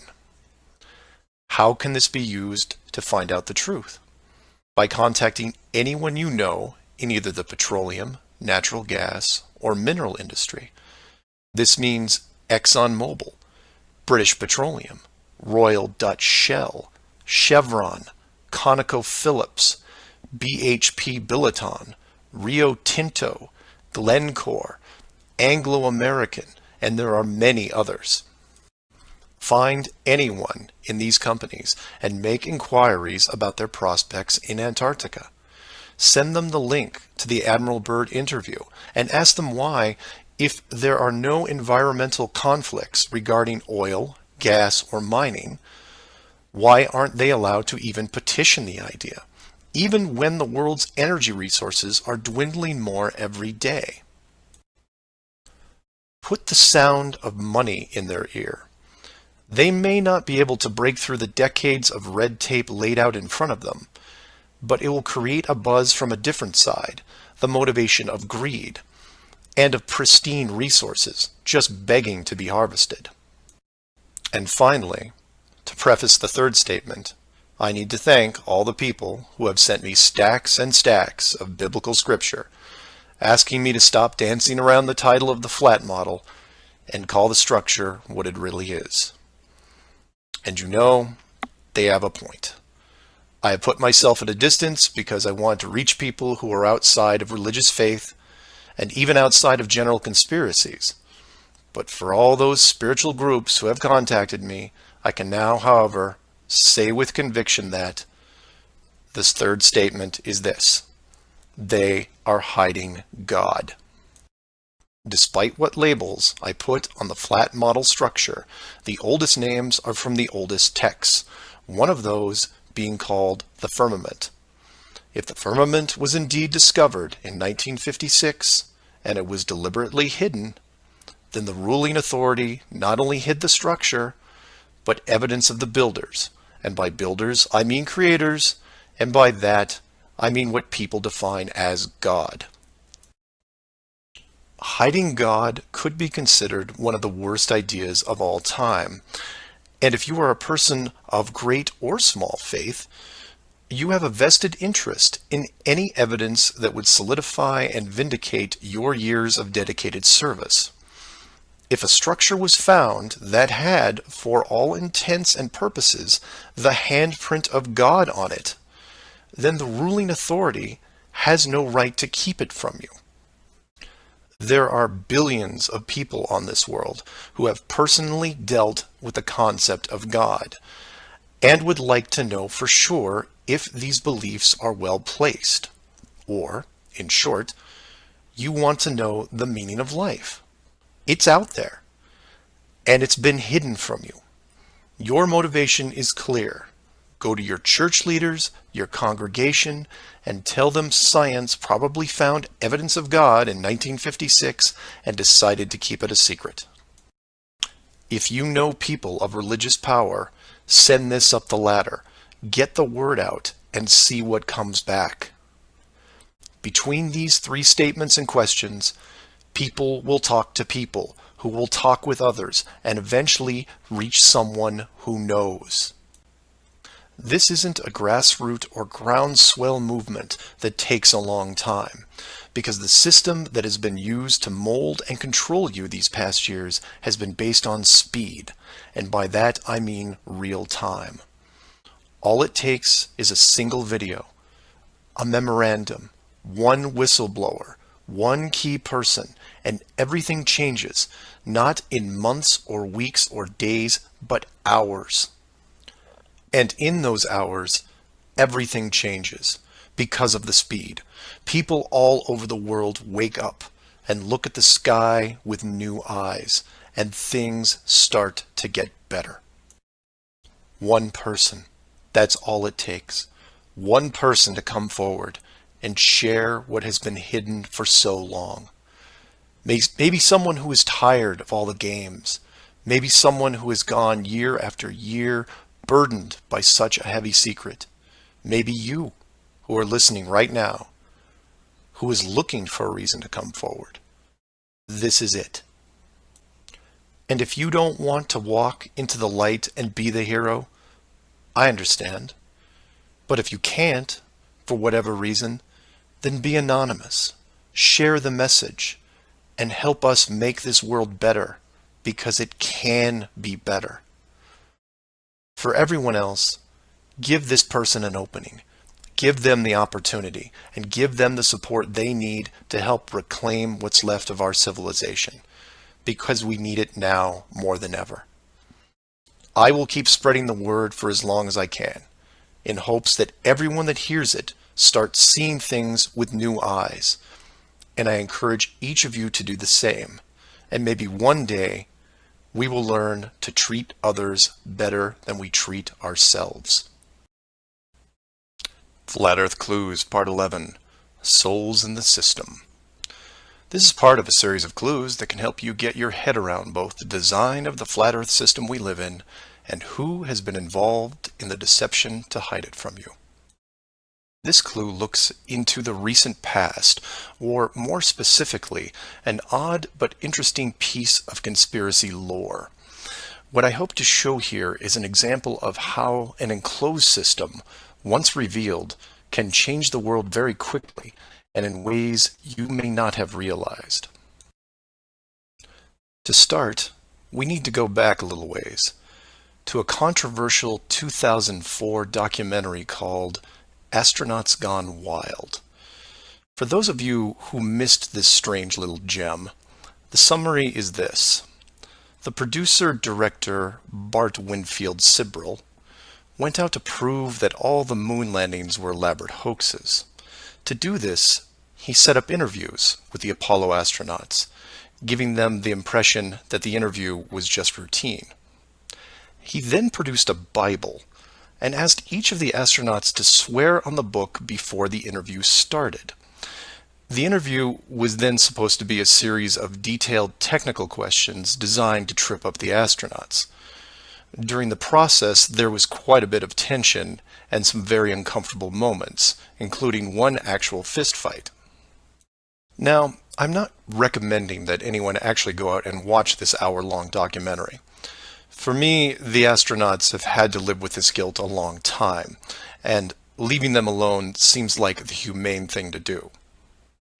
What interested me, and moreover what piqued my interest then, wasn't the unoriginal questions the reporter posed, but how the astronauts reacted to the Bible itself.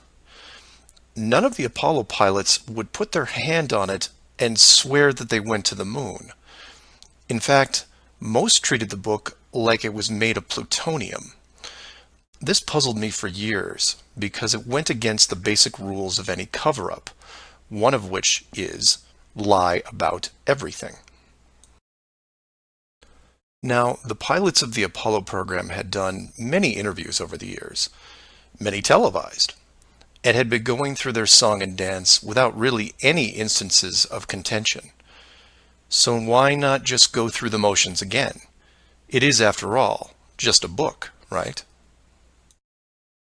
People lie under oath all the time.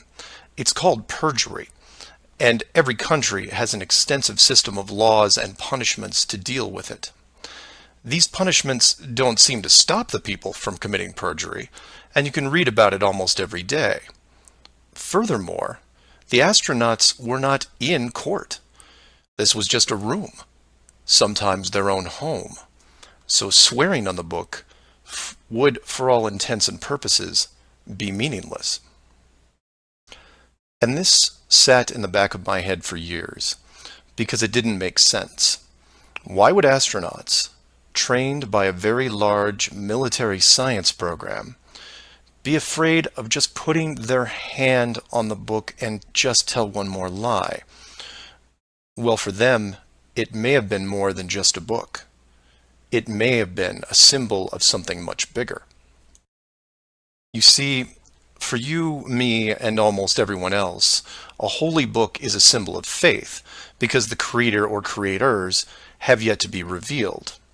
But if you knew that the creators were real, then the book becomes something much more tangible, more relevant, more sobering.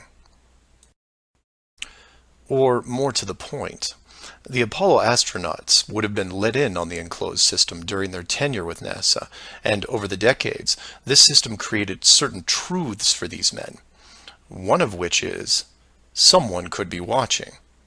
Now, whether the builders/creators are actually watching every little thing we do can be debated, but if you have proof that they are real, then the thought of your every move being scrutinized is a very real possibility. This is what you and I may suspect, but don't feel. The Apollo pilots, however, are a different story. If they were shown how the world really looked, then their attitude towards the book takes on a whole new meaning. In fact, it didn't have to even be a Bible. It could have been an encyclopedia or a piece of wood, because it was the idea that made them pause. And if you're still not getting it, then I'll ask you directly. If you actually saw some of the creators' handiwork and knew that there was a chance you were being watched, and there was a scorecard involved, would you swear against that and lie about something? Would you roll those dice and take the chance? Or to put it another way, everyone has gotten frustrated about something, then looked up and cursed the sky. Would you still do that if you knew that a creator was up there and possibly listening? That's just one example of how knowledge of the enclosed system changes people. The astronauts didn't want to roll the dice and lie because there was a real fear of retribution. And while they were confident that a bolt of lightning wasn't going to strike them down, they also weren't going to push their luck. And we all take on the same approach in daily life. Everyone who drives has run a stoplight. We know when we see the yellow light that it's too far away, so we hit the gas and hope for the best, especially if the traffic is light and we aren't putting anyone in danger. But you take that very same intersection and put a red light camera on it, well, then things change, don't they? Do you hit the gas and roll the dice? Not a chance. You hit the brakes and hope that you can stop in time because you are being watched. You may not be a model driver by any sense of the word, but you understand this rule and this place, and you don't break it. And this one aspect is why I'm pushing so hard to see the enclosed system revealed. Because as a civilization, we seem to be only as good as what we can get away with. This isn't an issue with freedom, it's an issue with doing the right thing. You know that running red lights is a bad idea. The camera is a reminder of that. Imagine all the things that would change for the better if the enclosed system was revealed. Would you lie to hurt someone? Would you rob a bank, commit fraud, or embezzle? Would you steal anything unless your life depended on it? And while people would still get angry and fight, Would they maim each other? Would they kill? Would anyone knowingly commit murder? Would you bully or extort people for profit? In fact, knowing that the world was created, would you do anything malicious towards anyone? If the world is not a globe, but instead enclosed, then wars end. Hate crimes end. Maybe not overnight, but quickly. Because you may be, for the first time in your life, actually accountable for your actions. You realize now that you are a very real soul in this enclosed system, and you have a responsibility towards your fellow man, one that can be boiled down into one simple rule: treat others better than you treat yourself. This is why it's so important to show the world as it really is. This is why I am asking the authority itself to open the door and let this secret come through. You've kept this hidden for too long, and the people who live here with you have been through enough. This isn't about money or power anymore. It's about our very souls, the essence of who we are. Wealth and titles don't define your heart.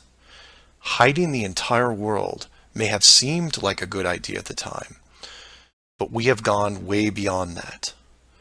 Have you actually seen our home recently? This needs to be fixed, and it needs to be now. The people won't forget the deception, but they will forgive you for it, because a truth like this will make them more noble, something we should have been since the beginning. So do your own research, and always, always ask questions, because that's the only way you will find all forms of the truth. Feel free to email me at msargent23@comcast.net or 303-494-6631.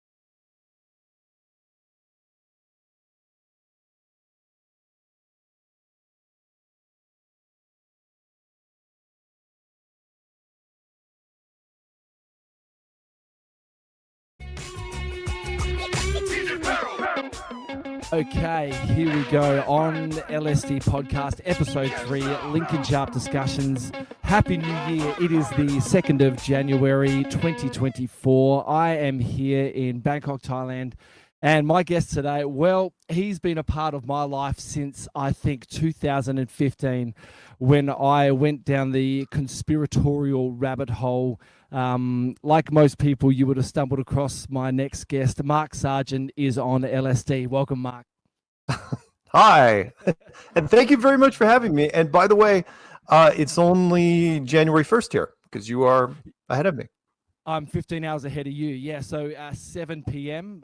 Your time, I think. On No, January the 1st. it's 4 p.m. my time. 4 p.m. Sorry, 7 a.m. my time. See, it's 7 Yeah. a.m. my time. That's Happy all right. New Year. What did you get up to? Did you see in the new year?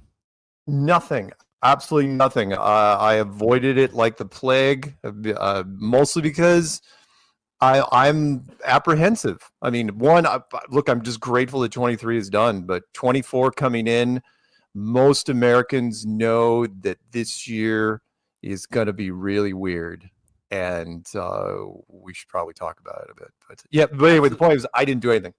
I watched a Korean limited series called Bloodhounds about Korean boxers that became henchmen for the mob. It's weird. It is weird. Yeah. I want to say I'll look into it, but I probably won't. Don't. No, that's okay. Don't. No. I'm only watching it because, again, since the pandemic, I've run out of things. If you've heard any of my things, I've run out of things to watch. I'm older, so I've tapped out on every streaming service you could possibly think of, and I'm not going to order Disney Plus. I'm not going to do it.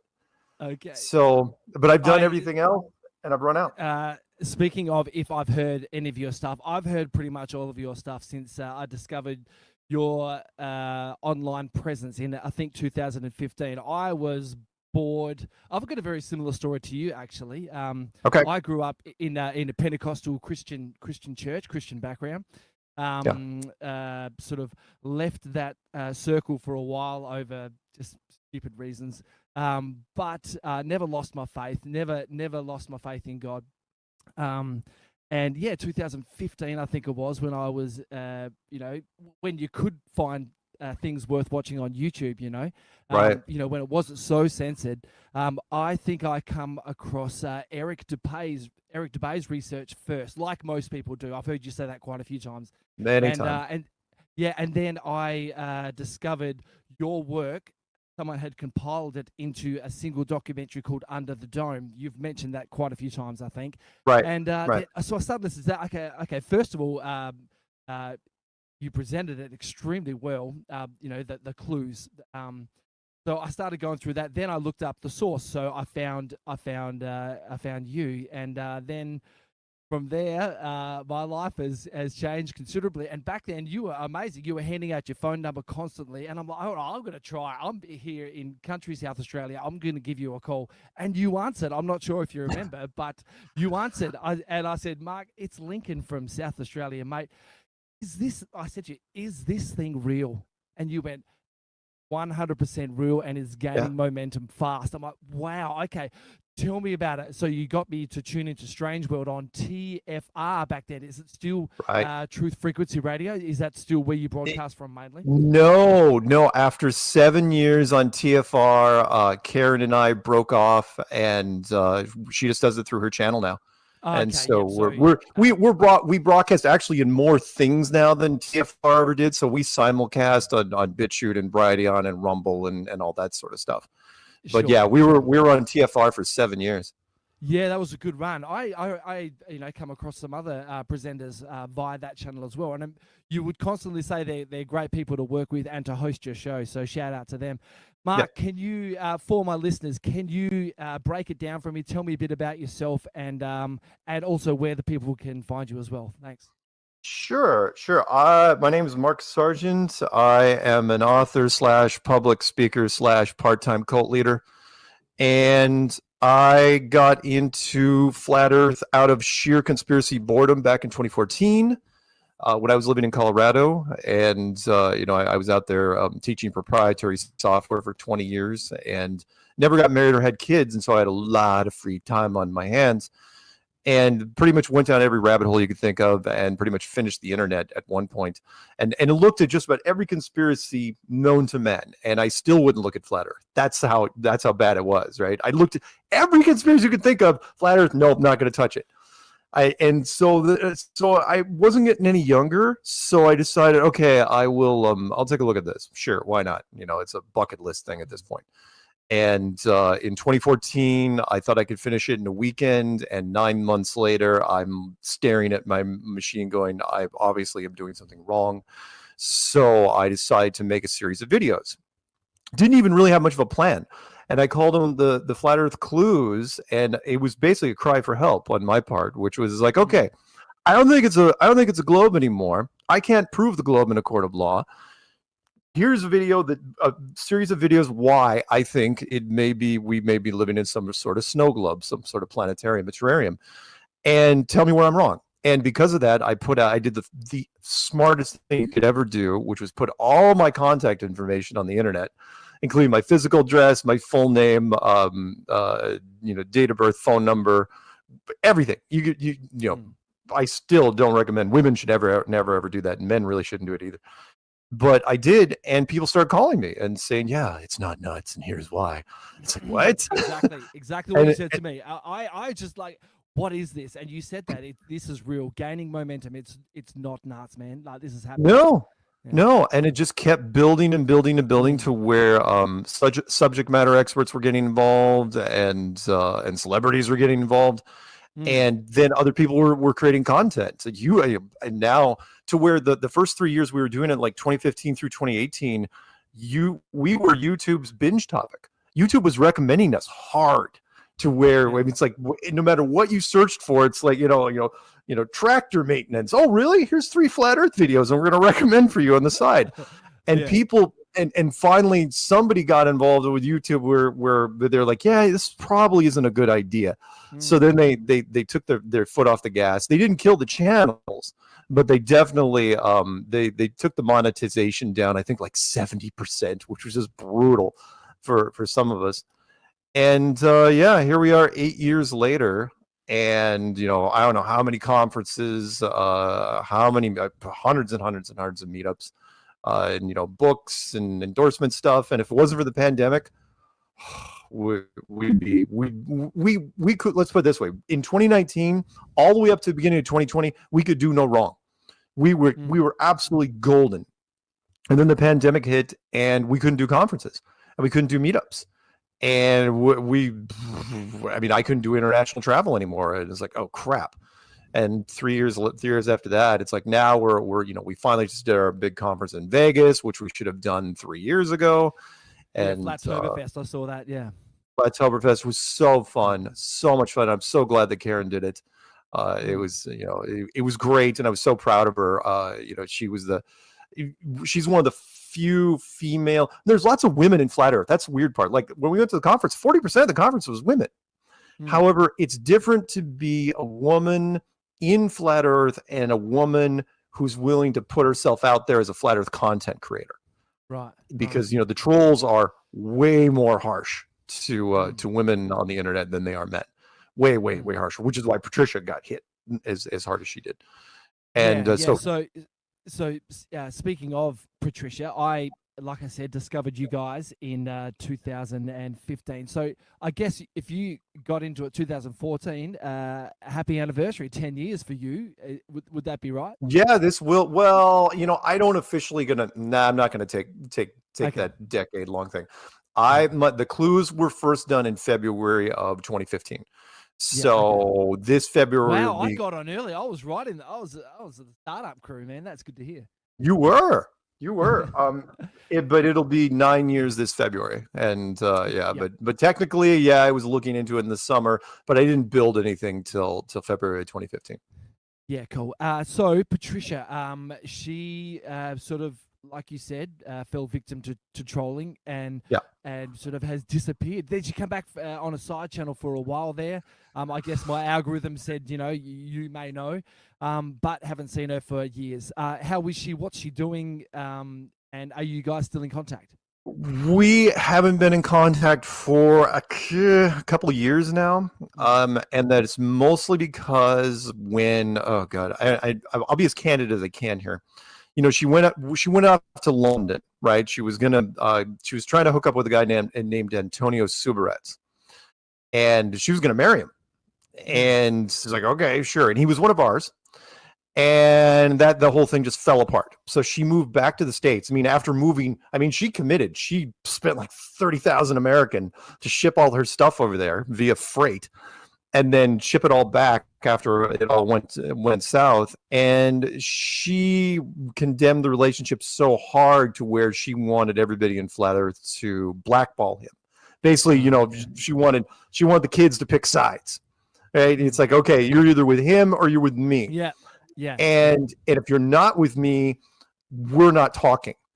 And it was like, look, no offense to Patricia, but she was a Flat Earth interview person. She didn't make isolated Flat Earth videos. She interviewed a lot of people, and she was on different things. And she was interviewed very well. The most notably CBS Sunday Morning with Jane Pauley, which was just an amazing interview, one of the finest ever. And but Antonio he was prolific. He had made a ton of content over the years. And so when nobody wanted to change their stance, she just walked. That was it. Now, truth be told, it was also that and a combination of the trolls that came after her. They hit her hard. She was the absolute perfect storm of trolldom.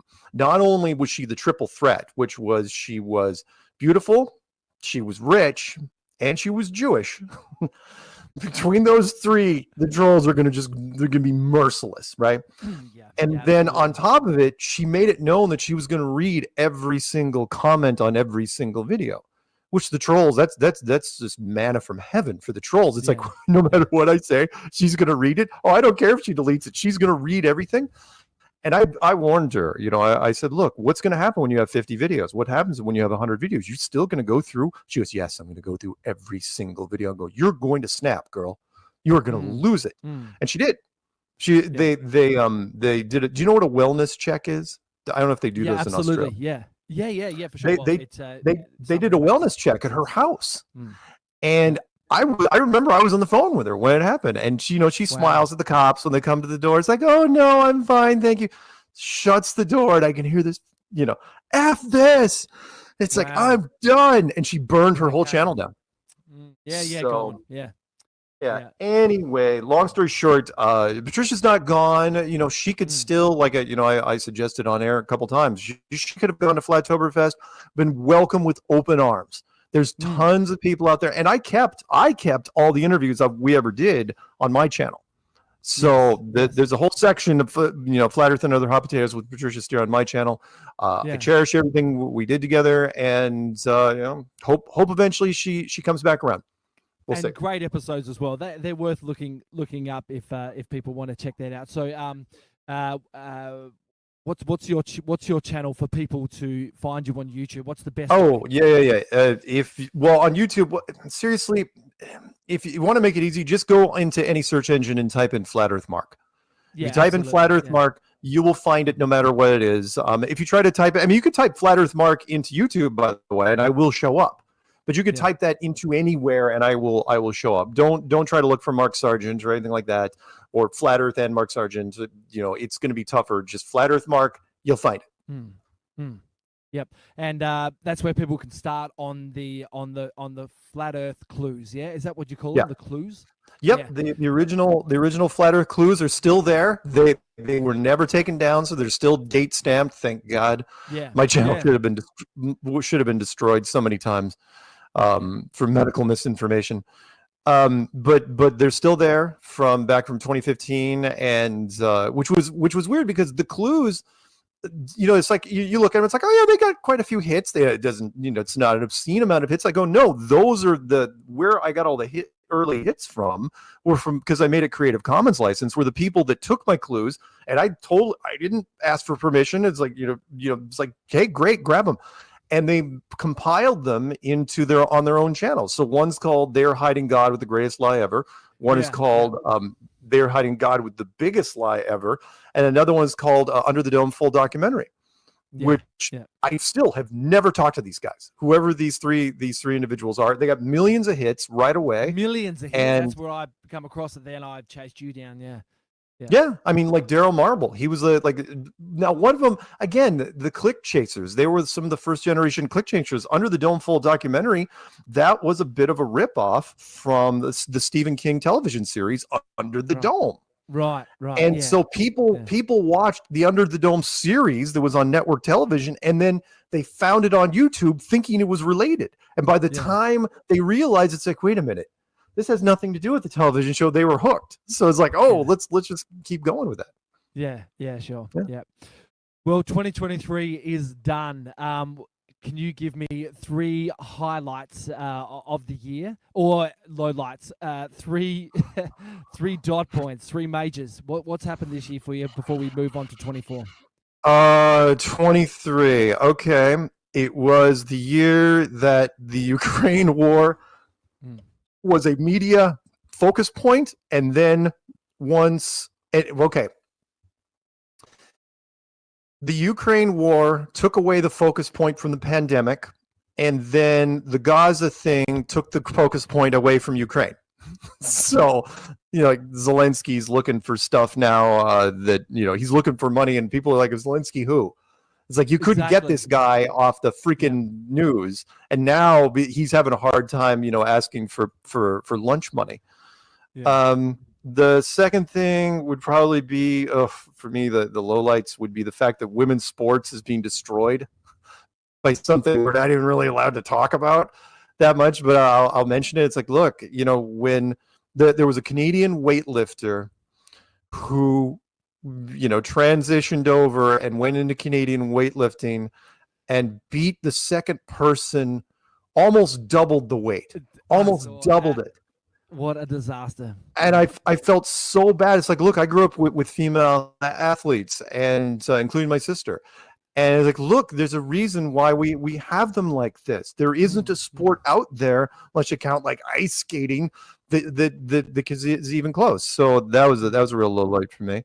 And you know what? I'll throw in a weird one for you. You want? It's not even a low light. It's just where America is right now. The fact that Taylor Swift got Person of the Year, Time Magazine Person of the Year. And believe it or not, as much as I had that reaction you did just then, I thought after a while I was thinking about, because I watched I look at so many different news boards from different countries in our country, and it's like, you know what? I know exactly what Time Magazine was, and it's like, why not? We got to nominate somebody. So it's like, why isn't it her at this point? She's the only tour that anyone gave a crap about. And it's like, we're trying to tie her to the NFL, to professional football with that one guy. It's like, that's a complete relationship of convenience. That has nothing to do with anything. And it's like, that's where America is right now. We nominated a pop star as Person of the Year, not because of political activism. Remember Bono, I think, won it years ago. Yeah. I bought that cover. That cover. I was in America. I was coming home from America. Man, that would have been maybe 2002 or 3 around then, I think. I was in America at a Christian camp over there for 6 weeks down in Atlanta, which was awesome. I had such a good time. But nice. on the way home, I remember seeing that in the airport. I'm like, whoa, because I was a massive U2 fan, and then you find out. I remember one of the bylines, which was, "Can Bono save the world?" And it's like, and it's like, I know he's an extreme activism. I think it's a bit much, little heavy-handed, but that's fine. With Taylor, it's like, Taylor had a good year. Does she deserve Person of the Year? Because remember who last year's was? It was Zelensky. Oh, no. It's like, that's where we've gone. those You know, we- videos of him dancing like Beyonce and the girls in the single ladies leotard, is that real? Is he an actor? Is he in performing arts? Or are those videos very, very No, they're well absolutely made? no, they're absolutely real. Wow. He is an ex. He might as well have been a Saturday Night Live cast member for Europe. And which is why, you know, some of our actors went over, like Sean Penn went and visited him, and Ben Stiller went and visited. Right. Oh man, they worship him with Doesn't Sean Penn give him his Golden Globe or his Academy Award or something? Something like that, yeah. Something from my home into your home. Interpretation. He's an actor. He's an actor He's an slash actor. puppet. Yeah. He is. He's absolutely an actor. He's just a puppet that is. Come on, it's a proxy war. Everybody knows it. On our side, I think the special ops guys are just laughing at home because everyone, the guys like me and a lot of other guys, it's like we know it's the U.S. and the SAS, you know, from the U.K. We know it's those guys. That's all. They're the guys that are doing the stuff. But again, Russia isn't going for it. Kudos to them. The fact that they were going to be the obvious villain, but they didn't take the bait. They're like, no, we're just going to take notes. We'll get to you eventually. But right now, we're not falling for it. Do you think whoever is running this world has convinced Russia, Ukraine that they're actually buddy anyway, and it's all just a distraction for what is really going on behind the scenes? Like, I've heard that Hillary Clinton's daughter Chelsea is best friends with Ivanka Trump, and they babysit each other's kids, and they're. I mean, is it all just a show, or do you have some? It more appears not every level is for show, but yes, there's way too many pictures of. I mean, when it comes to politics, oh boy, it's kind of like Hollywood rules. There was a wonderful Mel Gibson line that he talked about. He goes, "The thing about Hollywood, you want to know how to survive in the business." He goes, "You got to remember that the guy you screw over tomorrow is probably the guy that's going to screw you in a couple of years." Right? Yeah, everybody's out for everybody else. So when you see Trump in the same pictures with other people, you know, with Democrats and Republicans, and you see, you know, people, you know, the Obamas hanging out with the Bushes, and sure, why not? Because at certain levels, and I don't want to get too deep into politics, but look, it is theater. You know, Shakespeare, all the world's a stage. And when it comes to politics, American politics, the whoever's president, it's not that, you know, it's not that they're elected, they're selected, right? They are merely their own press secretaries. That's all they are. In fact, their level of clearance, I'll give you a quick story really fast. Their level of clearance is so low compared to other people. I mean, they barely crack top secret when it comes to levels of clearance. Eisenhower, you know, I consider the greatest president, the last great president of any influence that we had back in the, you know, he was the guy that ran the Allied forces during World War II. And then after World War II, it's like, wow, why can't he be president? Sure, why not? So he becomes president. And the story goes, and I love this one. It's quick. He supposedly, he didn't oversee, but he found out about Area 51 because it was being built then. And he knew it was getting finished up. So he makes a phone call because, you know, he has the phone number to the place. He calls up, he says, "Hey, I'd like to come out and take a tour," right?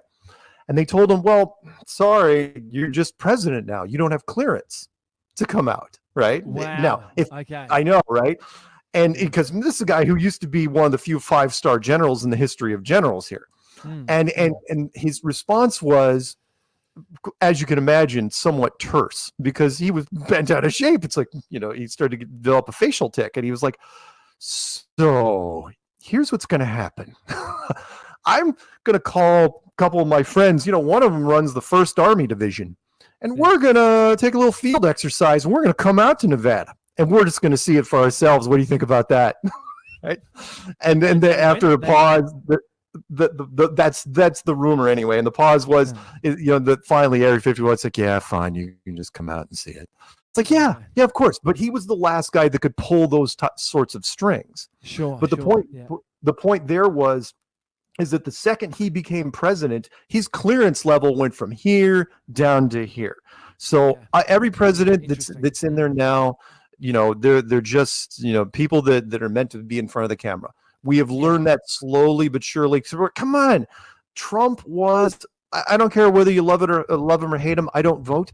But he came from reality television deliberately, right? It's like we and it's not the first time we did it. Ronald Reagan was a B-list actor. He did movies with chimps back in the day, right? And Obama got training. He got acting coaching from Harry Bennix, the black guy that played the general in the Superman movies recently. Yeah, right. And it's like, that we've gotten better and better and better, which is why I'm surprised that Blue Team doesn't put forward a full-blown actor. Instead of, seriously, Oprah could step in 2 seconds. George Clooney, almost all the actors are Blue Team. Yeah. So you could pick for whatever reason that it's not part of the plan. Anyway, sorry, I rambled. Yeah, for sure. No, this is great. Now you've just reminded me of something. Today being the 1st of January 2024 in the United States, the list, the Epstein list, is supposed to be released today.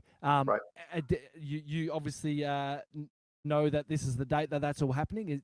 Have you heard anything, or when can we expect to see this list? Because I've also seen, I don't know if they're mock-ups, but on Twitter or X, I've seen this person's on the list, all these people, and now Oprah's gone missing, or tried to escape with 200 million and all this.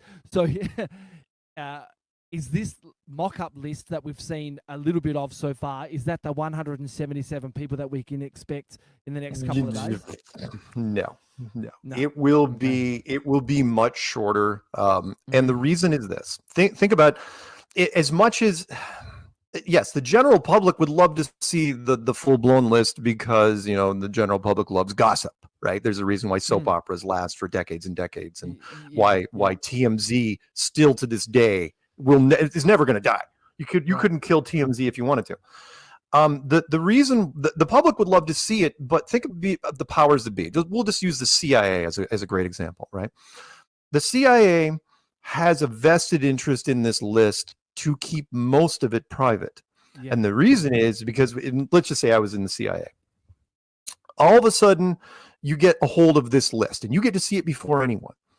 You now have leverage access against powerful people, right? Maybe not as powerful as some of your people, but definitely people in different avenues. And you have it for pennies on the dollar. Meaning you can now influence, let's just call it what it is, right? You can blackmail a lot of people using this. It's like, it's you. All you have to do is make a phone call. It's like, yeah, we need your endorsement on this. We need you to make a donation on this. We need you to use these talking points. If you don't, hey, we've got the video. And do I think that Epstein is dead? Yeah, I do. Because really? I do, because you don't need, you've watched enough movies over the years. You don't need him and how you pronounce her name? Ghislaine? Is that it? Ghislaine Maxwell. Ghislaine. We'll call it. Okay, Ghislaine. Yeah, you don't need him and Ghislaine alive. In fact, she's probably got more access than he does. Oh yeah, I'm sure he watched the tapes, but she was the one that helped set things up. She was the madam behind the scenes. I realized really quickly once you saw what she was about, it's like, oh no, she was the intel. So you make him go away, right? And, sacrifice him again. People think he's alive. Hey, great, but you didn't need him to be alive. But you definitely keep her around because she can verify stuff. It's like, hey, this tape's kind of grainy. Who are we looking at here? Oh, yeah, that's blah, blah, blah. She goes, I can tell you all sorts of stuff about that night. Not to mention, if you want to do that, go over to this room over here and look at this tape. This was great. You have the tapes on everything. So, but will there have to be sacrifices? Yes, the public is going to demand it. Politicians are going to demand it. You're going to sacrifice some of the smaller fish, some of the more important people that are tied to money. So will you sacrifice some politicians? Sure. Will you sacrifice some entertainment people? Sure. Are you going to sacrifice corporate interests? Probably not so much, because though that's where the real influence is, money. So I've heard a few things. Do I think that like Bill Clinton will get sacrificed? Yeah, probably, because he was one of the most high profile things. His name came up so many freaking times. Do I think any of the royal family will? I don't think so. I don't. The what's his face? The guy that got that snapshot with the blonde. Andrew. Yeah. He's already been through the ringer anyway. There's nothing new you're gonna get from them. He's one step short of just living out in the countryside somewhere never to be seen. So anyway, the list is going to be very short. We'll see. I mean, they've drugged this thing out for a while, but I think the public will get enough to where they'll be somewhat satisfied. But you wait. There'll be a lot of names afterwards. It'll be like, why aren't we talking about this, or why aren't we talking about this that's person? right. Because it's leverage. It's that happens, and then another distraction happens. It's like nothing ever gets dealt with. Like the public's attention span is getting shorter and shorter by the day. Like, well, the fact that we have YouTube Shorts, that's a great example of it. When did TikTok's the same? Reels on Instagram, it's just flick, Yeah. Goldfish, even goldfish have longer attention spans nowadays. I mean, I've run into kids. It's like, they go, oh, seriously, I don't want to watch a 9-minute video. It's like, are you serious? It's like, we do streams for. I mean, Jaron, just from Jaronism, he just ran a 12-hour. Was it 12 hours? I saw 4 hours leading up to New Year. I clicked on it. He ran 12 hours. Yeah. He went 12 hours. It was crazy. All I saw was Dave sitting on the couch with those sunglasses on. He'd had it. He'd had enough by hour 1. It was hilarious. He's a cracker. How is Dave, by the way? How's his app going? And what can we expect in 2024 on the Flat Earth, Sun, Moon, and Zodiac Clock app? Well, the app's going very, very well. He's put a lot of time and a lot of effort into it. The features are fantastic. He's going to be heading down to Mexico and broadcasting from there. He spends his winters now in Mexico.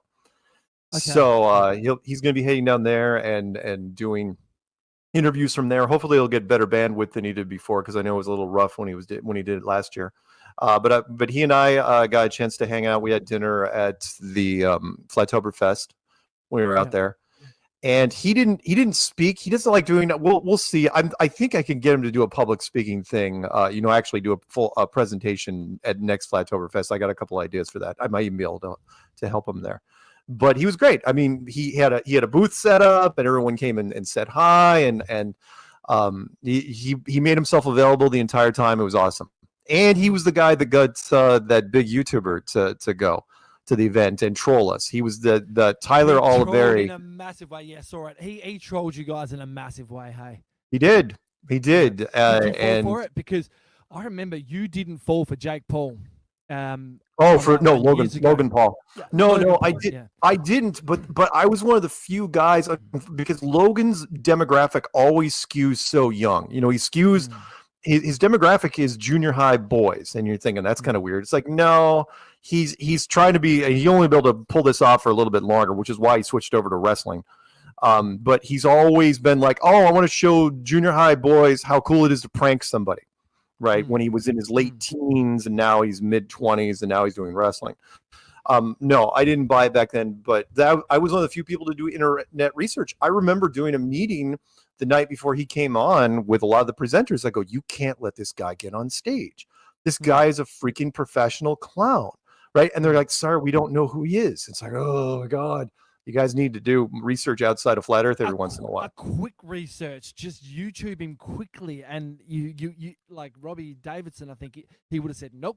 Immediately, I'm thinking. Okay, yeah, that's not entirely true though, because in Robbie's case, he fell to the victim of a lot of promoters, which was he took the money.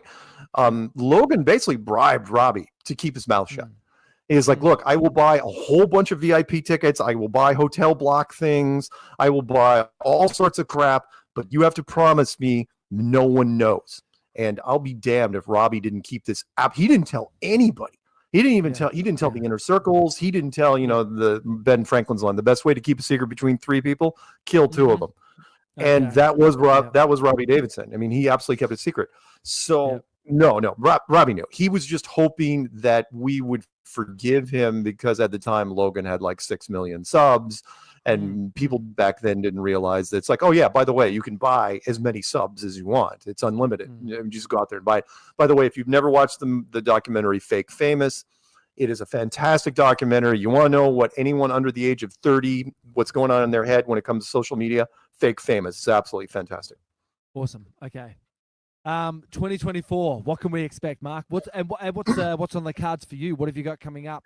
Do you have a big year planned, or do you just sort of take it as it comes? Like, when I emailed you about an interview. Hey, by the way, thank you for being so transparent and contactable.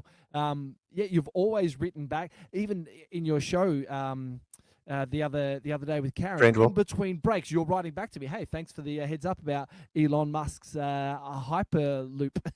Yeah.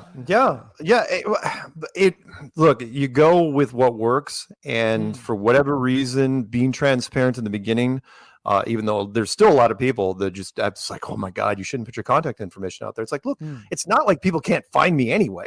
It's not like I'm super secret. No one gets to dox me because I've already been doxed. So, but yeah, I'm happy to do it. And as far as the plans for personal plans for 24. Nothing really huge right off the bat. I'm just going to, again, if I live long enough to write an autobiography, it'll be called Unsolicited, because I don't have to call people. People just call me. The first trip I'm going on, in fact, I just booked the flights for it. There's a group doing, people do take me out to Flat Earth meetups. So I'm doing a Flat Earth meetup in Utah, which will come up, and it's like, it's a paid thing where people like pay to come to this dinner where I'm going to be at. So that'll be kind of fun. And then after that, we'll see. Yeah. But so this is what you do full time since 2014, 15. Yeah. You went from software programming into content creating. Yeah. And yeah, it is full time. And I mean, I was lucky enough, again, if you're not married, you don't have kids, and you made some decent investments over the years, it's not like I'm hurting. But at the same time, I remember there's this lady, a producer from True Television. She told me back in 2015, she saw the writing on the wall, and she's going, yeah, she goes, you got to make yourself mobile. She goes, get out of Colorado, put your stuff in storage, hang out with family, because you're going to be going different places. She goes, you're going to be moving around, be prepared to travel. And it's like, wow. And she wasn't kidding. And I felt so bad for her, because she goes, this is absolutely could be a reality show. Absolutely could be a reality show. And they fired her for it. She was like, she went to the pitch meeting, I had a full-blown sizzle reel with like myself and Jaron and some of the old timers from back in 2015. Patricia wasn't even on that sizzle reel. And you can imagine, right? The lights come up and the VP is like, so Rebecca, a word in my office, right? And that was it. She was done. Wow. And you fast forward, and she kept coming to our conferences to when finally Behind the Curve came out on Netflix. That same VP called her and said, I am so sorry. I'm so sorry. We had no idea.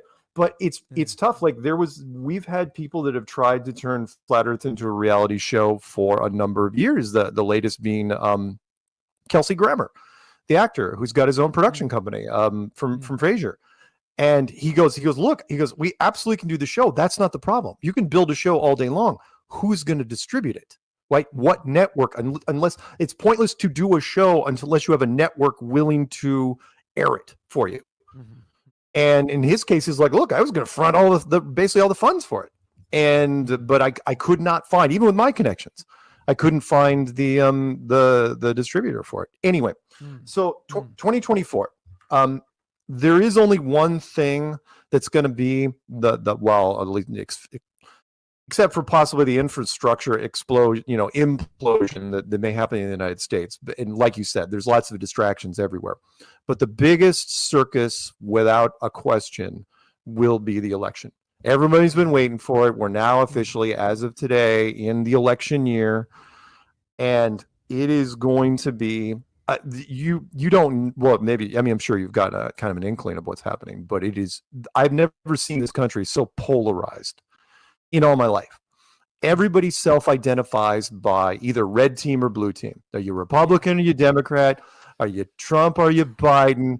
And it is, the hype has already started, right? Which is, neither side. Here's where it gets weird, right? Trump doesn't have to do a whistle stop campaign because he's going to be in the courthouse steps pretty much the solid part of the beginning of this year.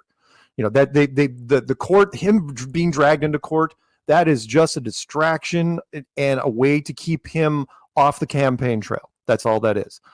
But what's weirder, here's the part that's freaking people out, is Biden's not campaigning. Well, he's your incumbent president, right? Going for re-election. Why aren't there banners everywhere? Why aren't there Biden 24 bumper stickers everywhere? And that is because and you probably heard me say this, or maybe you haven't, there's this secret little thing that's happening behind the scenes where, and initially it started as a rumor last year. And 2 years ago, I would have just laughed you out of the room. But the rumor is that before the Democratic convention happens, Biden will be replaced by Gavin Newsom, the governor of California, or Michelle Obama. Yeah, I knew you were going to say Big Mike. Yeah, that's crazy. Yeah, and you know the story behind that. It's like, yeah, and as much as that sounds like a joke, you know, it's like, okay, what's the punchline? It's like, there is no punchline. The punchline is the media's not laughing about it. They're not even talking about it. Normally, the blue team media would jump all over this and say, you're never going to believe what the Republicans are believe now, right? Michelle Obama. And the reason why they're not laughing about it or talking about, one, because they get the orders from on high not to talk about it. But the other thing is, from a Blues team standpoint, it's a good idea. It's a really good idea, because if you get Michelle, you get Barack. And it means Barack is technically in the White House again, even though he already ran his 2 terms. And it is a nightmare for Republicans, because it's like, what are you talking about? She's not a politician in any way, shape, or form. You might as well run Trump's wife, right? If you run anything, she / he hasn't done anything. But everyone's waiting for this punchline to happen, but it's going to take months before it does. But the fact that the Gavin Newsom did an actual television debate with Ron DeSantis recently, from the governor of Florida, and on television, like, why is he debating Ron DeSantis? Nobody wanted to talk about it. Why are they debating? What are they going to? What were the topics? Oh, general crap. State of the Union. Yeah. Do people actually tune in and pay attention? Well, that's just it. Some people did, but it wasn't really advertised much. I think it was to do a quick canvas in real time of how because Gavin's rusty, right? He hasn't been on the national stage. It's like you can imagine, right? These are the meetings that happen behind the scenes. It's like, we need to get this guy on TV. All right, let's get him with DeSantis, because remember, they're the backups. In case something happens to Trump, DeSantis is the guy. Everybody knows that. Yeah. And in case something happens to Biden, well, we don't know who the guy is. Yeah. Right. Yeah, that's right. Yeah. Well, why not Gavin? And so the question is now, where everyone, again, we won't know until the last minute, will Gavin be president and then Mike would be VP? or would it be the other way around? We don't know. But either way, no matter which way you go, you get Barack back in the office. And by the way, with the people that say, Barack's running Biden's campaign, it's like, well, not really. The powers that be are running any campaign. If you want to go and choose, and by the way, there's some people that say, the Clintons are running both of them. It's like, no, there's the food chain goes up much, much higher than that. But if you want to believe that, that's fine. Sorry. There you go. Yeah, no, great. Do you know, or are you friends with true, honest Biden supporters? And could you point out videos of Biden just fumbling his way through a press conference, or even just shaking hands of people that don't even exist? Like, do you know those people who support Biden? Like, No, they don't. No, and blue team, there's a bit of hypocrisy when it comes to blue team. Blue team knows full well. It's like, honestly, I would have lost money on my friend that helps me work on Strange World. Master Gunner Brian Burton. The master, He was, he was like, there's no way Biden's going to make it through his first term. I mean, he's going to fall and break a hip, right? He's really in bad shape up there. So kudos to whoever's pumping him full of drugs and putting leg things in his pants to where he doesn't tip over, and you've got guys close by to where he doesn't fall. It's like, that's amazing that the fact you've done it. Now, granted, he hasn't done that many public speaking things. Let's face it. And it's like, he's also not going to be campaigning because one, he probably can't do a debate even if he wanted to, and a whistle stop tour would just about kill him. But no, nobody believes that he should be run for second term. Nobody. Yep. Nobody. No And Kamala. Yep. And Kamala's a joke. Everybody. Tackling Kamala, what a joke, man! Australia Sky News makes so much fun of her. Like, what do you call them? Word salads, I think. Yeah. She's got, unfortunately, if you play poker at all, she's got a huge tell, and it's that laugh, which they've actually coached her over the years, and it's gotten better. But it was so bad in the beginning, that nervous laugh, and it's not just a nervous giggle; it's a nervous cackle, and it's a disaster. It's a giveaway. So people are saying, well, maybe if something happened to Joe, she'd step in. It's like, well, that would be a nightmare, sure. And if you want to make the second part of this, which is what I'm looking for, is some sort of critical mass in 2024, where America, in 2023, there's one. Let me add an addendum to that, which is in 23, efforts were made on all sides to make America look as weak as possible. What they're trying to do is they're trying to bait other countries into getting into a war with the United States. They've been trying this for a while, and nobody's going for it. Because at the highest level, military guys are pretty smart. They're not like the ground troops, right? They're not that dumb. And they look at America, and I was trying to put this up recently. I was going, look, America has spent so much money on defense since World War II, right? Huge, ridiculous amounts of money on defense. We've still got all the equipment, all the toys, and these guys know this. So what? Even if America's divided. We're polarized. We've got huge border problems. We've got huge economy and infrastructure problems. You really going to try to take them on? It's like trying to take on the Roman Empire as it's receding. It's like, yeah, they're weakened, but you want to be who's going to be the first person to cross that line? Because whoever is the first person is going to be incinerated, and they know this. So, like when China still hasn't taken Taiwan. China owns Taiwan. Everybody knows it. China, for whatever reason, isn't going to invade and take it. I don't know what. China has disappointed me to no end. Russia, cagey, they know better. They're like, yeah, fine. You want to exchange cruise missiles? We'll do that all day long. We'll do drones, and you can do drones. And which leads to the question, it's like, if you're in a war with a country, but the media doesn't cover it, are you still in a war? No, you're not. We're blowing up stuff. They're blowing up stuff. In fact, they're doing industrial espionage over here and in Britain. They've got a thing, by the way, for Britain. Oh God, you wait. If this thing ever goes hot, Britain. I don't know if you remember the animation where Russia was toying with people. It's like, oh, by the way, we have a special atomic tsunami torpedo that we'll put off your west coast.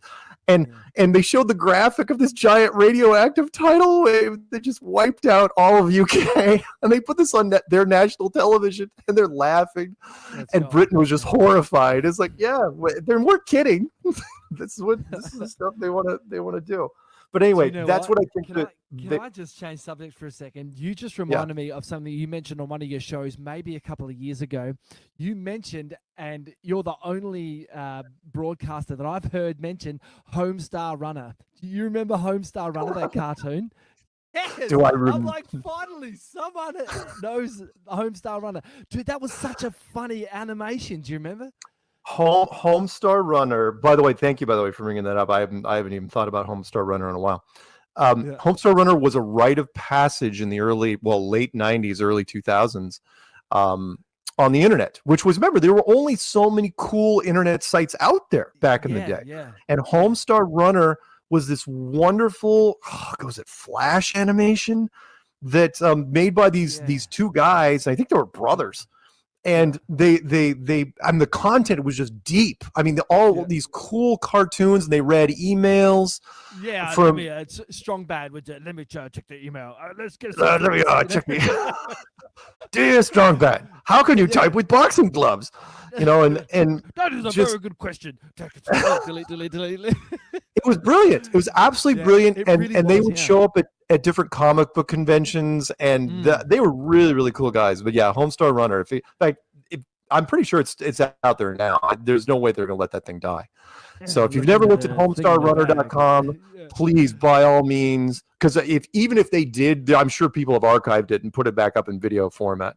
In fact, on YouTube, you could type in Homestar Runner, and I'm sure it it's would still be out there. Yeah, it's still there. Yeah, for sure. Yeah, I was in a studio for quite a bit back then, recording CDs, and our producer, he got us onto this. He goes, "You guys got to see this," and it's like, you watch the first one, it's like, okay, but then you watch the second one, that's kind of funny. Then you're into it. It doesn't take long. Oh yeah, and you get hooked to where I'm embarrassed to say, because really only the cool people know about that site, where you could do a flash, of the different characters, because there was a lot of characters, right? Yeah, and I know bad, strong, sad, strong, mad, Homestar Runner, and the what was his little pet called, the thing, the ditch.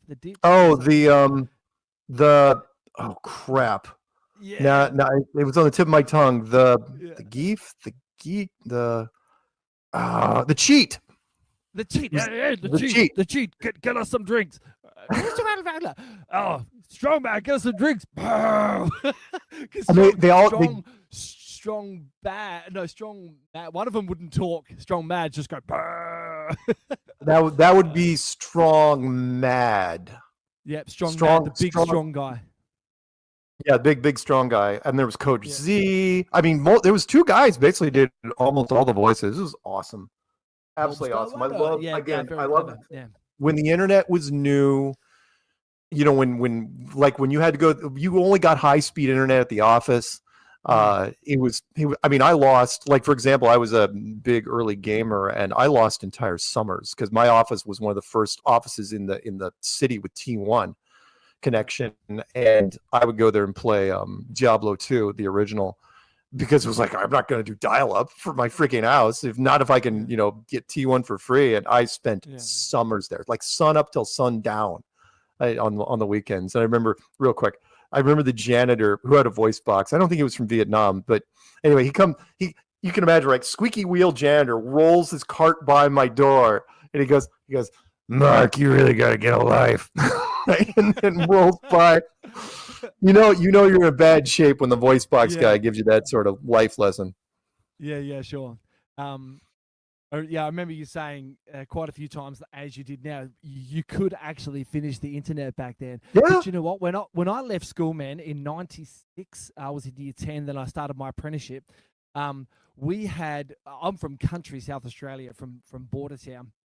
Yeah. And we had one computer with dial-up internet, and that was it. That was in our library, and you could get the encyclopedia or whatever the website was called. Search engine. Yeah, one computer when I left school had the internet. Yeah, man. So we were sporty. We grew up on farms and land and playing sports, and yeah. It was. I was lucky enough to where when I moved to Boulder, I worked for tech companies. And so they were always, cutting edge, whatever it was. And new stuff was coming out like every couple months. It's like, oh, yeah, we're upgrading to this, we're upgrading to that. And then finally my neighborhood got high speed. It's like, oh, it's a freaking dream. So what year was that when high speed internet was accessible for you? For me at home? Yeah, but at Bulger at work, yeah. Oh, not until about 2002, I believe. Okay, yep. Yeah. 2002, 2003. That's when it transitioned over. Up until then, I had to hear the handshake like everybody else. With my 33.6 modem, my 44.4, and everyone knows. Everyone, all 80s, 90s kids know that sound. I remember you speaking quite a bit about. You bought a night vision goggles, yeah? Let's look up. Let's see what's going on. By the way, I admire Crow 777's telescope work. I mean, who would have thought back then, 2013, 14, when he was shooting the moon for almost 5 years straight? Who would have thought how important and significant that is back then, yet alone today? Because people still go back and watch the firmament wave, Absolutely incredible footage. But I remember you saying quite a few times that, you bought yourself some night vision goggles or a scope. So what have you seen? What stood out to you looking at the sky? All this inspired me, by the way, to buy a P900 and do the same thing. So. Oh, nice, nice. Again, what happened was there was a British guy on television, or maybe it was an online video. I think it was television though, and it was towards the end of the interview, and he was in silhouette, and I was okay, it's a little sketchy, we're gonna do that silhouette altered voice thing, but at the end he's going, "You want to see some weird stuff? Just get some night vision. Start looking up." And I'm going, "Oh, that sounds like a wager." So I went on Amazon, and I bought like 3 or 4 different kinds. I returned the ones I didn't like, and finally got these ones from Belarus, because the Russians make excellent night vision. Now, only recently, only in the last 2 years, is the Americans finally, in the civilian market, you can go on Amazon and buy decent night vision all day long for like $150. But I grab a pair of night vision binoculars, and I was like, all right, and I go out there. Waiting for, Boulder sky, beautiful, hot, mountain sky, very, very clear. And, I'm starting to look, and it was kind of like the movie They Live, where you look up there and the sky's just crawling with satellites, right? At least I thought they were satellites. And the first night I was going, it's like, wow. I had no idea. I mean, moving it's fast or just creeping away. Well, most of them were moving at a fairly consistent rate. Like there was some sort of speed limit involved up there. And then I'm going, okay. And by the second night, I was like, I'm getting kind of bored of this. It's like, how many satellites can I actually watch? And I remember thinking this as I'm watching one move from south to north, and it slows down and it stops. I'm going, wow, what are you doing? What are you doing, little buddy? Right? And it was like he was lost, right? And then all of a sudden, quick burst of whatever, and he banks to the right and goes almost ballistic at an amazing rate of speed. I'm going, wow, yeah. What the hell was that thing? And and I'm going, wait a minute. I'm going, what is all this other stuff up here? What are these things? Are these actually satellites? And the more you stare at them, the more you realize that I don't even know if any of them are satellites for the most part. I think they're just commuter traffic. I mean, in fact, a lot of them seem to be following the highways, our highways, using them as road markers, north-south, going at a fairly decent clip. During the early evenings, I would see something called driver's ed, where you see these V formations, where sometimes as little as 4 and sometimes as many as like 12, and they'd be banking and careening all over the place. Of course, there's no sound, and also keep in mind they were at least twice as high as normal aircraft. And I was Boulder, the Denver airport was really, really close. It was only like 40 miles, due east of me. And so I knew what the incoming traffic of planes were. Incoming was coming from the north, outbound was going from the south, always, right?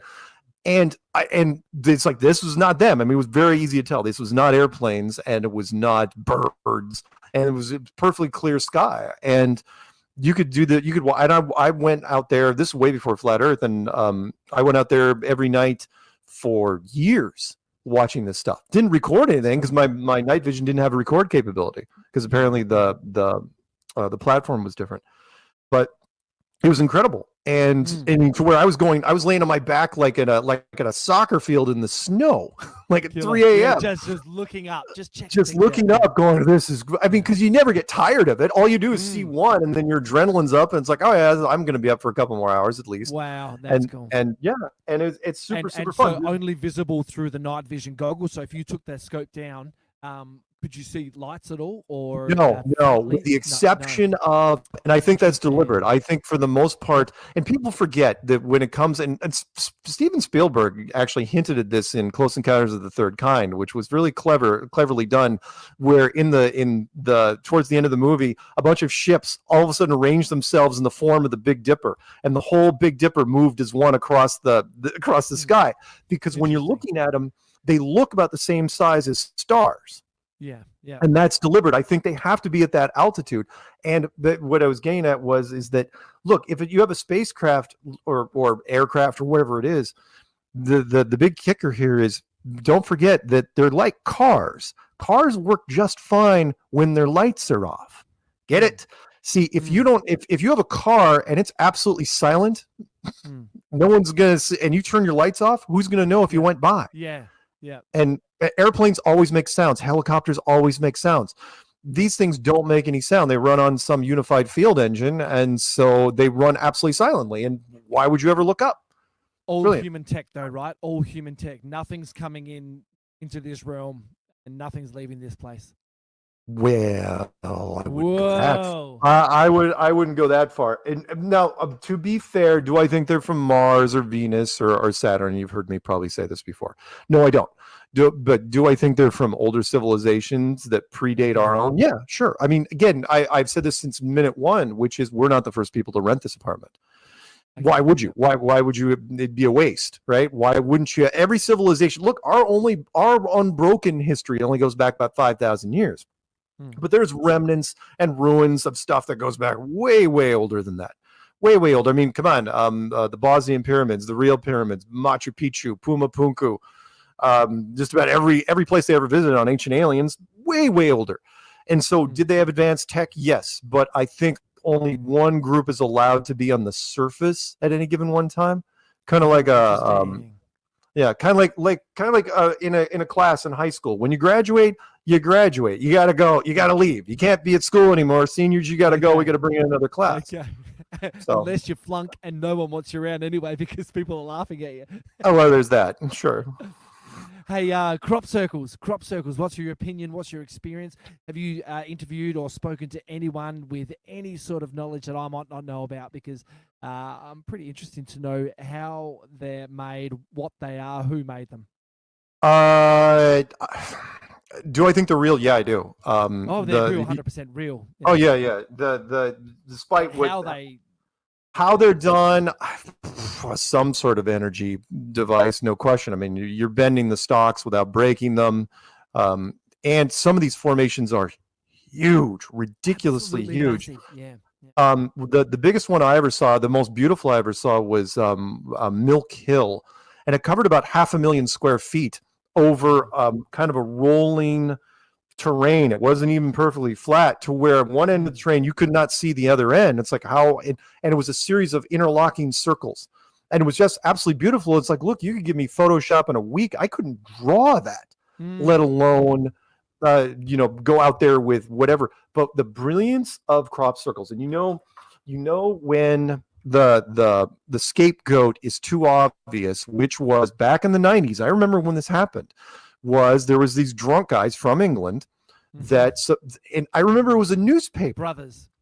Yeah, that offered anyone £50,000 if they could make a crop circle. Well, that's in the early 90s. That's a lot of money, right? In the 90s, that's $100,000 in American today. That's easily. It's like, what guys wouldn't do this? So they went out with ropes and a board, made one of the worst crop circles I've ever seen in my life. And the media jumped on it deliberately. They said, "Oh, well, there you go. All the crop circles was obviously made by these guys." It's like, what? What are you talking about? The Milk Hill one alone. Not only is it hours away from these guys, but it would take a team of who knows how many people to get that done. But again, that's what, to this day, and I remember was it Linda Moulton Howe? She said it was one of the finest pieces of misinformation you've ever seen in your life. She goes, because once because the general public wanted to believe in something like that, which was like, oh, it was obviously he's drunk. To this day, I mean, seriously, to this day, I still have people say, oh no, wasn't it those drunk British guys from that pub? It's like, they're still happening. I'm pretty sure those guys are dead now. So who's doing them now? And there's this. Not only that, but there was one. If you want to look at it, I'll send some pictures to you after the show. And nobody talked about this. Forget about crop circles. Have you ever seen crop writing? No. Oh my God.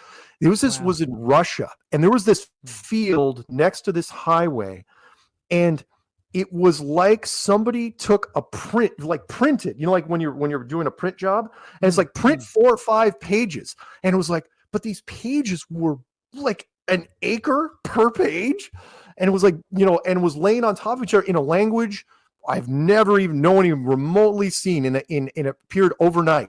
So like by morning, all these cars were pulled off the road, and people were taking pictures from elevated positions. It's like, what the hell is this? And it was in Russia on top of it.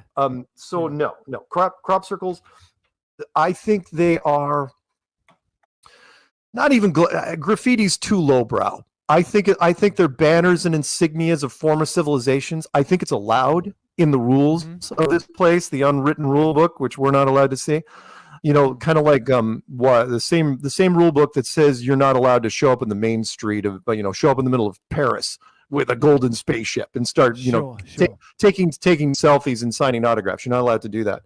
But at the same time, that same rule book says, oh yeah, if you've got some boaters that are just off in the middle of nowhere, some hikers, or maybe a military people that are lost, oh yeah, you can go after them all day long.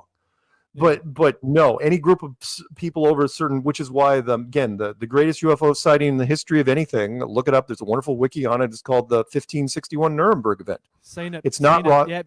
You've talked about it, and I looked it up. It's amazing. Yeah, it's amazing. I mean, and again, that broke the rules. I don't know what happened to the coverage there. You've heard me say it. It's like what got me wasn't the fact that these huge armadas were fighting over Nuremberg, Germany on a beautiful spring day. No, it took an hour for that third faction to show up. An hour. Yeah. It's like, dude, I could point a gun out the window right here. I could fire a couple rounds off. There's going to be cops here in 10 minutes. No doubt. But these guys were hammering on each other for an hour. These guys, whoever these two groups were, they found a blind spot, and which leads in a whole nother thing. It's like, why is there a blind spot?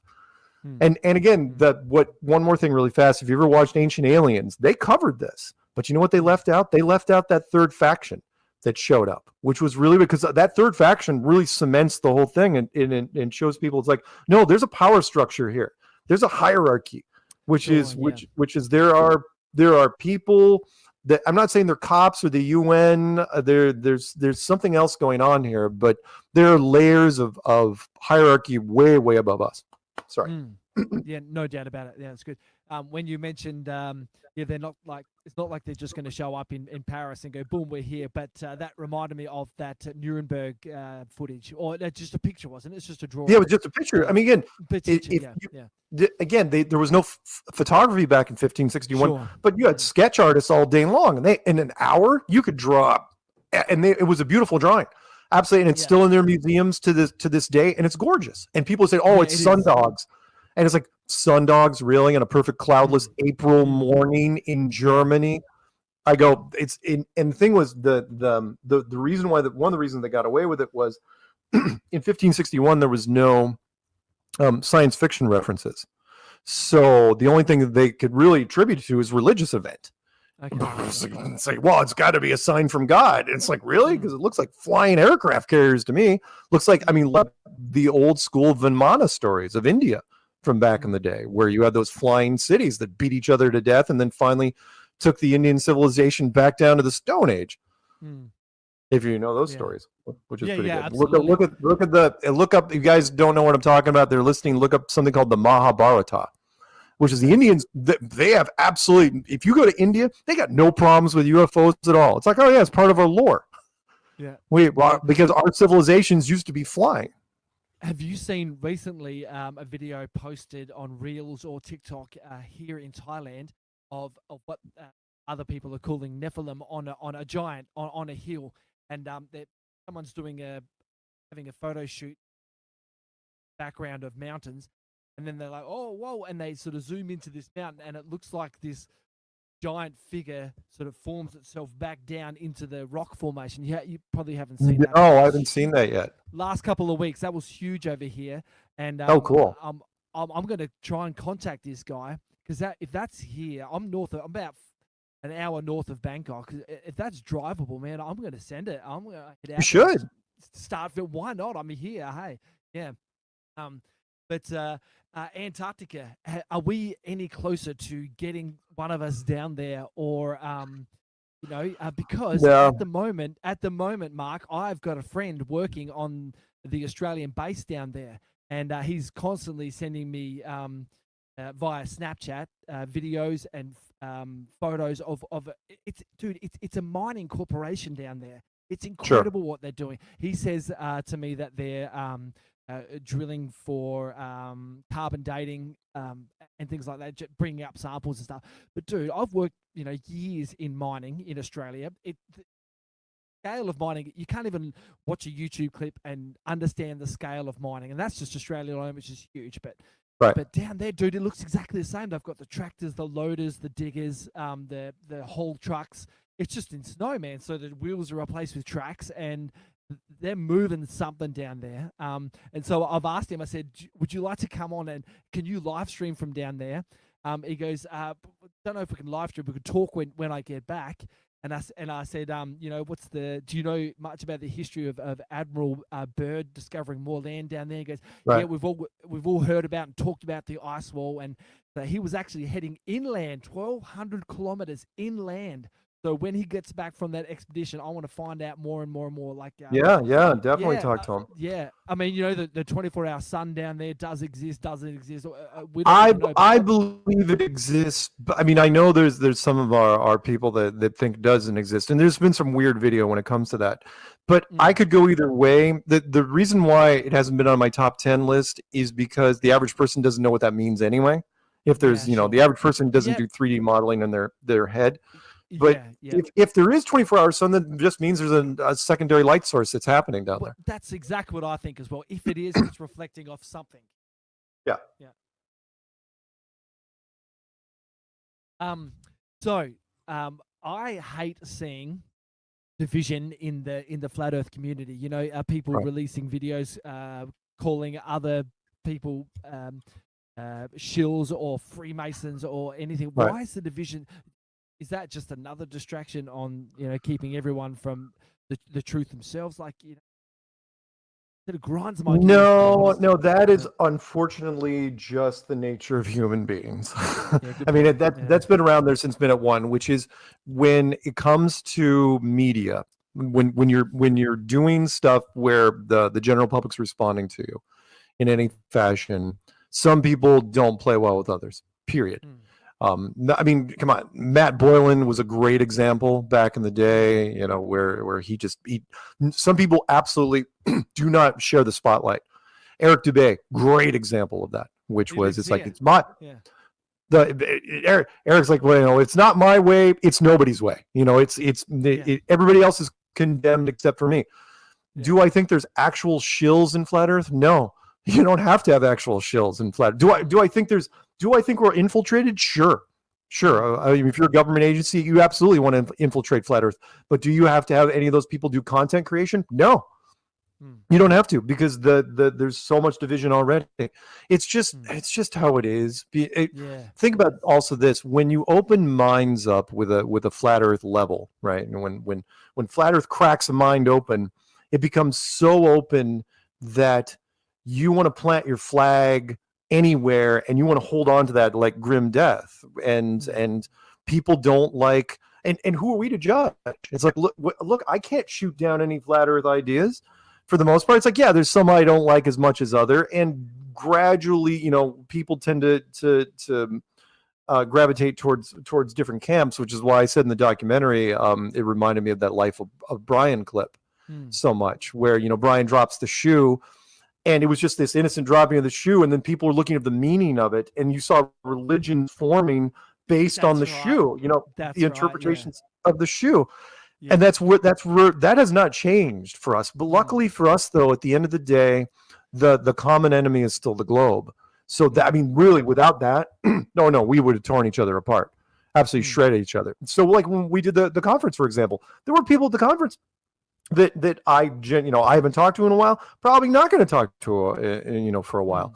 But at the same time, we're all, you know, same team. So yes, there is fighting behind the scenes, but it's not the fighting with terminal intent, if for lack of a better term.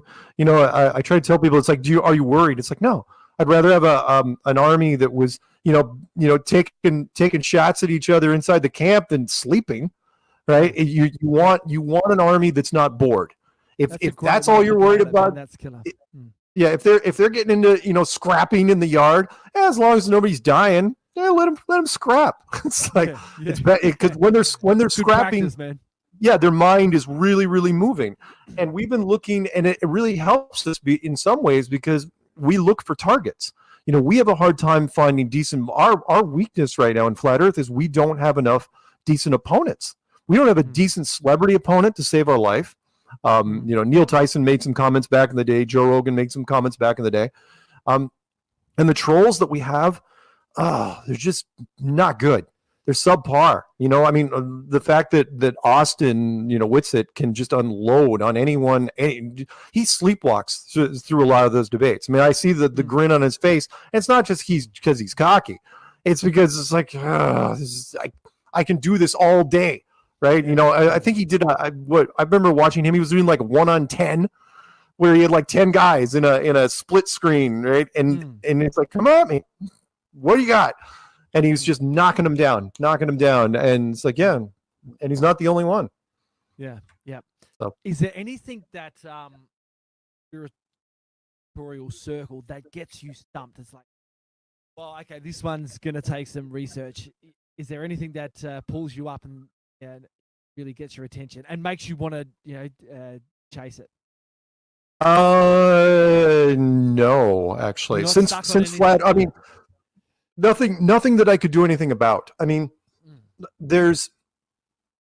of course, I'd love to, the obvious silly stuff. I'd love to take a tour around Area 51. I'd love to see the Nightmare Hall of the Dulce, New Mexico base, if that even exists. I'd love to do a lot of things. But is there any conspiracy that no, because I had done so many by the time I got to Flat Earth. And then once you get to Flat Earth, everything else just kind of loses its luster. You know what I mean? Yeah, so I'll talk about, let's just say 9/11, right? Every once in a while with somebody, but there's only so far I can go with it, because in the end, we're only talking about a few buildings in one city in one country, right? Compared to Flat Earth, which is everything. And so like when 9/11 people got mad at me, when they were saying you're taking away from the greatest lie that there ever was, I was going, really? Is it? Compared, I mean, how can you hold a candle? In fact, the only thing bigger than Flat Earth would be the meaning of life and the identity of God. Really, because it's directly related. Everything else is literally under the umbrella that's in there. So no, I'd love for somebody to find a Bigfoot, for example, or a Yeti, or an abominable snowman. Yeah. And bounties have been put out there for a number of years. And as much as the critics would like to come out and say, well, they've never caught one, and they should have accidentally caught one after all these years. It's like, well, some animals carry off their dead. And don't forget the Billy ape, the 6 foot tall chimpanzee, which was just found, not even 10 years ago, that stayed hidden from humanity forever.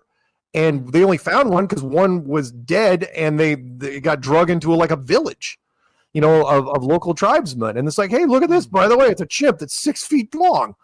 Yeah. And the reason is because the chimps were smart enough that they stayed away from people. They avoided people. And there's lots of species that do that. I've also heard that they on a different frequency or a different resonance. So, they difficult for these beings not to be captured on camera. What do you think about that? Because no, you're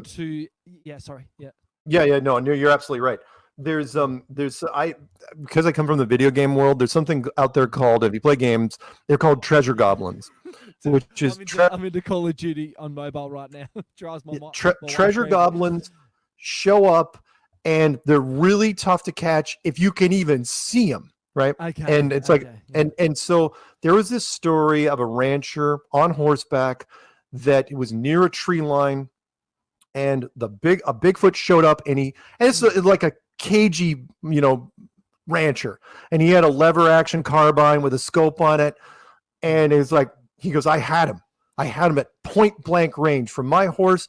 No way. That target was way too big. By the time I fired the shot, he has blinked out.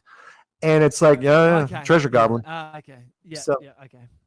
You know what I mean? It's like there are some things I think that God has a sense of humor when it comes to things. He leads breadcrumbs around, but he also puts mysteries. It's like, there's some mysteries you're never going to catch, because come on.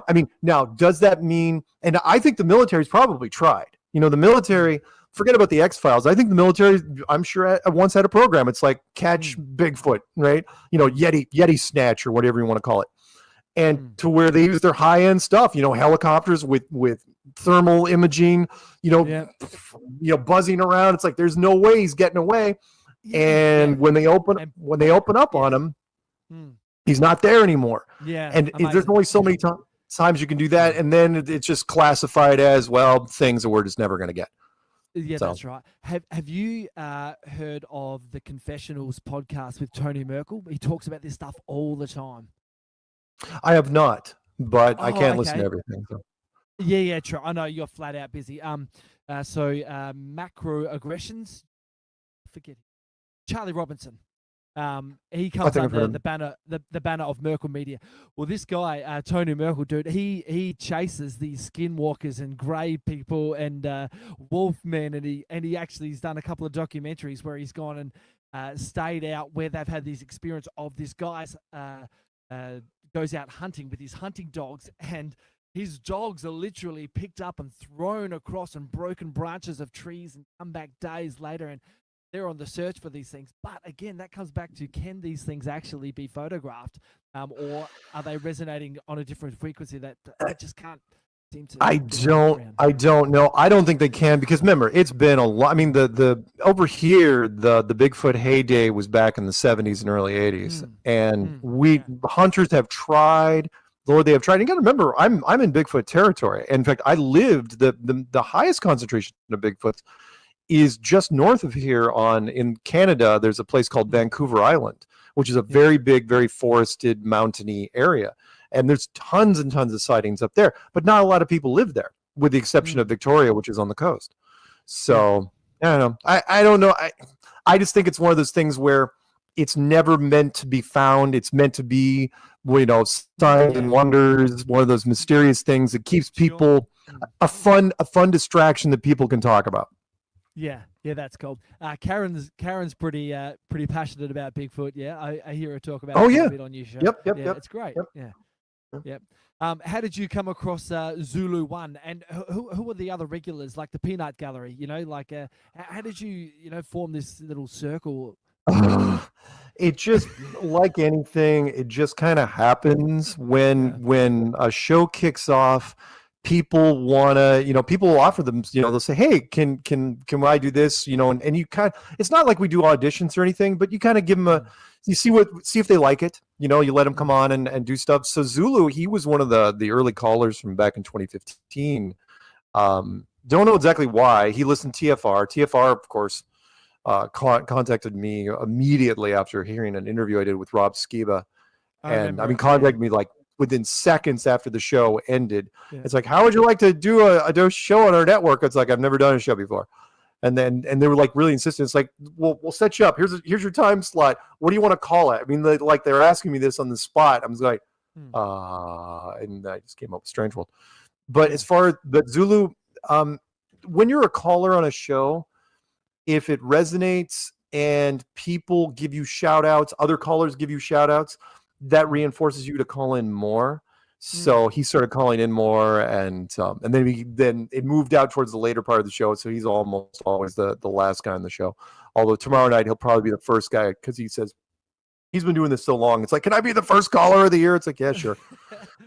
Peanut Gallery reached out to me, military guy, and it was weird. He just kind of slipped into this producer role where he just kind of behind the scenes. He didn't want to be on camera or anything like that, and he just wanted to make sure everything went smoothly. And it's like, okay, sure. And if he's work in the same studio, or is he online? No, he's a different part of the country. If he is my unofficial handler, then great. Whoever picked him picked a good one. Thanks. Yeah, you did well. That's right. Yeah. Yeah, I mean, seriously, I get accused of that so much anyway. Why not? Yeah. And then everybody else, like Jan from Dallas, she calls in on a regular basis. I mean, every podcast, once you get a certain call board going, and longevity really, really helps. Once they know you're going to keep going, they want to be part of it. So it's like anything. Does Dottie still call in or not? Because she was a bit of a crack up. No, but Dottie, well, it's kind of, Dottie was kind of looking for a relationship through Flat Earth, which isn't bad, and she's not alone. There are a lot of women out there that are looking or again, flat Earth is so unique in that conspiracies are usually 90% men, but flat Earth, from what I can tell, the conference was 60% men, maybe. And I mean that's a big swing, and so when I don't even have to ask him anymore, but when I used to ask, it's like, why are you here? And most women are like, because it's an flat Earth is a happy thing, it's a positive thing, it's upbeat, there's a message of hope inside it. It's not this dark and sinister thing where the government should be overthrown and stuff like that, where everybody talks like Batman. And have you seen Pete Holmes? Have you seen Batman? Have you seen his have you seen him firing the Joker, firing Aquaman? Have you seen that guy who mocks Batman the way he talks? Hey, Aquaman. Have you seen him? No. Oh, I'm gonna send you a couple of clips. Yeah, send it to me. Oh, dude, he's a comedian, Pete Holmes. He's been doing it for years, but he really mocks the Batman voice. Oh yeah, well, I mean, that, by the way, that's Christian Bale's fault, which is Michael Keaton kind of talked like Michael Keaton, and Val Kilmer talked like Val Kilmer and George Clooney. But when Christian Bale, method actor, kicks in, it's like, well, and it makes sense because you really want to disguise your voice if you're going to be Batman. You don't want to sound like somebody that's going to be around town and in the news. So anyway, everybody. You're gonna lose it if I'll have to. Yeah, send it to me. I will remember, but I'll pop up my thing because I want to make sure that you get the that crop writing. Yeah. Anyway, the crop. Yeah, the crop writing, but yeah, the Strange World crew just kind of formed like anything else. Again, when you do something for 8 years, it'll be 9 years, I think, in April for Strange World. I mean, come on, tomorrow night is episode 440, and that's a weekly show. Way 440. 440 weeks. I remember you were on a live stream with Jaren, Rose, and Dave when SpaceX was doing the launch, and by the end of it, you guys just come on. If people haven't woken up watching this, then you're never going to wake up. Do you remember that stream you were on? The 20, it's funny you mentioned that, by the way, because there's a saying that I throw out there every once in a while, which is conformity builds empires. And the reason why they roll out these programs is because they've already run the numbers, they've done the modeling, and they know it's going to work for a lot of people.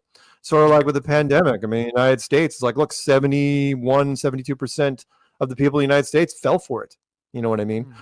When it comes to the space program, it's easy enough to do because you've got the added bonus in the United States that people want to believe in it. It's not that they just blindly believe in it. They also are invested. It's like, I want to believe that space is this wonderful place, where Star Trek happens and Star Wars and Stargate and Battlestar Galactica and everything else with freaking star in the title. They want it. And so try to convince them otherwise. It takes some doing. Or again, the line you probably heard me use where Dana Perino from Fox News, she said it best. When she was asking her opinion on the moon missions, she goes, I believe in the moon missions because I'm a patriot. And that line was very well put in that she was saying, if you know what's good for you, you believe what the government tells you. Now, granted, she was a press secretary for the Bushes, so she knows better than anybody that particular message. But yeah, that was basically it. The people in America, but it still bothers me to no end because I ask people outside of this country, I say, people in Europe, you people from Sweden, I go, why do you believe the Americans went to the moon? And it doesn't matter if they're from Sweden, everybody answers the same way. It's like, well, because it was on your television. And your news would never lie about something like that. you don't know what's wife said that Americans will believe anything they see on television. Was that Nixon or Nixon's wife or? I can't remember, but you're absolutely right. Yeah, they do. Because up until now, up until very recently, if it was on, why would there's mistakes that are made in movies and television, entertainment all day long, right? There's dedicated websites. If a coffee cup literally moves from one side of the room to the other without a good transition, they're going to call it out, right? I'm annoying to watch movies with because I'm always like, that. Yeah.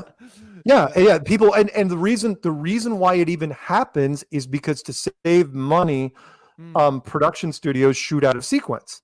So it's like, okay, we've got to shoot all the kitchen scenes today, right? So we're gonna, or this week. The problem is they have to go back for reshoots. Well, that time the kitchen's already been torn down, so you have to put the kitchen all the way back together. And even like you said, to the kettle and the coffee cup. Or I'll give you another one really quick, which is the one of the more doesn't know nothing all of a sudden. When they get to a certain point, there's no air in their fucking story. Vacuum. Now, Sorry, I got a if phone you call. believe their fucking story, you don't make your own up, motherfucker. You got to believe theirs if you're a glober. You can't just make your own globe. Why do I have to believe There theirs? would be 300 million different fucking forms of a globe then, stupid bitch. There's 300 million Americans that believe in a globe. They would all have their own fucking version of science and fucking physics. Do you think that And makes which sense? combination of flat earther are So you? your physics are correct and what NASA tells you is not? What denomination of flat earther are you? We don't know what you're talking about until you demonstrate what you believe in. Make your claim, no vacuum in space or not. No vacuum. I don't know that it's a complete vacuum. So you can breathe air. I know it's got less air than around the planet. What does that mean? What the fuck There's does less that even molecules per square meter. mean? What does that mean? Can you breathe in that? No. So when you get, so they say you can with their NASA suit. So Yeah, I'm going to because give they you a put vacuum more chamber. molecules in a We're going to prove it's a per square lie. meter. We're going to prove it's a lie, retard. How are We're you gonna going to prove give it's a a vacuum lie? chamber, and you're going to get in it and stay alive. There is no vacuum. What are you Yeah, talking we're about? going to get it 10 to the -6. That way there's going to be some air in there still, bitch. Retard fuck. Like your atmosphere that you're going to be in. Retard like the ISS. Stupid fuck. Is that And then you're helpful going to get in with your to talk ISS like suit. that? Do you think? Then you're going to get in there and you're You going to think show you're us. making points when you're wasting You words think you're demeaning making me? points when you're not getting in the vacuum? Make your No speed on point. it? Don't demean. Not doing It just anything doesn't make a point. Talking out your You're fucking not doing retarded anything. ass doesn't make a point, retardville. You and your 300 million different sciences, whatever you believe versus everybody else. It's What do you supposed to think be I what you can believe? demonstrate. It's not supposed to be a belief, you religious science motherfucking idiot. We're gonna get rid of you fucks, you religious cunts who believe. We're I gonna don't go to believe real anything. science. We're gonna go to a real vacuum Demarc chamber. has beliefs. Get it? Beliefs. Yep. He believes He believes. the earth is flat. And he'll believe you Yeah, that into it made no too. sense. I know for a fact that we can demonstrate all physics that are real right here in front of us, like no water to a ball that spins. Now, what do you got? Jokes and a fucking imaginary story, bitch, out Have I there. made jokes? Catchphrase, so big. How do you prove water sticks to a spinning ball that spins light speeds? Light speeds? Yeah, 1,036 That's miles not light an hour is speed. the That's equator. far from light speed. 66,600, right? That's really Orbit. far from light speed. 582,000 with the sun. Then it's going in the fucking universe or through the medium of whatever, in the cosmos, in the galaxy, right? And then it's ever expanding space. And I'm curious what So denomination space of is flat ever earther you are. How do expanding. That you means the explain all distance this? they These covered is phenomena? expanding. That means the rate that you claimed exponentially expands. Now, if you know how to do math, you fucking retard, there's a point where you get to light speed no matter who does what squared. Eventually, it will become light speed. Parents. 9.8 meters a second I need you squared. to calm down with the Gish Gallop and make a point 9.8 without meters just a using second big squared words. with no 9.8 meters a second squared with no resistance will become light speed on its own. Isn't that crazy? You stupid fucking retard. Right. So, You fucking retarded so idiot. you don't believe that we're So you don't accelerating believe in up light to speed now. You create don't gravity. believe nothing's moving light speed like your planet and your sun and your universe and your galaxies and your No, I think they're nebulas. moving slower than light speed. Oh, now they're moving slow. So I said 1,036,000 miles an hour is I slow. said slower. 66,600 is slow. 400,000 You is need slow. to calm down, and then brother. You're not 1,000,000 and hearing 500,000 the words is that I'm slow. saying. And Like then you're a 3 little million. heated, and I don't And then understand 1.2 why. billion. Then 57 trillion miles an hour. I mean, you can keep adding these numbers up all you want. They're just going to grow You're and grow. just grabbing numbers out of the air to make yourself feel smart. Where did you get 1,036 from? I never said that. You did. No, you think you live on a ball, so you have to say that. Don't How tell do you me. know what I think? I haven't told you what I think. Do you live on a flat Earth? I don't know. Do you live on a globe? I don't know. Anything that you do know, can you demonstrate? No, because I don't know. So you can't demonstrate anything, but you're arguing all day about what? I'm not arguing. I'm asking you questions about what you believe. And I you're just believe pulling what we out can numbers and yelling demonstrate. numbers at me No, I believe. and calling me a Okay. retard when all I'm doing is asking you All right. questions. Well, fuck that. Listen to this sentence. Whatever you and I can demonstrate is what I believe. Let's get to it. Show us. Okay. Show us what to believe. So what is the flat earth that you believe? Whatever you demonstrate, brother, was that's what we believe. So if I could demonstrate that you could leave the plane of Earth far enough that you no longer feel the effects of gravity on it, would you believe in that?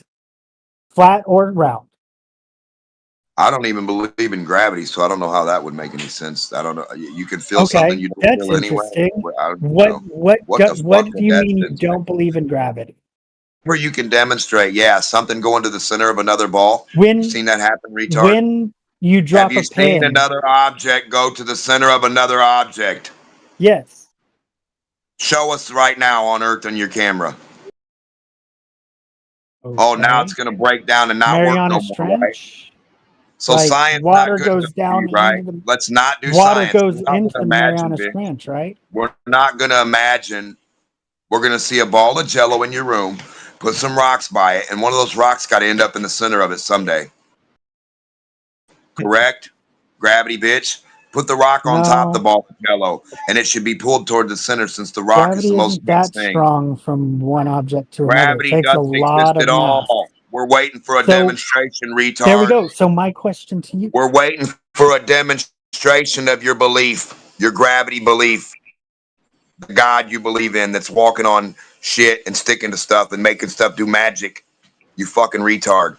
You need a lab and a so demonstration. Do you have a ball of sand making itself?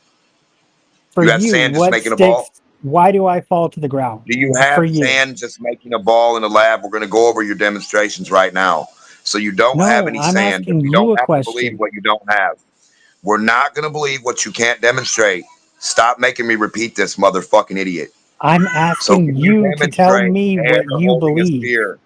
That's Can all you I've asked you. demonstrate air in a vacuum chamber holding a sphere, a gas sphere? Can you demonstrate that with gravity? I don't know. I'm not a physicist. You don't know, but you keep saying like you know stuff. I asked you a question. I'm telling you, it's Keep what you can running. demonstrate Keep running, for the Belloc. 500th time. Why is this sentence so hard for you to comprehend? Where'd he go?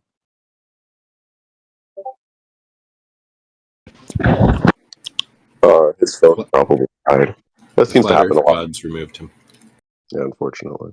You If anybody what? wants to click on the YouTube link that I put on the side chat, and we can all just watch it together. You guys can provide your critiques, tell us what's going on. He provides the math. He shows failure states, right? So he shows where it doesn't pull it together due to other forces.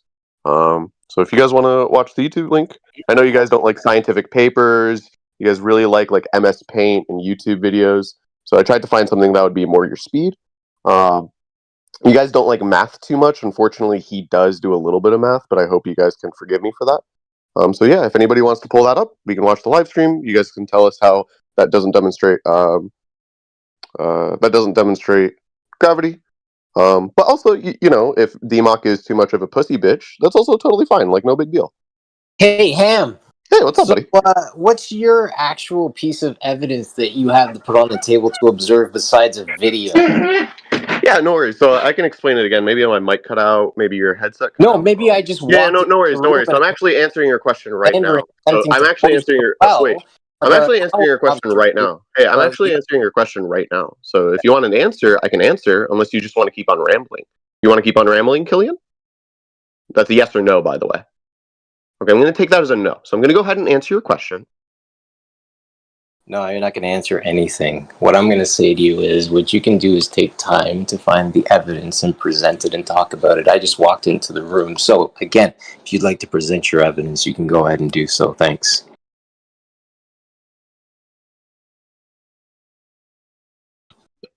Another win.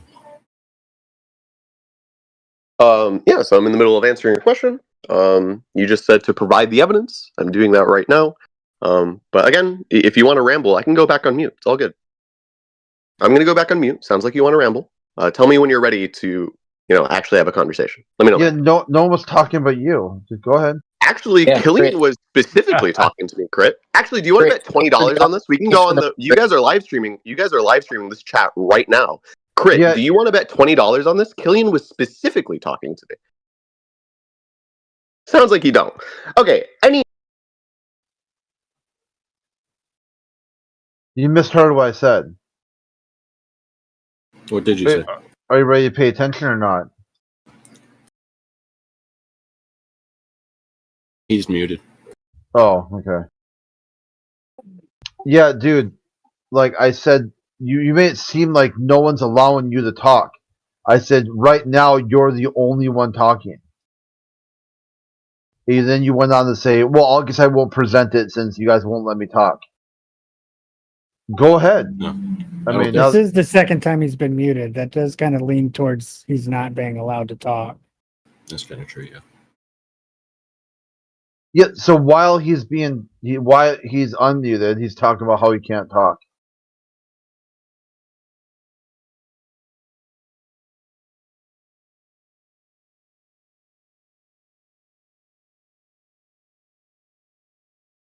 So, did DMOC get booted, or what happened to him? He fell off the flat earth, bro. He must have made it to the edge.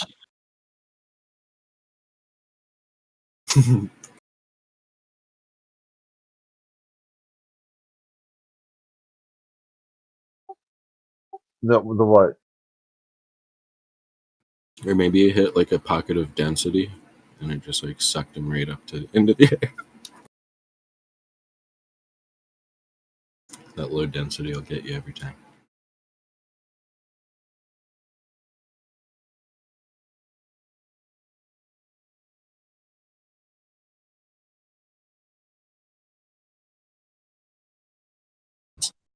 So, got that evidence yet, or what?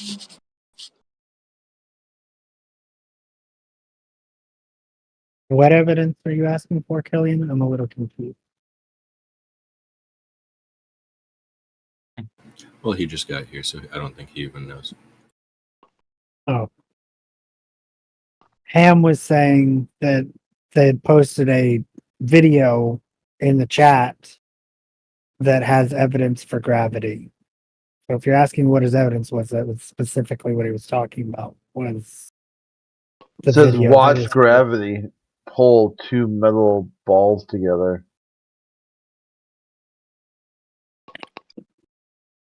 Yeah, what else would you? Oof. What do you think pulls the balls together? You're unmuted, Ham.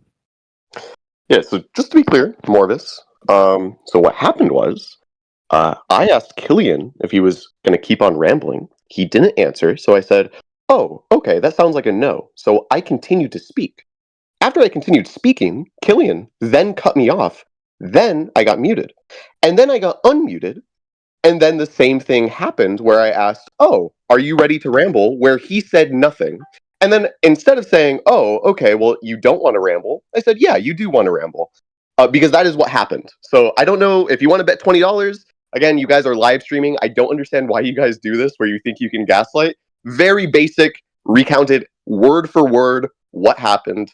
But anyway, to continue and actually answer the question. Actually, no, it's not that taking silence. Yeah, so I actually said,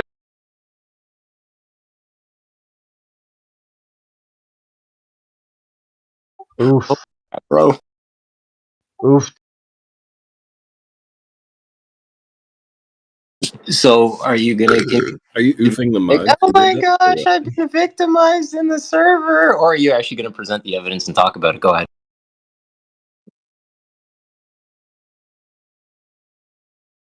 Evidence of what?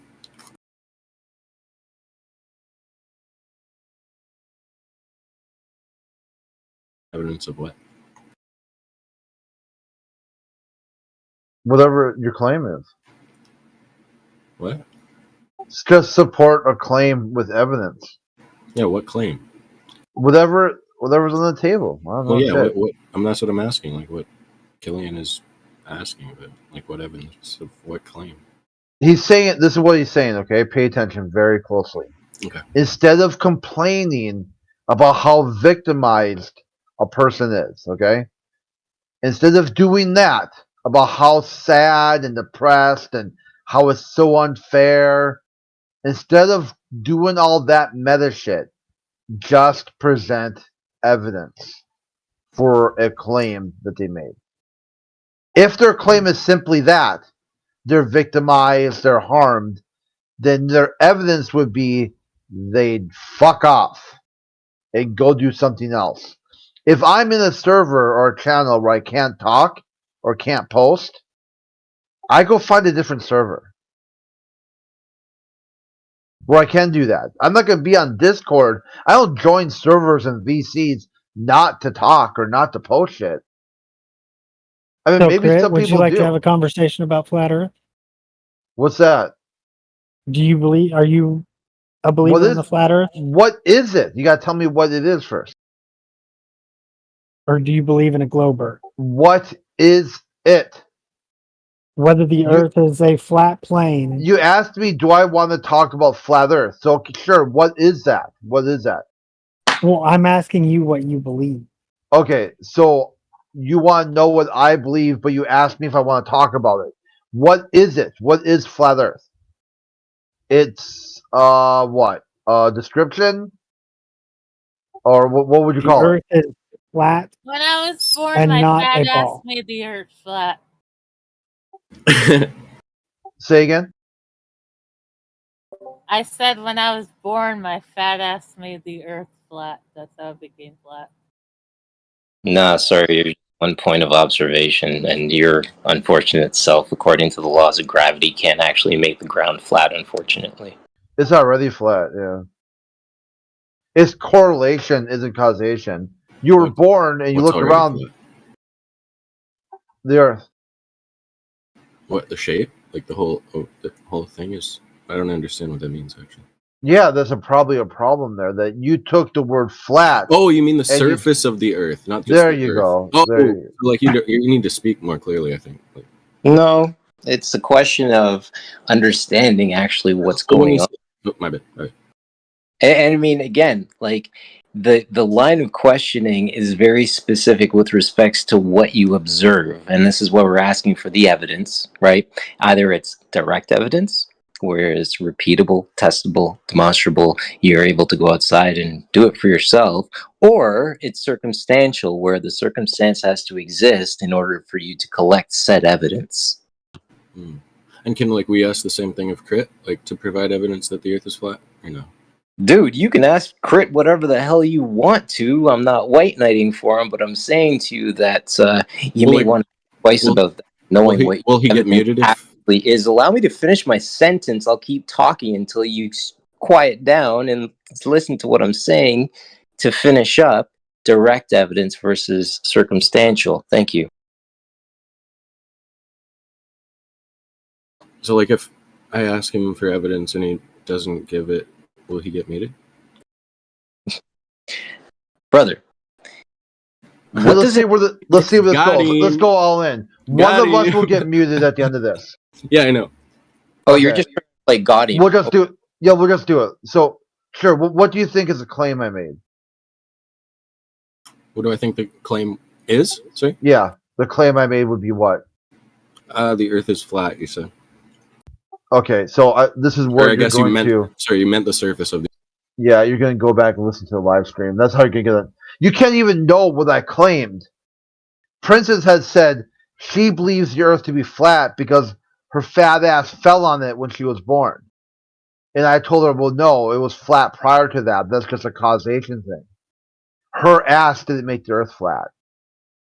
Then you didn't even listen. You didn't pay attention. Then you freaked out Then you added in a bunch of stuff, and the whole time you weren't even listening anyway. So, pulling it back to a conversation, if maybe we can, Yes. instead of throwing these darts at one another, perhaps we can actually ask, what's the evidence? What evidence does the globe proponent have that they would like to present in order for us to talk about and actually have a decent conversation versus just throwing a bunch of poop at each other?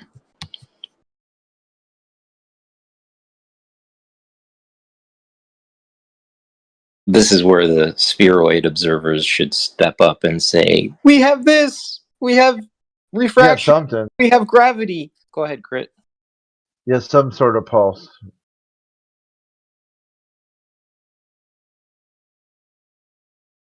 They got photos from space. And then why would they lie? Ooh, photos from space. There's a good circumstance that has to exist in order for the evidence to be collected. And then minority opinions are stupid. But it's crazy because, like, the construction industry all builds to level. And then they're going to say to you, well, the word level is defined as curved. Okay. Let's go to space to then try to prove the surface is curved. Okay, let's go away from the surface. Oh, wait, let's point at the stuff in the sky and say, yeah, we're that because it's that out there in the sky. Yeah, that's a false equivalency. Your whole model is just falling apart. Level really means curved.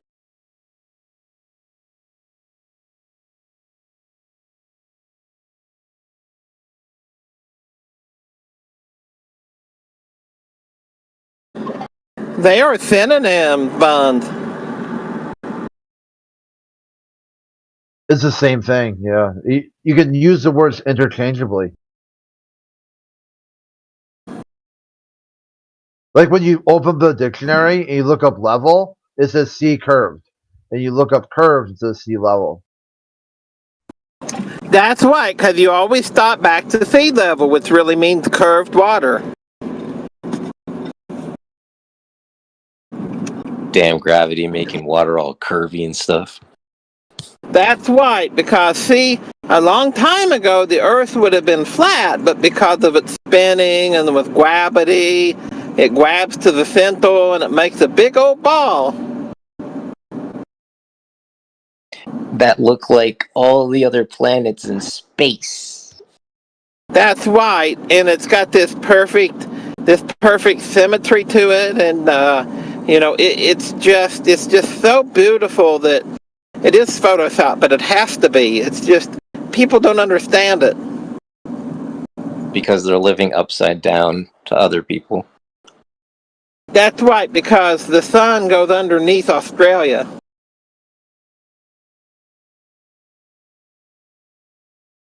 So the sun is below Australia.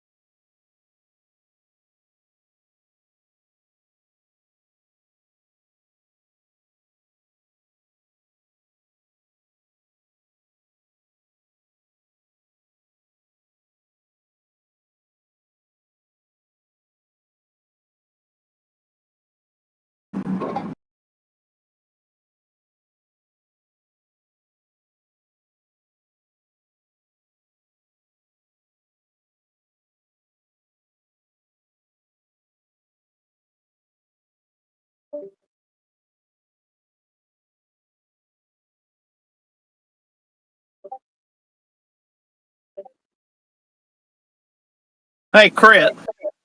Yeah. So how long did our inebriated friend last in one of the Christian channels this morning? Oh, geez. I don't think I told you the rest of the lore. He ended up talking to him, and then he came back to the globe. So probably I don't know, maybe like 45 minutes it took them for them to talk him back to the globe. Yeah, you told me you went to the globe, but Oh, did I? Okay. but you didn't tell me like how long it was or not. Yeah, I'd say about 40. I recorded some of it, and then it got circular there for a while, and I paused it. And then right when they were getting ready to knock him back to the globe, I recorded it again. I think I got about 40-ish minutes of recording. Right. So yeah, it was about, I would say, 45 minutes or so. What's Yeah. new in flat Earth, Chris? How much more inebriated do you suspect he became over those 45 minutes? Yeah, it's hard to tell. It seems like he kind of snapped out of it, like he sobered up a little bit. Gotcha. Okay, fair enough. So there was a delta there. Fair enough. Yeah. And somebody else jumped in there. Hey, welcome aboard. What's up, man? I said what's new in flat Earth. Yeah, nothing new under the sun.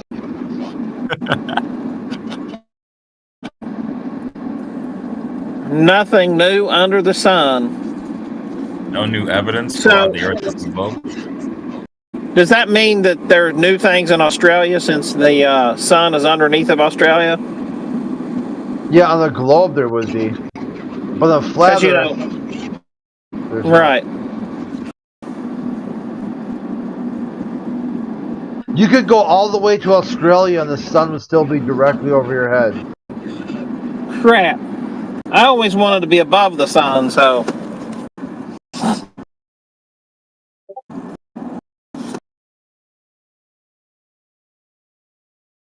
I guess when I go visit T-Dub, then the sun will still be overhead of me. Darn it.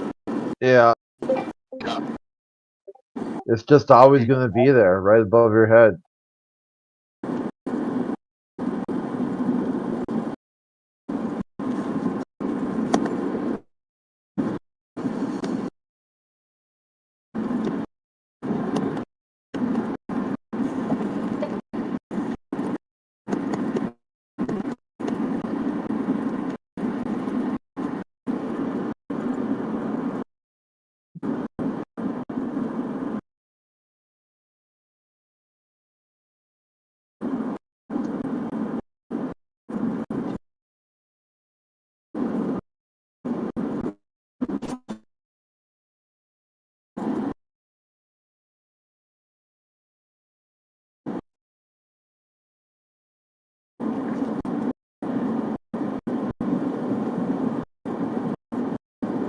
Yeah, but that I will admit though that guy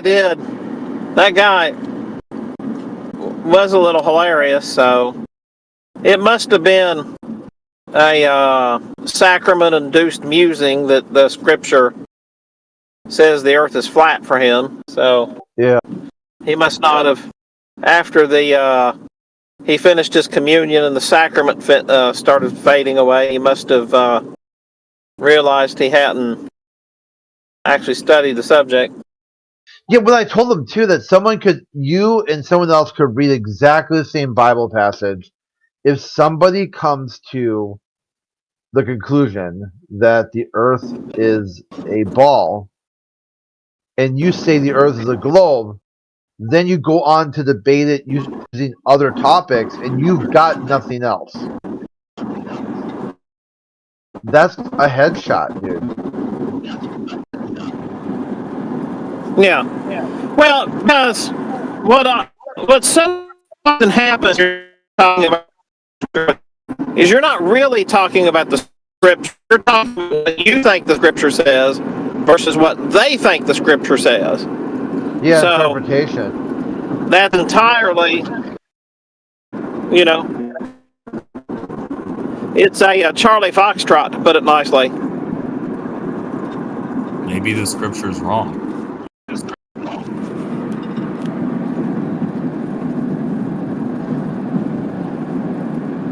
That's also a possibility.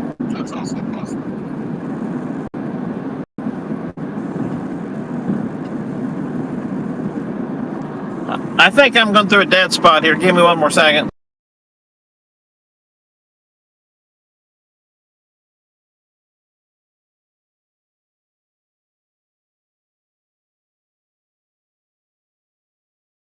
He just fell off the edge of the world.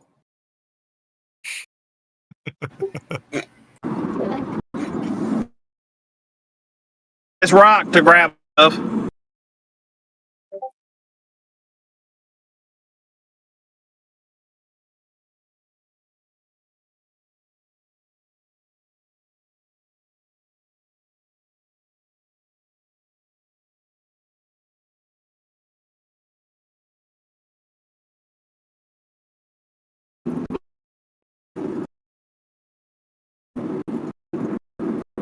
Okay, I should be out of. I shouldn't be roboting. Can you all hear me now?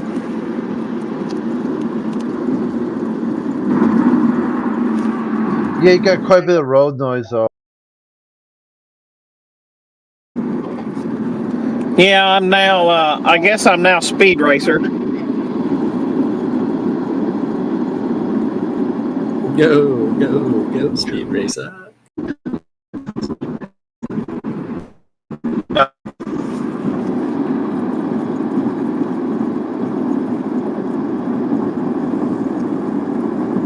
That's why they call me a demon on wheels.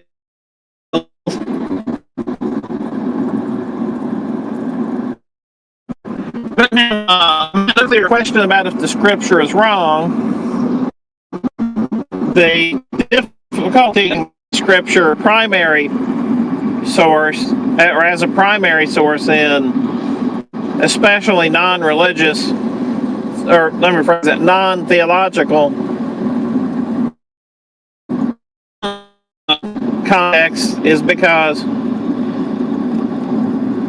if I think the scripture is saying one thing and somebody else thinks the scripture is saying something else, even though we're looking at the same words, then it can never really be right or really be wrong.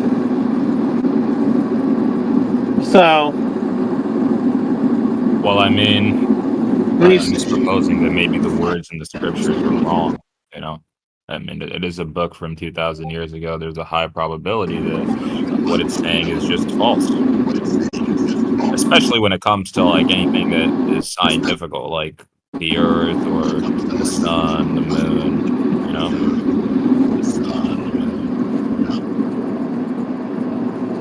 Well, and the key to that is, so if you were talking to a globetard who said that, well, the Bible does describe a heliocentric universe, and there are a lot of those who do that, are you then now saying that the scripture is wrong? I don't think the words in the scripture makes it clear that the Earth is a globe at all, as far as I'm aware. Yeah, so the point I'm getting with that is, that's why I don't think it's a good idea to use the scripture outside of direct theological context. You know, I think you can make a pretty good case that it describes the Hebrew conception of the earth, and I don't oppose that. However, having said that, somebody else can reasonably come along and say that, well, no, it doesn't, and now the conversation doesn't get far very fast, because then you can continue likely turn. I don't know why we believe that, but that's what we believe. That this is I will have to ask my pastor, or we'll have to look at church tradition or whatever else. Yes, definitely. I think it's for really any side in a context outside of theology. I don't think it makes a great primary source. I think that maybe we should look at what the Bible says versus what the real world says. I mean, if the Bible made, like, for example, in Genesis, if it made some predictions that were accurate, you know, if it said that there was a Big Bang and a star, and we end up seeing that the Big Bang happened, stuff like that, then maybe the Bible looks a lot more credible, you know? The book made predictions from 2,000 years ago. But if we're saying that it's saying stuff like there was the Earth before the sun and stuff like that, I mean, that makes no sense, and that's not true. So maybe then we have to look at the Bible as simply a metaphor, maybe, you know? In that sense, I mean, it's not saying Well, it's true things. and for what you're saying is you're accepting the pseudo-religious teaching of the Big Bang, and saying that if the Scripture said that, Scripture would be good, but still, the Big Bang is no more provable to us than saying the Earth was around before the sun. From a primary source, it would be hard for us sitting here to prove either one. I don't know. I mean, I'm not trying to appeal to consensus here, but I mean, that is what the people that study in this field extensively say. It's their field of study, right? I mean, people got degrees on this, and they say that this is what the case is. So, I mean, I don't think that they're a part of a big, modern theologians. I don't think that they're a big part of a big conspiracy that's out here to a lot of people, personally. But Well, they are, but they are teaching a New Age religion, and that's where that comes from, and where that goes to, and what it means. So it's still a religious teaching that you can sit here and say, oh well. We can sit here and say as well, Christianity is the largest religion in the world, or we can say Islam's the largest religion of the world, or we could say whatever as they move around the statistics, and we can say, well, see, all these people say this. It's the same thing. It's a religious teaching that works for the modern New Age believer. But the thing is, science is. I don't think science is religious. It's certainly a doctrine. It's certainly a doctrine. It's not. I don't think it's religious. I see science as trying to figure out what's true about the world and what isn't true. Doesn't really have an authority in the sense of like a god or stuff like that. Oh, it absolutely has a authority, and it's now that what's happened is the universities and others have gone away from science and they've gone to scientism. It's pretty much they've rebirthed scientism and alchemy.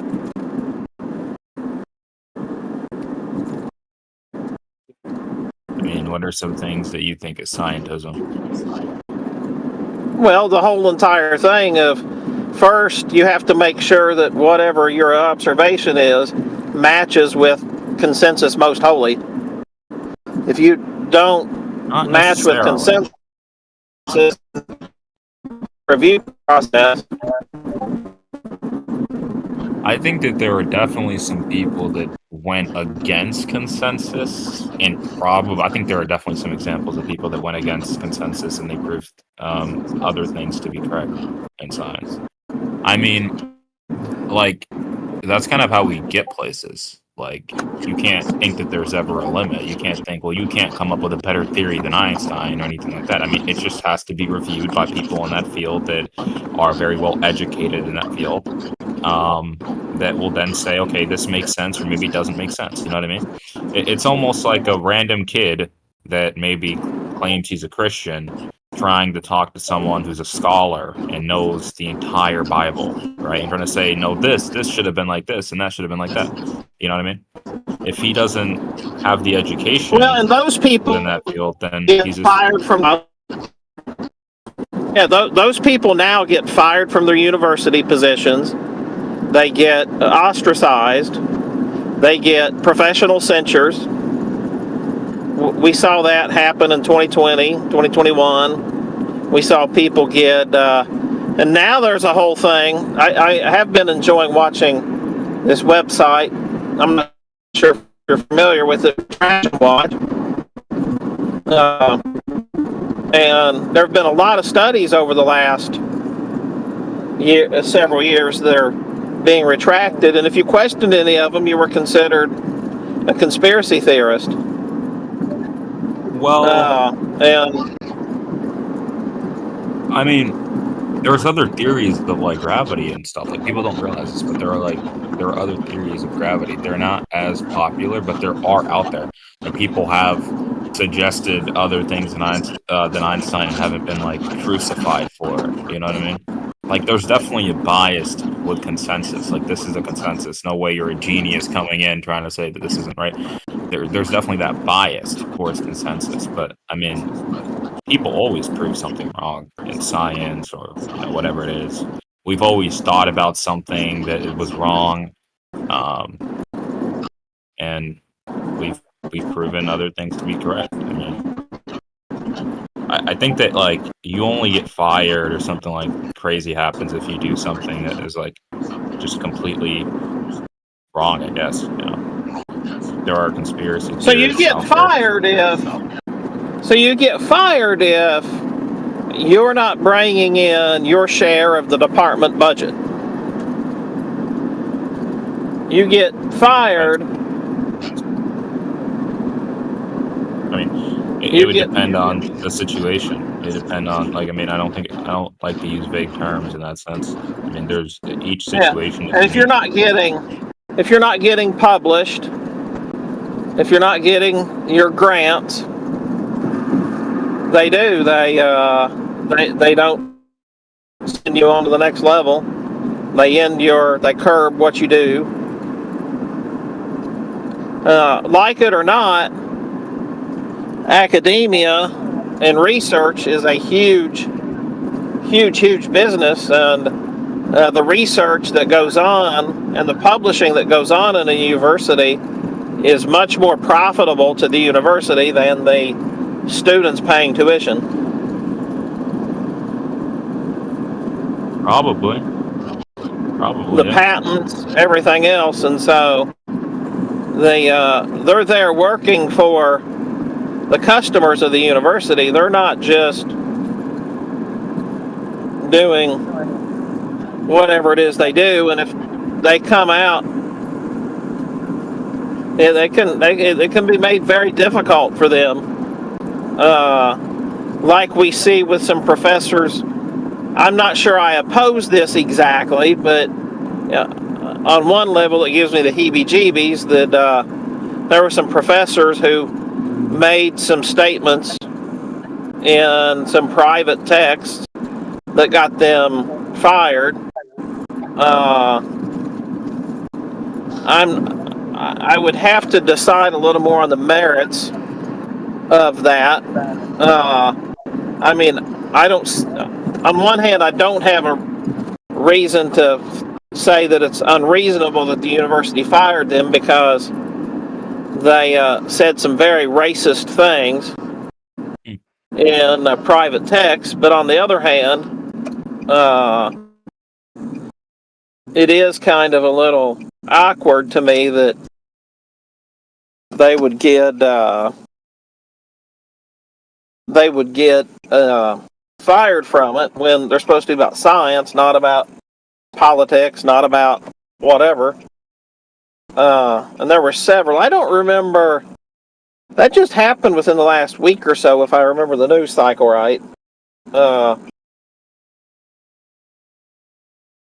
And with my point being,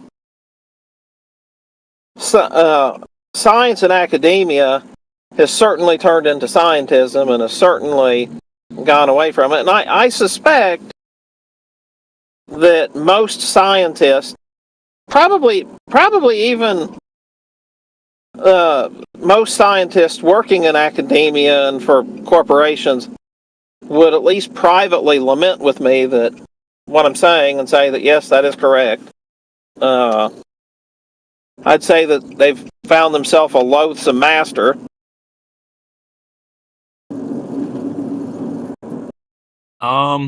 So I'm not familiar with that specific case. My knowledge on that case would be limited, but I mean, although like, universities and stuff are for education, if a professor or something goes out or says racist things in private or whatever, it can damage the credibility of that university. It can be, people can say it's a racist university or there are racist professors. So when the university goes out and fires people that do things like that or be racist, I mean, how can anyone be in that classroom anymore and not, feel offended if they're black or if they're whatever Hispanic? How can they not be offended by that professor's actions? You know what I mean? So that's why they were probably fired. And I will say that the comments they made do apply to me as well. So, yeah, I'm strongly opposed to it, but it does give me the heebie-jeebies to a degree. I understand it, and ultimately I don't fault the university. It's just it's an observation that making the point that it's not purely about the science. They definitely needed to face repercussions. They definitely needed to be censured or whatever happens as far as it goes. And maybe they deserve to be fired. I don't know enough of the details. I just know that it was not good. It was not, period. But with my point being that it's an additional demonstration of how what they're calling it science is really scientism. I don't necessarily agree with your example. And you don't have to, and I'm not, and by the way, on that specific point, I would, if I could see how somebody would also say, yeah, that's not a additional point. I would say that it's a weak observation on some, not trying to argue the point with you, because I'm not saying that you're wrong on that. Yeah, I mean, I would say that's not necessarily a great example, only because that would work for almost any business, even non-educational businesses. I mean, if there's like a racist employee at McDonald's, like sending racist messages between each other and stuff and saying how much they don't like a certain race, they'd probably get fired too if that came out. You know what I mean? And that's just to protect the integrity of the business. If there's like anyone racist in a business I owned, hypothetically, then, and if that came out or something like that, I was notified of it, I would definitely take action. That's probably to protect the integrity of my business, because if I didn't, it would reflect on the company and it would show that this is a racist company and they're okay with racist people. You know what I mean? I think that would work for almost any business, almost any job, right?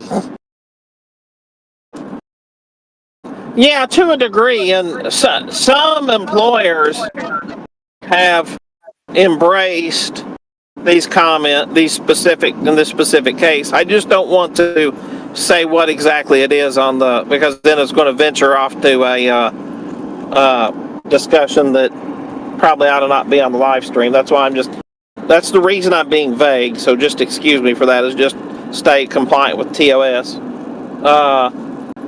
And you're not wrong. You're not wrong. What I would say though is that there were some, especially tech employers, who allowed their employees to make very boisterous statements similar, and they were not similarly dealt with. But every situation is different. All I'm getting at is, if you take the entirety of the university system and you take the fact that they've built these huge buildings, they've built these huge edifices, and they have these large budgets that have to be filled, they're not really interested in doing research like they are as owning patents. And somebody come in that's not with the program is going to be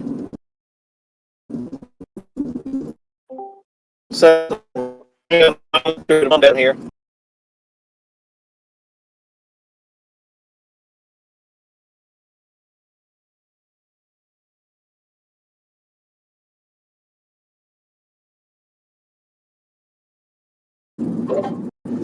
let's see. I got one more little section here, and I'll be back, boss.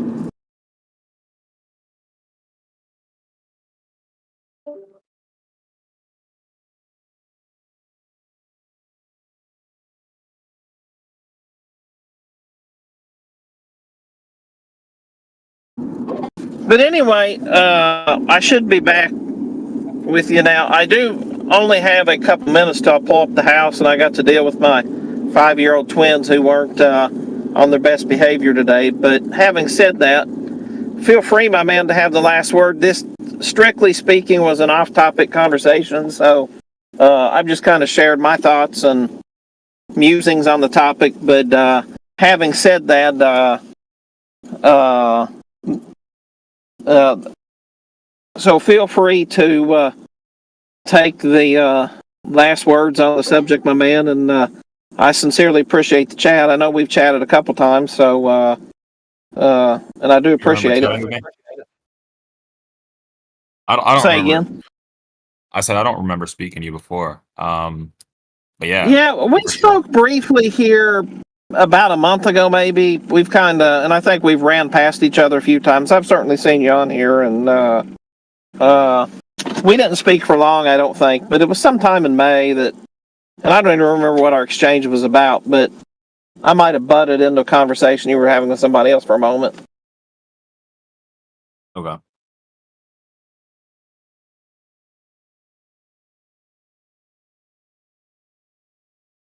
So, but no, feel free to take the last words on the subject there. I'll be here a couple more moments, and Yeah, no, I mean, I just like I said, I think that the example given wasn't too sufficient, because I think that any business that would like to protect its integrity, especially in this day and age where social media is prevalent, and people try to cancel businesses for racism or something else, this and that, you know what I mean? I don't think any business would want that on their their name, right? So they would probably try to fire any racist people there, or anyone that has broken the law in a severe way. So yeah, that's my opinion on it. Do I think that there's bias in science? Probably. I think people can use science in a bad way or in a good way.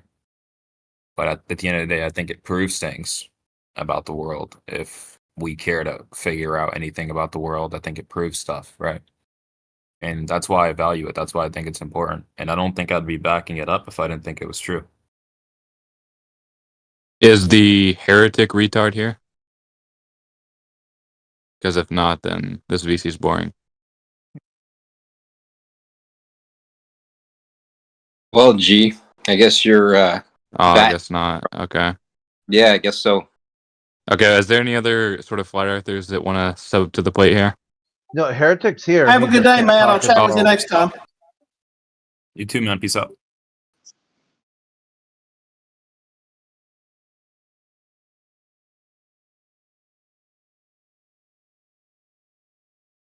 So, Matt, you find that evidence yet, or what? Did I find evidence for what? Claim of the globe. Yeah, I mean, I think there's plenty of evidences for a globe.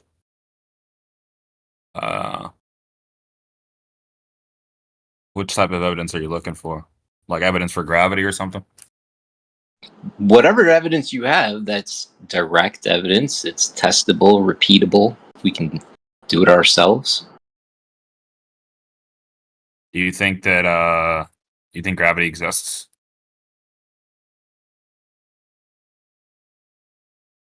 That was a question. That wasn't an evidence. I'm sorry, I thought that was a question to me, Necros. But yeah, the idea of me thinking something exists doesn't actually mean it actually exists or not. I'm asking you for your evidence that tells you whatever it is you choose to believe. Now, to answer your question specifically, I believe that every object has its own inherent weight, and it is, unless disturbed, always resting at its rest point. Okay.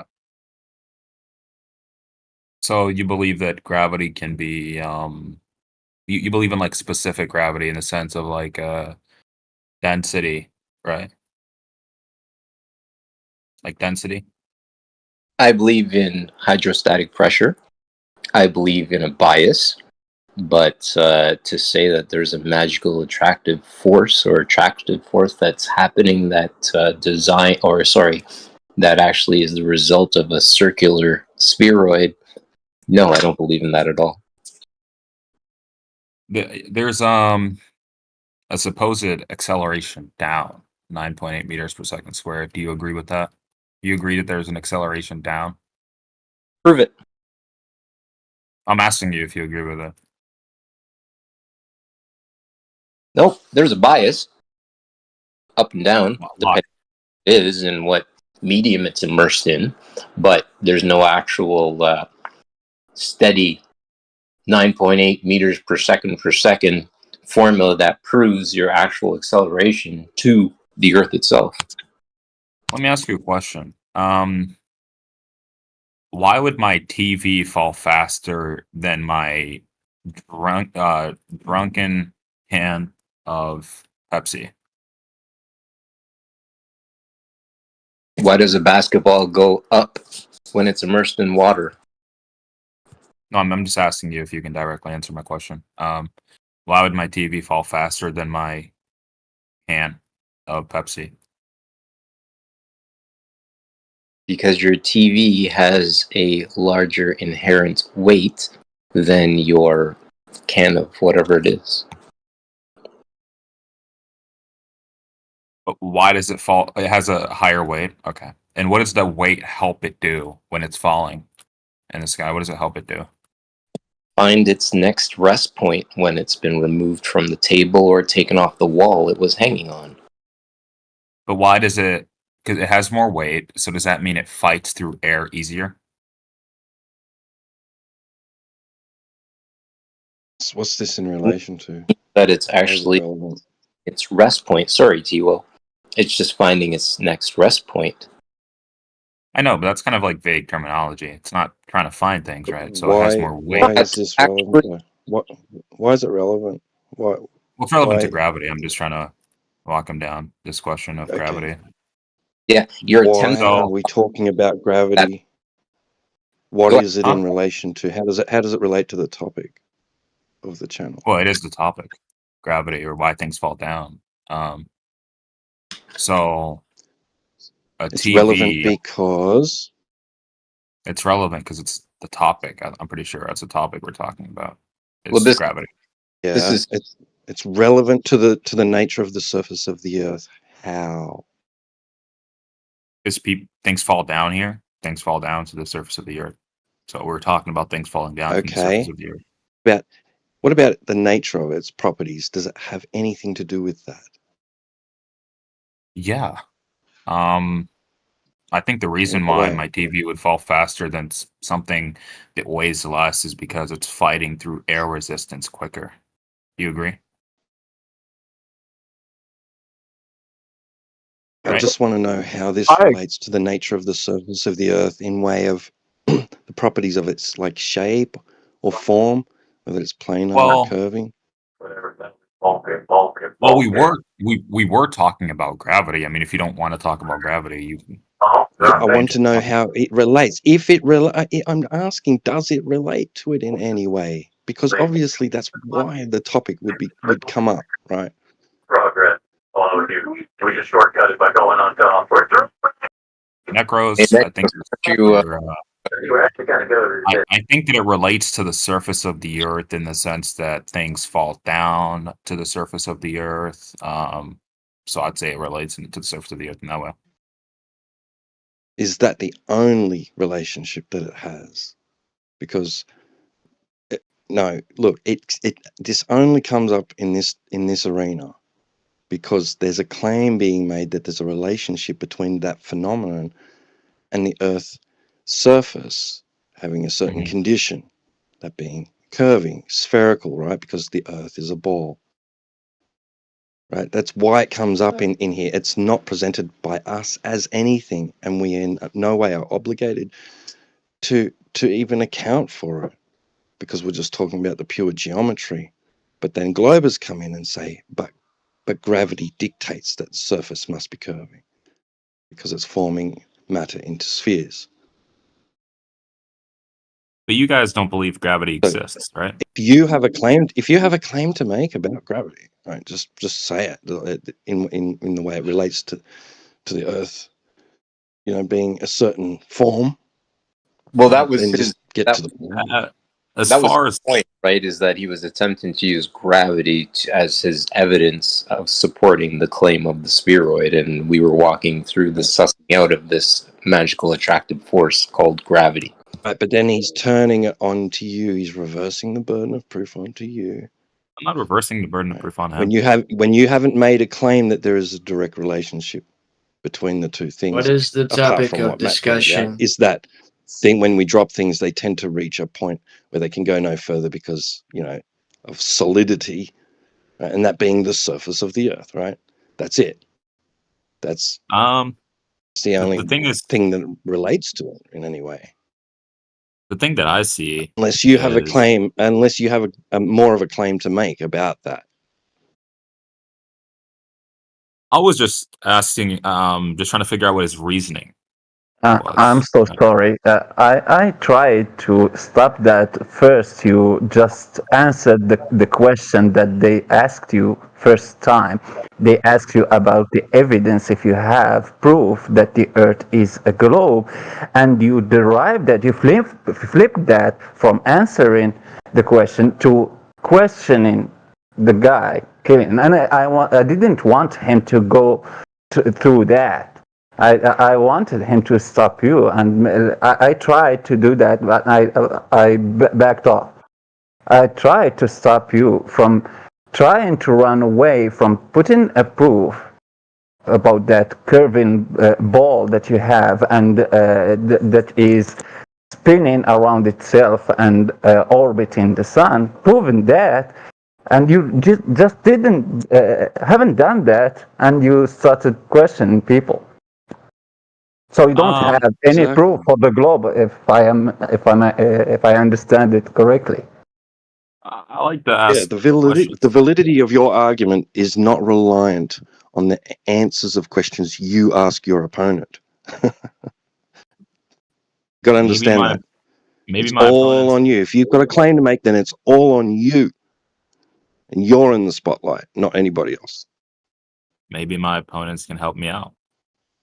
Why would we help you when we're here? Again, I asked you for your evidence, right? And you engaged in a back and forth with me about questions you wanted to ask me about stuff. Yeah. Right? So again, and I was to curious make you about your line of reasoning, right? I just wanted to see what your reasoning was around gravity. That's all. That's the thing. Right off the rip, when you asked me that, right, I told you that each object has its own inherent weight. Right? Each object is independent of everything else. There's no magical force or a magical formula that you apply to everything to say, aha, gravity exists. How do you know that?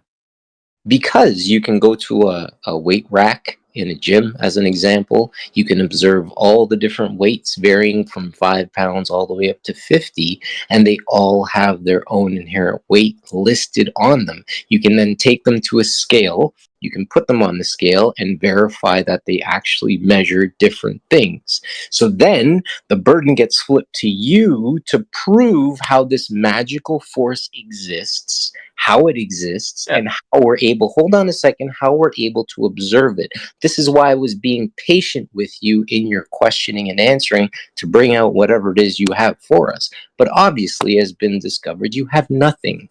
Go ahead. Well, I mean, I don't think you've discovered that. I think you've just discovered that I was asking you questions that we're going to try to, reveal your reasoning.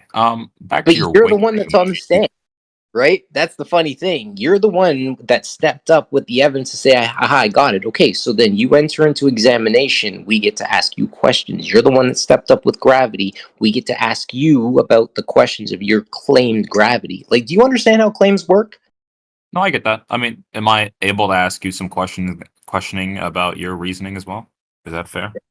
Not at all, because right now, again, you stepped up, as everybody else has been saying with respects to Tiwo and Necros, with respects to what it is that you're backing up your gravity claim with, right? You flipping the questioning to me, it literally looks like you're looking for an answer, looking for a way out, and that's a problem. No, I'm not looking for a way out. I think that if you went along with my line of questioning, you'd realize that the conclusion would prove that gravity actually exists. That's the thing. That's the whole point of me asking you questions.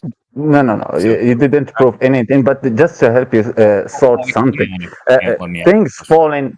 Things falling toward a surface doesn't prove the shape of the surface. If a pen fall toward the surface of a table, that doesn't show us that the table is spherical at all.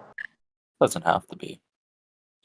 But the thing is, when I ask you why something heavier falls down quicker than something lighter, if it's falling from the sky, you would answer with Rip, because the TV weighs more than your can of Coke, right? And what does it help?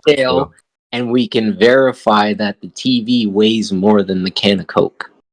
Okay, so because the TV weighs more than the can of Coke, it helps the TV fight through what when it's falling down? What does it help it fight? The resistance of the air around it. Okay, beautiful. So it helps it fight the resistance of the air around it. So if we put something that weighs two things that weigh different weights, right?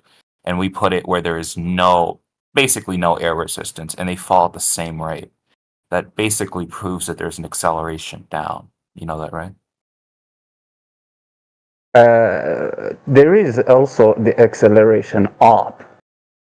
If I release something that is less dense than the air around it, it will just go up. But what if there's no air? Is it something called gravity attracting that thing above? I know. No, I know. I'm just saying, what if there's no air? What if there's no air and we have one thing that weighs more than another, and we have it both? In what situation would that be? It's so simple. Hold on, Necros, hold on. I was asked a question. That would be in a situation where we have two things in a vacuum. So you can't have first thing, you can't have a perfect vacuum. Second thing, if something, listen, what I tried to explain to you, if something is less dense than the environment around it, it will just go up. If the thing is more dense than the thing around it, it will just fall down. Yeah, but I know that less dense environment.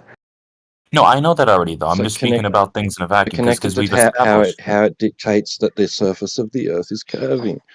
Dude, just get to the point. But we're talking about gravity. Just keeps going into the weeds. Yeah, we're in the weeds. Meanwhile, we're in the weeds. In this ultra low pressure that he calls a vacuum, there are atoms and molecules of gas going freely and randomly in all directions, totally debunking his claim that things have actually biased downward, which is stupid. Yeah. Same bullshit, huh, Matt? Well, I was going with him through that. I wanted him to go with that. Thank you. So why don't you just end it quickly? So the gas molecules that are going freely and randomly in all directions, debunking your claim of a downward bias, is already the end of everything. In a vacuum? Is this a perfect vacuum, or is this the few remaining molecules because there are no, right? There's no perfect vacuums, right? So there's still air in there, still gas molecules flowing freely in all directions. Yeah, there is, but it's very. Yeah, that's right. So yes, and they're going freely and randomly in all directions, debunking your claim. No downward bias. This is stupid. Same bullshit, Matt. How does that debunk my claim? What is your claim? Is there gravity or is there no gravity? Is there a downward bias or is there not a downward bias? I don't know. What's your claim, Matt?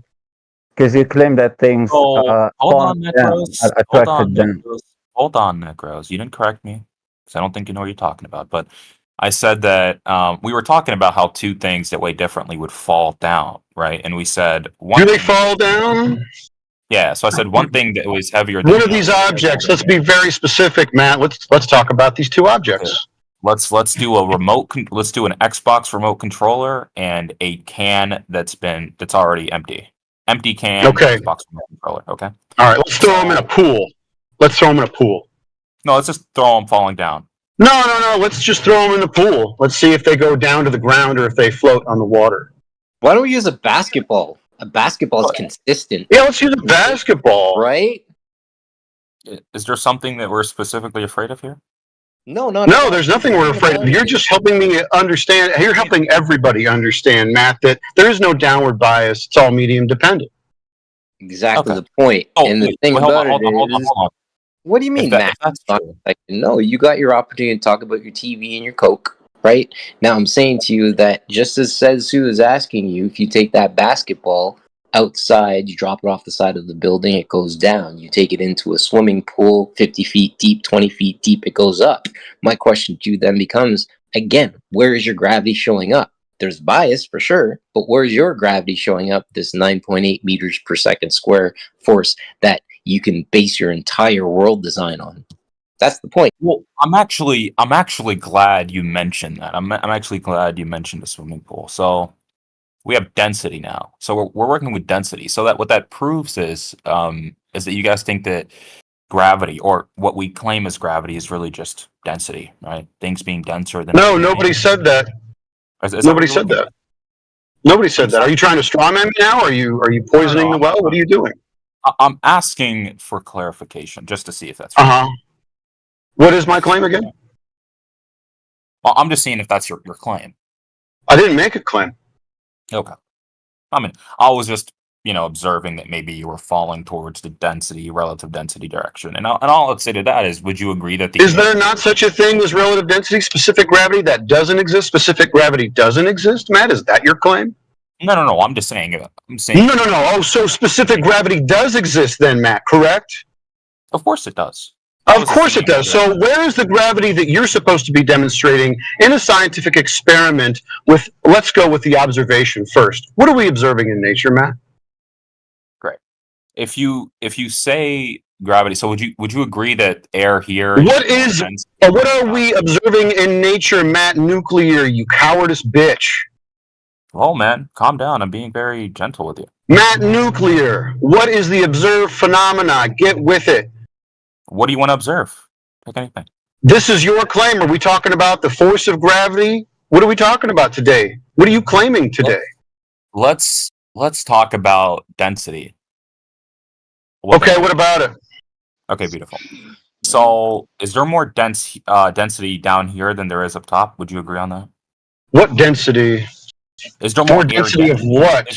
Is there more air here than there is up top? Up top of what?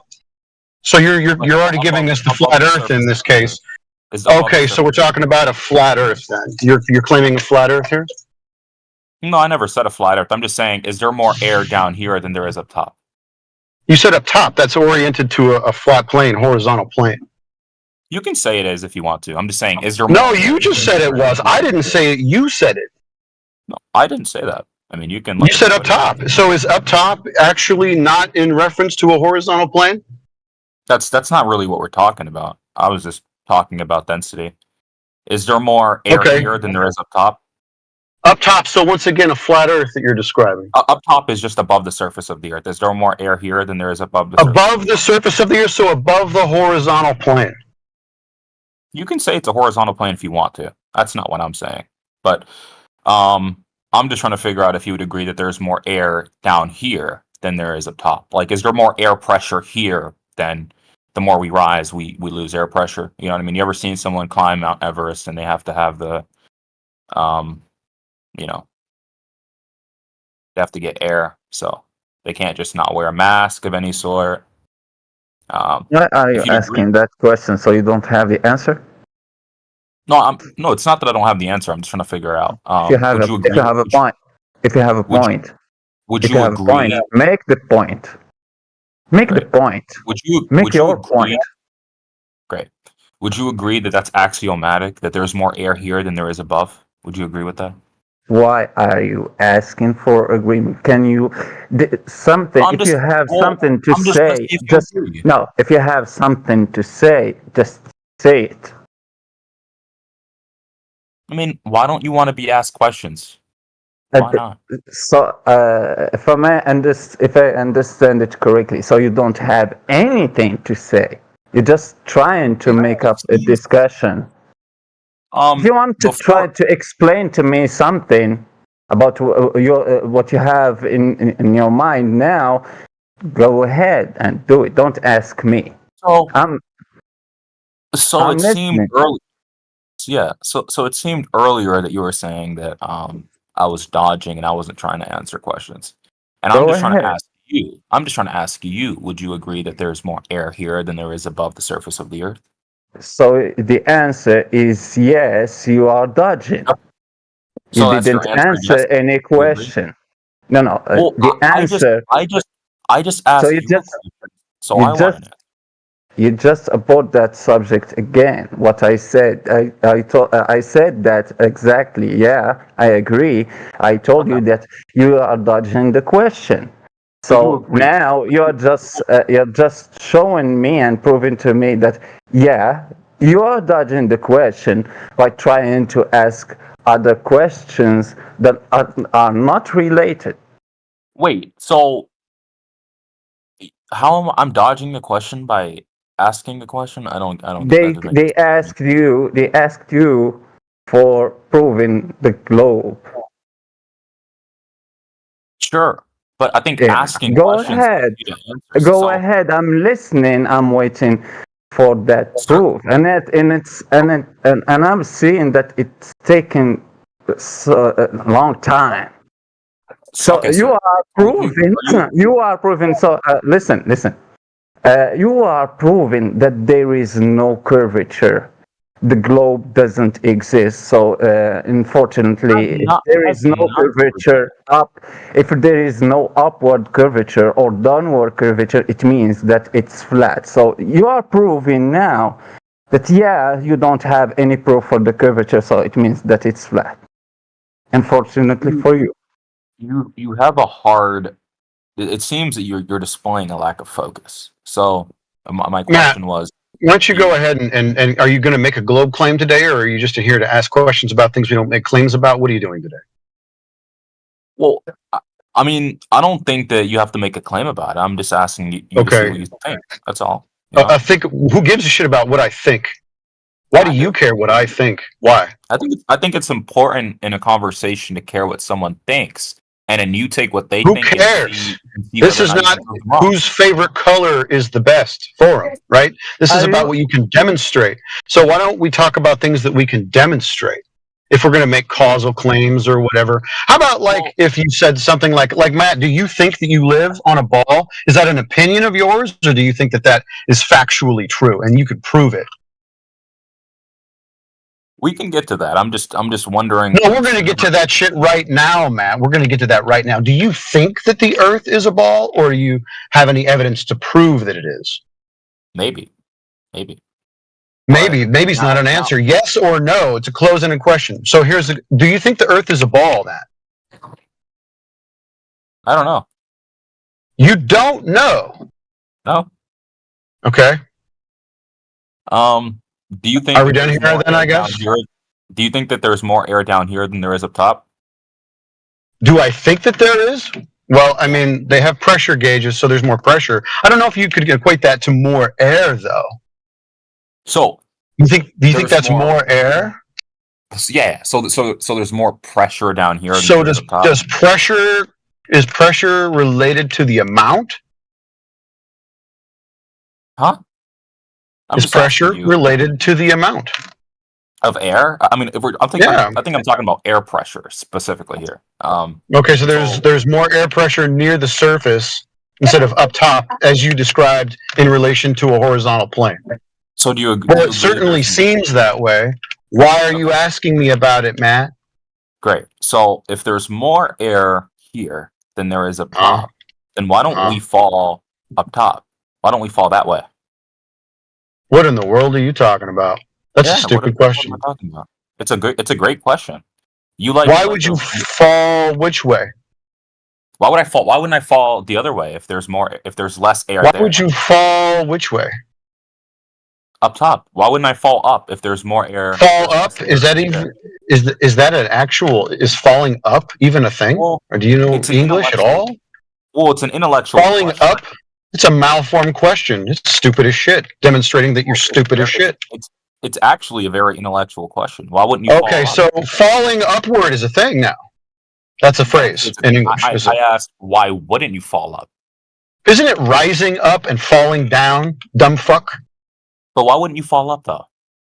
Falling up is a malformed phrase. It's like married bachelor. Falling up doesn't even make sense in English. Why am I talking to you? How retarded are you, Matt? Falling up? If you're capable of, if you're intelligent enough, can you tell me why it's stupid? Can you do that? Okay, is falling in an upward direction in relation to a horizontal plane that you're describing, by the way, is that a real phrase? Or is falling having to do with downward direction and raising or rising having to do with going up? Why is it down? Why isn't it up? If there's more air here and there's less air up top, we should fall up. Right? Fall up. Is anybody else going to back him up? Any Globers want to back this guy up on falling upward? Is this proper English? If there's no downward acceleration and no upwards acceleration, and there's more air here and less. No one said that there's a no downward or no upward acceleration. Now you're strawmanning people, or is this your idea? Wait, so do you think that there is? Do I think that there's what? Do you think that there's an upwards acceleration or a downwards acceleration? When things move upward, they're accelerating up. When things move downward, they're accelerating downward. When things move side to side, they're accelerating in the relationship to that, right? Great. So do you think that there's a universal upwards acceleration or a downwards acceleration? No, I didn't make that claim. Why would you even ask that question? Well, I think it's appropriate to ask questions even when people don't make claims. I think that's so. Are you just here to waste time and ask things about stuff that we didn't make claims about, or I mean, what are you doing? I mean, other than just showing that you're an abject moron. Well, I think that asking questions is good. Well, if you're going to ask questions about claims that we've made, that'd be fantastic. Or you could make a claim of your own. But so far, you're just here to waste time, it seems like, and prove that you're a retard. That's what it seems like to me. Do you have any claims that you want to make? Yeah. No, I didn't come here to make any claims. Oh, okay. I agree with Matt Nuclear with what you said. Asking question is good. We ask you one single question. But I haven't gotten an answer. You still didn't answer that question, and we answered so many of yours, and you still want to keep going asking your questions before answering one single question of ours. Would you be able to mention more than one question you've answered? Bro, you're wasting time now. If you want to make this about how many questions people have answered, especially you, Necros, I don't know why you're bringing it up. The amount of questions don't matter. Have we made claims that you're asking questions about, or are you just asking random questions to waste people's time? What are you doing? Well, I've seen the room moderators ask people questions before, even when they don't make claims, so I thought it was appropriate if I can do the same. That's all. Right, so you're asking questions about things that we don't make claims about, right? Yeah, I think that's a good way to start a conversation, just to see what you think. Right. Yeah. Great. What do you think? Do you think you live on a ball, or is it still maybe or I don't know? I don't know. Do you think gravity, specifically the bending and warping of space-time, or Newtonian gravity, which is unrelated completely, do you think those exist? That's what you'll be like. Do I think mass attracts mass? Yeah, I think that there is an acceleration downwards. Okay, so the gas that violates that observably, you still think that's accelerating downward? The gas that's moving freely and randomly in all directions? It can move freely and randomly in all directions all it wants to. It's not necessarily violating gravity. So it doesn't have a downward bias then? Why doesn't it? So why do clouds get stuck up there? Why don't they go higher? I don't know. Did I make a claim about that? Why do you think they stay up there, Matt? Why do you think they stay up there, Matt? I'm curious. Oh, you don't know. Everyone's curious. Or have we already figured that out? Is it a phase change situation where they become gas? They're gas, and then they become liquids, and then, of course, too dense to be maintained by the gas that they're in, and then they fall down, not falling up, which is stupid. I think They are curiosity. the clouds Hold are on, Necro. less dense. Hold on, Necro. Clouds. I think that Wait. curiosity is a great thing. So clouds are less dense than the medium below them, and this at the same time more dense than the medium above them. So because there is a gradient of pressure that they have around it. So they sit in the middle, like you have that screw that can sit in between two oils that have different density and can sit in between two density layers and don't fall to the ground and don't go up also, so and sit in between. It's the same shit. Would you be able to give me an academic paper that supports what you just said? Oh, no. Okay. I was just curious if you had any academic paper that would support you. No one wanna explain that correctly. Like there is no academic paper of there is no gravity. Like there is no academic paper that debunks the globe and prove this geocentrism. So yeah, there is no academic papers that goes against the academia. Okay. I'll talk to you guys You later. are searching. You got your answer, but you are searching for something because you don't even understand why our clouds don't fall and don't continuously go up, even in your paradigm. Because you need an academic paper. Because you don't have even the answer. Because it's what they do. It's just vapor sitting there. It's what they do in the globe and in a flat understanding. So it's not different. It's just showing that you don't understand why our clouds don't fall to the ground. And you can see the clouds on the surface of the ground, but you call them something else. You call them fogs.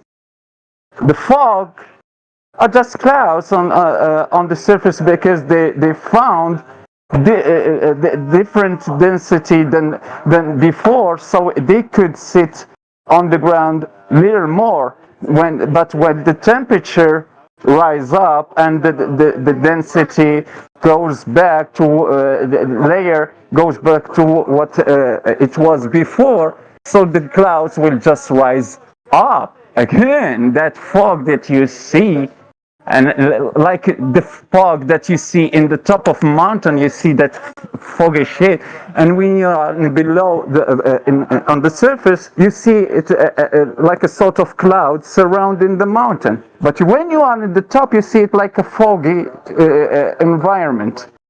It's just cloud, vapor.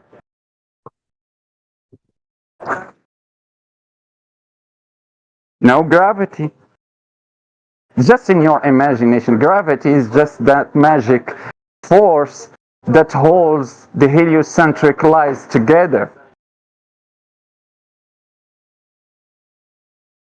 I had a few clarifying questions now that those are two gentlemen were done bickering, and muting the guy that you were trying to talk to is poor form.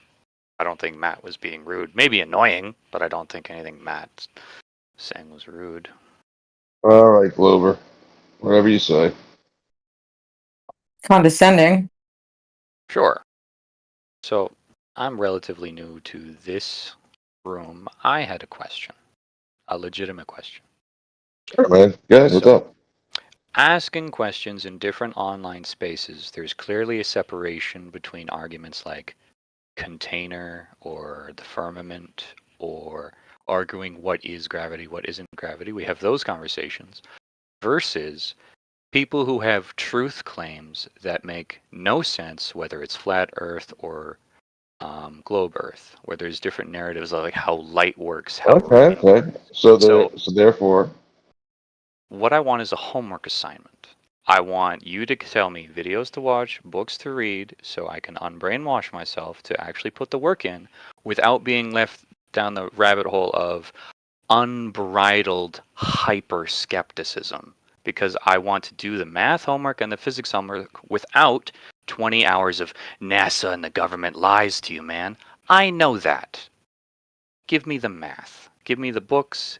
Unbrainwash. Unfuck my mind. I don't need the extra chocolate sauce that comes along with it. And I know both, let's say the Globe Earth camp and the Flat Earth camp have to wrestle with people going, oh, the United Nations symbol is a laughing, open joke about Flat Earth. No, it's not.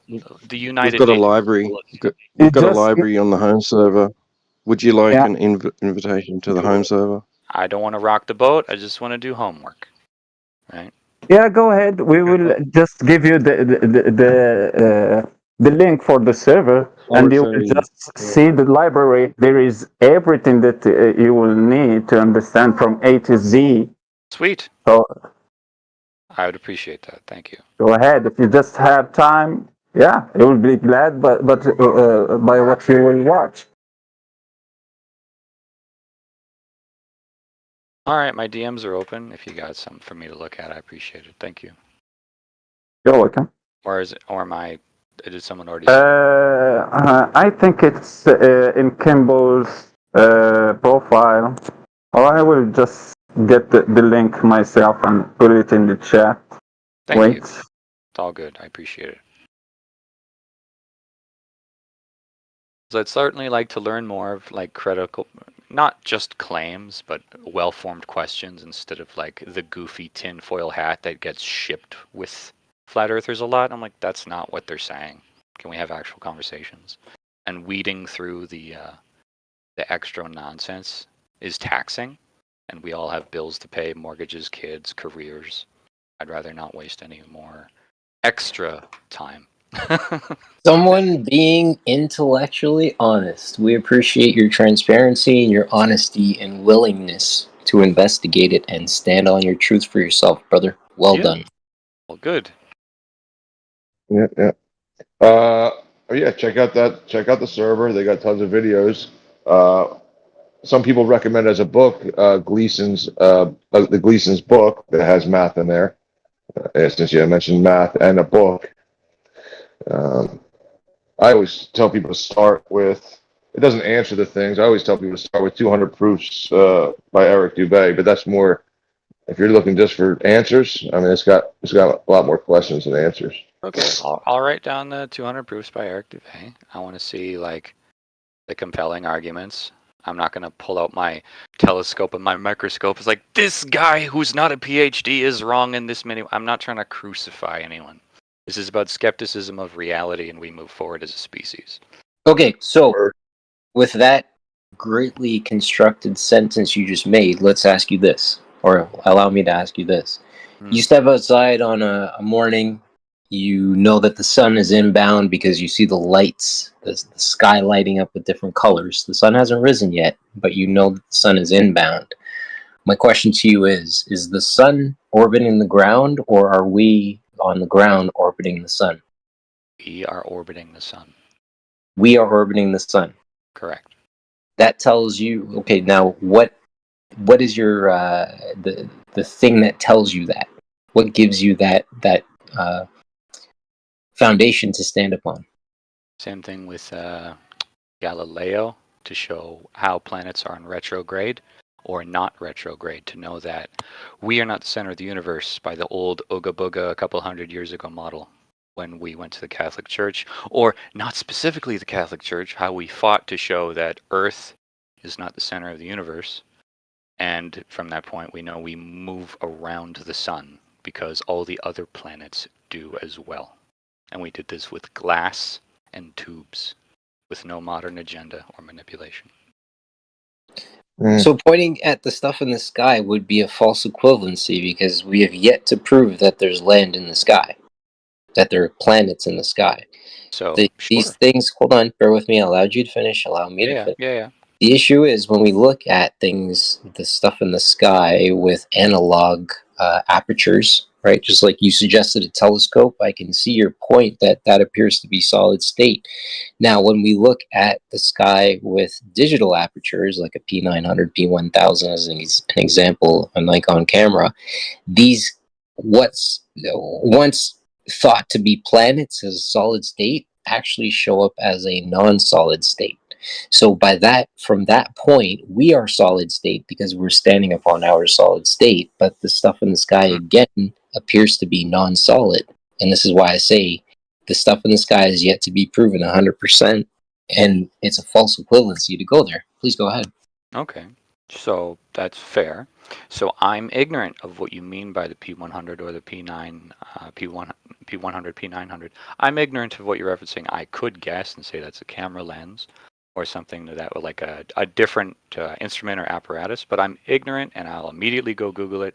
However, knowing the old model of, Earth behaves a certain way, all the other planets behave a certain way, so Earth is part of a larger system, ergo conclusions of how Kepler's laws of motion work for calculating orbits and why orbits are elliptical.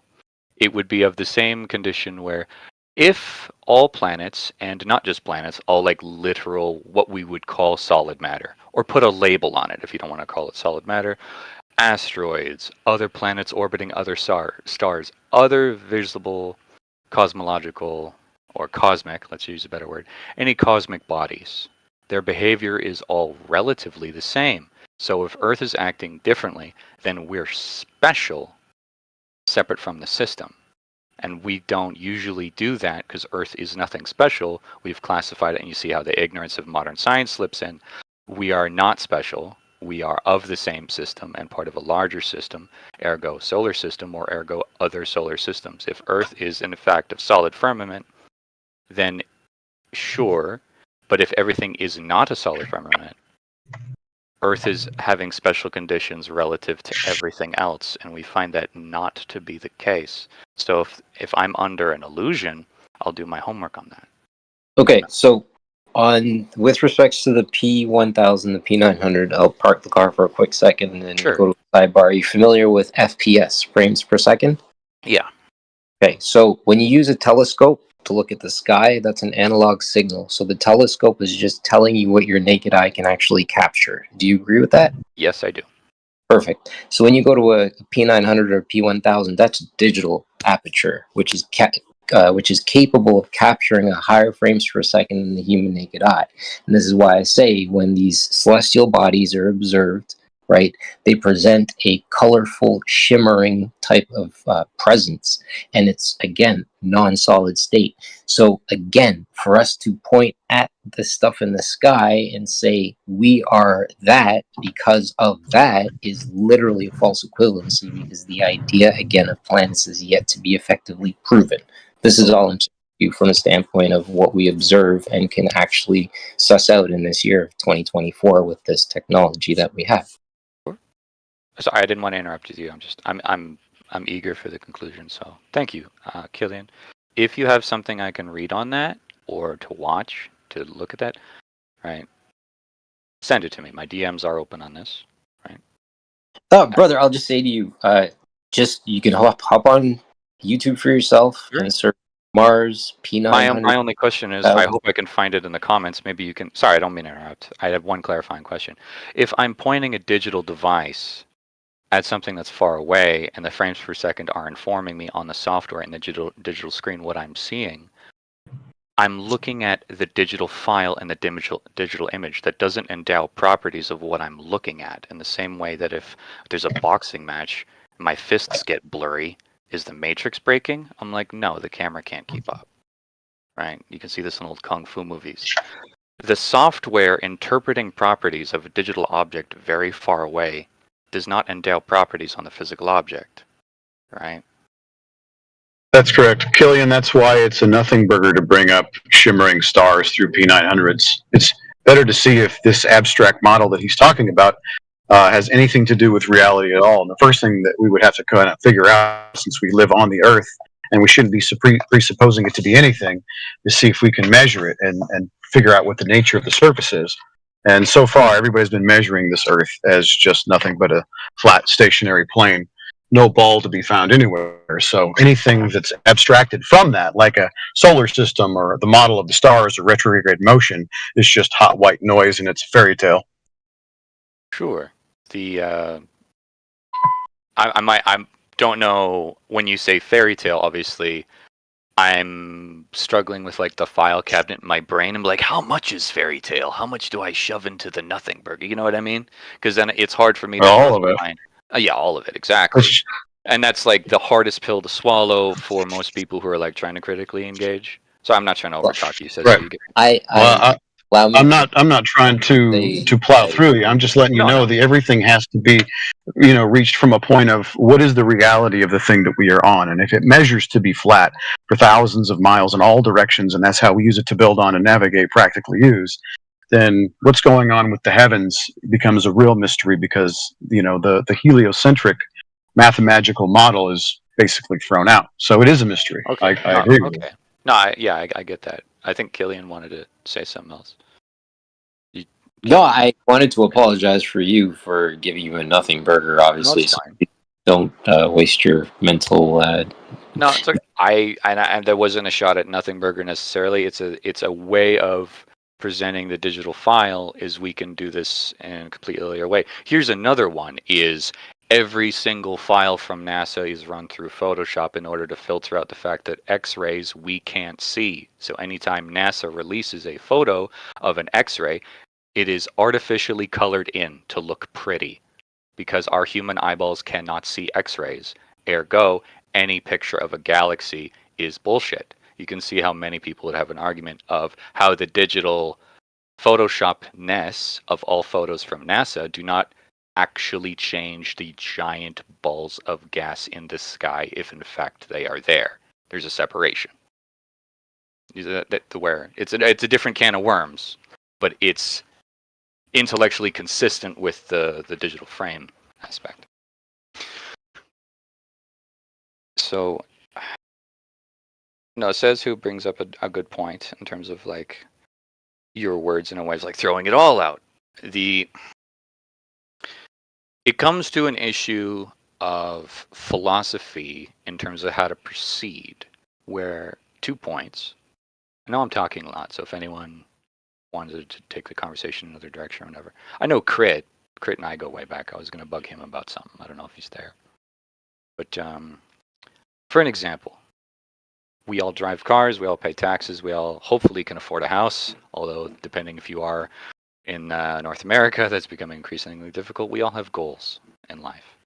So much of how the model of the planet, if you want to call it a planet, or model of Earth, presents itself in day-to-day life doesn't really mess with us all that much all the time, which is why many people can get away with a lot of nonsense, no matter what direction you go. A lot of people can get away with stuff. So I'm under the frustration of what is called the growing lie. So it's not just a bunch of nerdy assholes launching a couple metal tubes into the sky. It is now an entire generation of engineers building tech to nowhere. So if not gravity, if not space travel, if not all of the claims that we claim to see and report onto the Discovery Channel and report in your textbooks, 99.9% of the population is going to be exposed to. The physics that allow an airplane to fly based off of gravity don't go out the window. The physics that allow hot air balloon or, let's say, pressure gradients, et cetera, we don't throw that out the window. And it is not upon the burden of flat earthers to come up with this physics or mathematical alternative. That's silly. We just need to edit the explanations. Because if you came out with a giant PhD paper and you went to the United Nations and showed that the Earth is flat, take the wool out of everyone's eyes, all these PhDs don't become morons. All these engineers working on helicopters don't become dipshits. Clearly, physics is working enough. So we need to change how we present the physics, because metal boxes clearly go in the sky. Rockets are a real thing. War is a real thing. How we change trajectory of what's the term over? Artillery is a real thing, right? 5G, navigation, etc. Although with radio towers, most of 5G and you using on your phone to get to your favorite restaurant is on cell towers, not a giant satellite pointing down. We can throw that out. Anyway, I'm monologuing. I'll length the narrative. It's all these engineers and PhDs and the generation of our children and our grandchildren are not morons. They're being taken for a ride.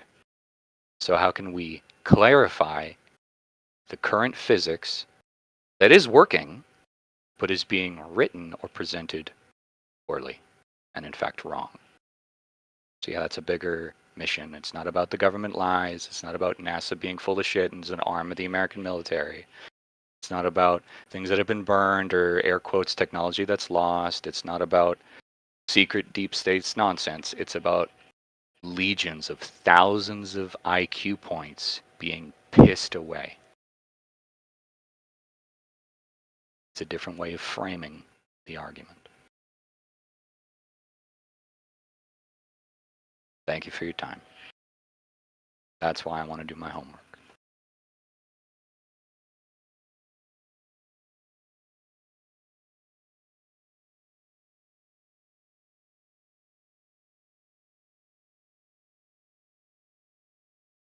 Maybe throw in a meme or two about the ice wall melting on the Frisbee, just to be an asshole. Because it is Discord. Why not? No, in jest. The joke is, don't worry about the ice wall. When it melts, we'll see the edge.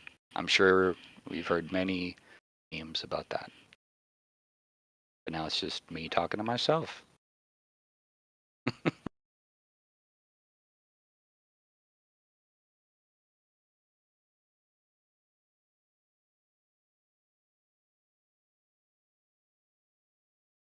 Reiterate, I go at it where nobody here's an idiot. It's just a apprehension or misapprehension of how reality presents itself. So how can we update the playbook so we can move forward with it? That's what matters.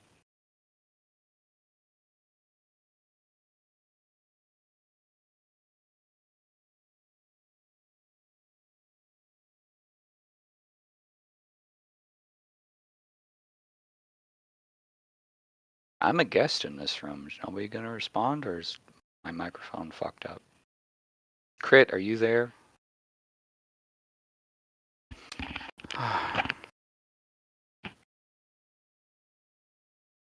All right, well, ladies and gentlemen, if nothing else, I'll leave it at that.